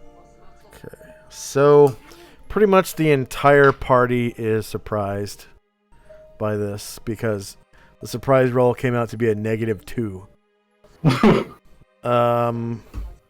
Anything less than 3 is surprise, so you'd have to have a positive modifier of 6 plus 6 to become unsurprised, and I don't think anyone in the party is that anti-surprise. Maybe Velcane. I have a +3 with all my stuff. Okay. What negative effects do I get when being surprised? You can't act during the surprise round. Okay, so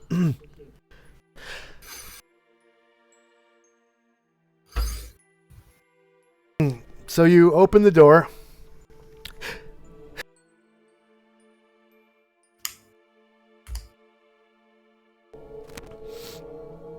And oh, excuse me. Woo!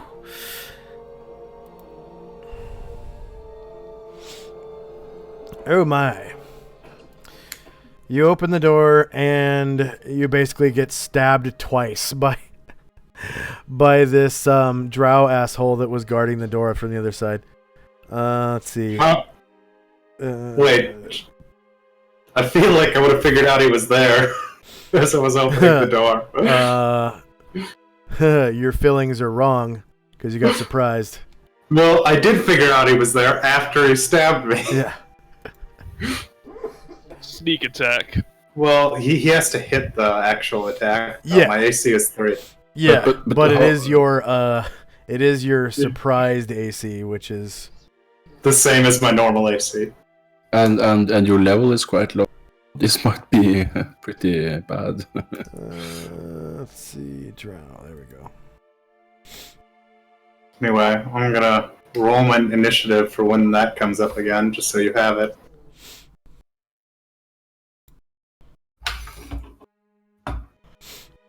Okay.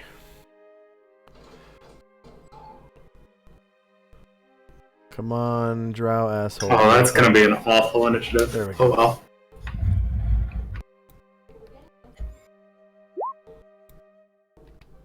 Does the door frame count as cover? No.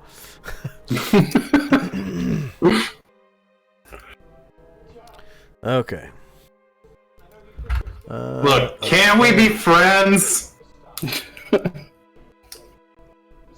you stab me, this only goes one way for you guys. It's like, can we be friends?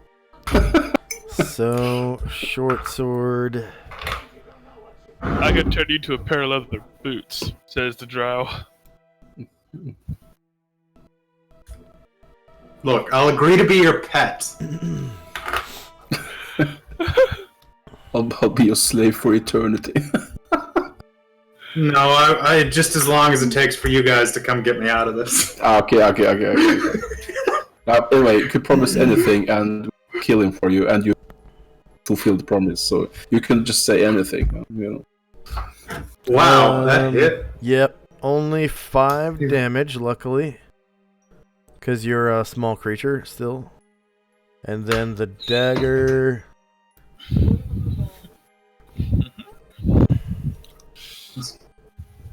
This guy's an asshole. Yeah, he is. He's a drow. Drow are all assholes. Except for, like, maybe 2. The ones in your Except for, party. like, maybe 2. Yeah. Yeah, I mean, And even that's then, why we have people hate him. even then, one's kind of sometimes an asshole. Well, she's also sort of crazy. Belkane. I'm not an asshole ever. I always give niceness. They're also sort of crazy. That's why I said, looking at you, Belkane. Does that hit, or does it miss when it That hits hits. 3? Only one time. Okay, so I lose 2 health. Yeah, total of 7. And then, yeah, the round goes by and everyone can roll initiative again because combat is occurring. Or should we end it there? I think we should. Well, I would rather finish level. I need to finish level. I don't want to have to level up in the middle of a game. I need to go anyway because. But here's the beautiful thing: is you don't. You don't. You level up at the end of a session. Or at the beginning, like Finn did this morning. Yeah. It's just annoying that I'm gonna have to wait another 2 weeks before I can use spells. 2 weeks? Okay. Yeah, because next week if I don't level up this week, I'm not gonna be able to level up next week. But you're looking for next week. Look at it this way: you won't have knife holes in you next week. You have to nap what? anyways. You have to nap anyways, so that would be like after the dungeon is over. Well, Because you have to nap for a month. Is that how it works, even with the first level? Yeah, dragons. Oh no, you're right. Yeah. Yeah, okay, yeah, it's the first level, so. Doesn't it also need like a certain horde? Yeah, so the first level I just. Oh no. That's right. That's right. It's 1 month per level you're getting to. So it does take a 1 month nap to get to age category 1. Which is retarded. Like it should be. They worded that wrong. Like it should be 1 month per age category that you're aging from. That way to get to Great Worm it only takes 11 months. And to get to age category 1 it doesn't take a nap at all. But yeah, they would. But does it also need a certain size horde to level up? Yes. Yeah, you have to have a horde equivalent to your not a speed value. hatchling, though. Not level 1. Yeah.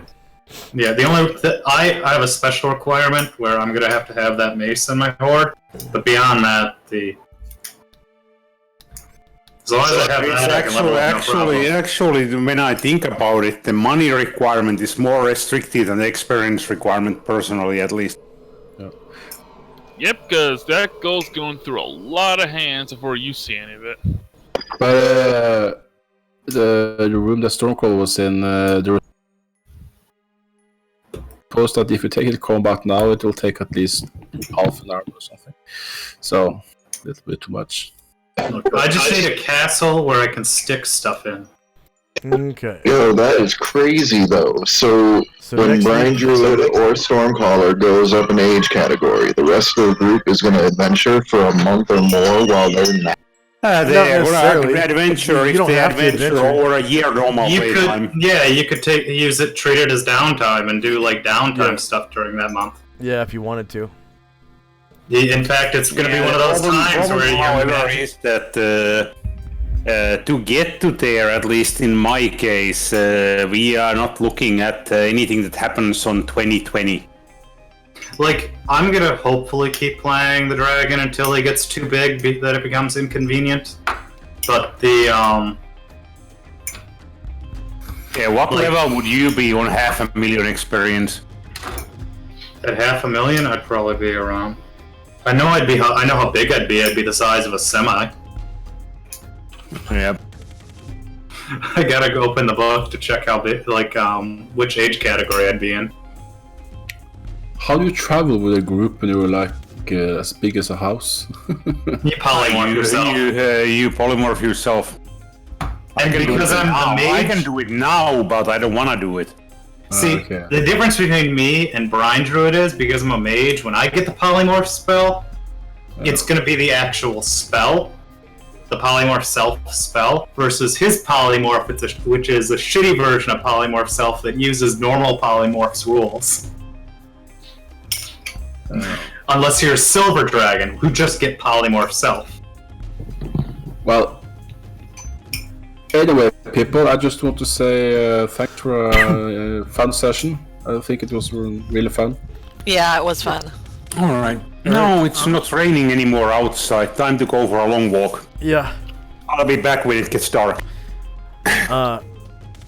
Any feedback for me? I mean, other than the tiebreaker thing, I'm just keeping it as percentile dice. Nope. Have fun. No. Okay.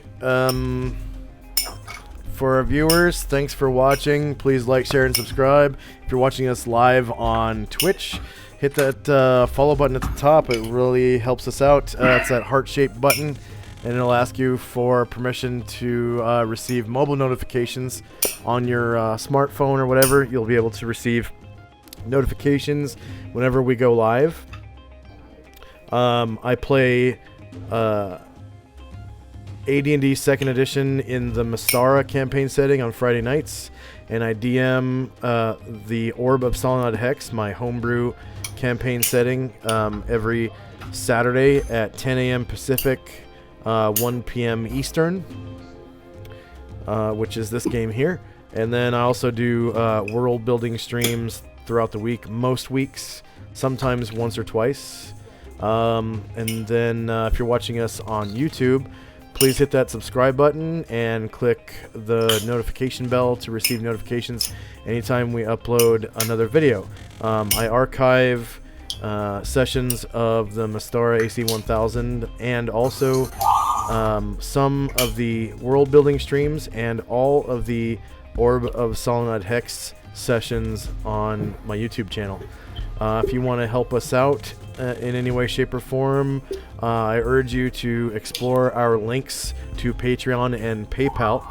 The PayPal is for one-time small donations, and the Patreon is for a monthly pledge. As little as $1 gets you a few perks, access to a monthly newsletter written by me that has continuing content for AD&D 2nd Edition. Lately I've been writing a lot of class abilities and racial abilities macros for AD&D 2nd Edition on Roll20.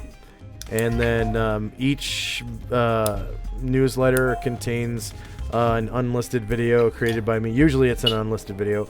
And then sometimes it'll contain dungeon maps that I've created myself, or other images that I've created.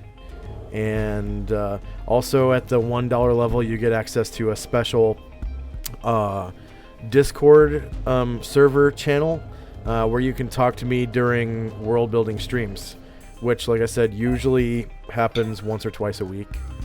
for the most part. The last month or so, I've kind of slowed down a little bit because I've been so busy trying to find a truck. So there's that, and but that will pick up again when I do find a decent truck. So thank you very much for watching, and hope to see you again in the future. Bye-bye. Bye. Bye-bye. So and then, for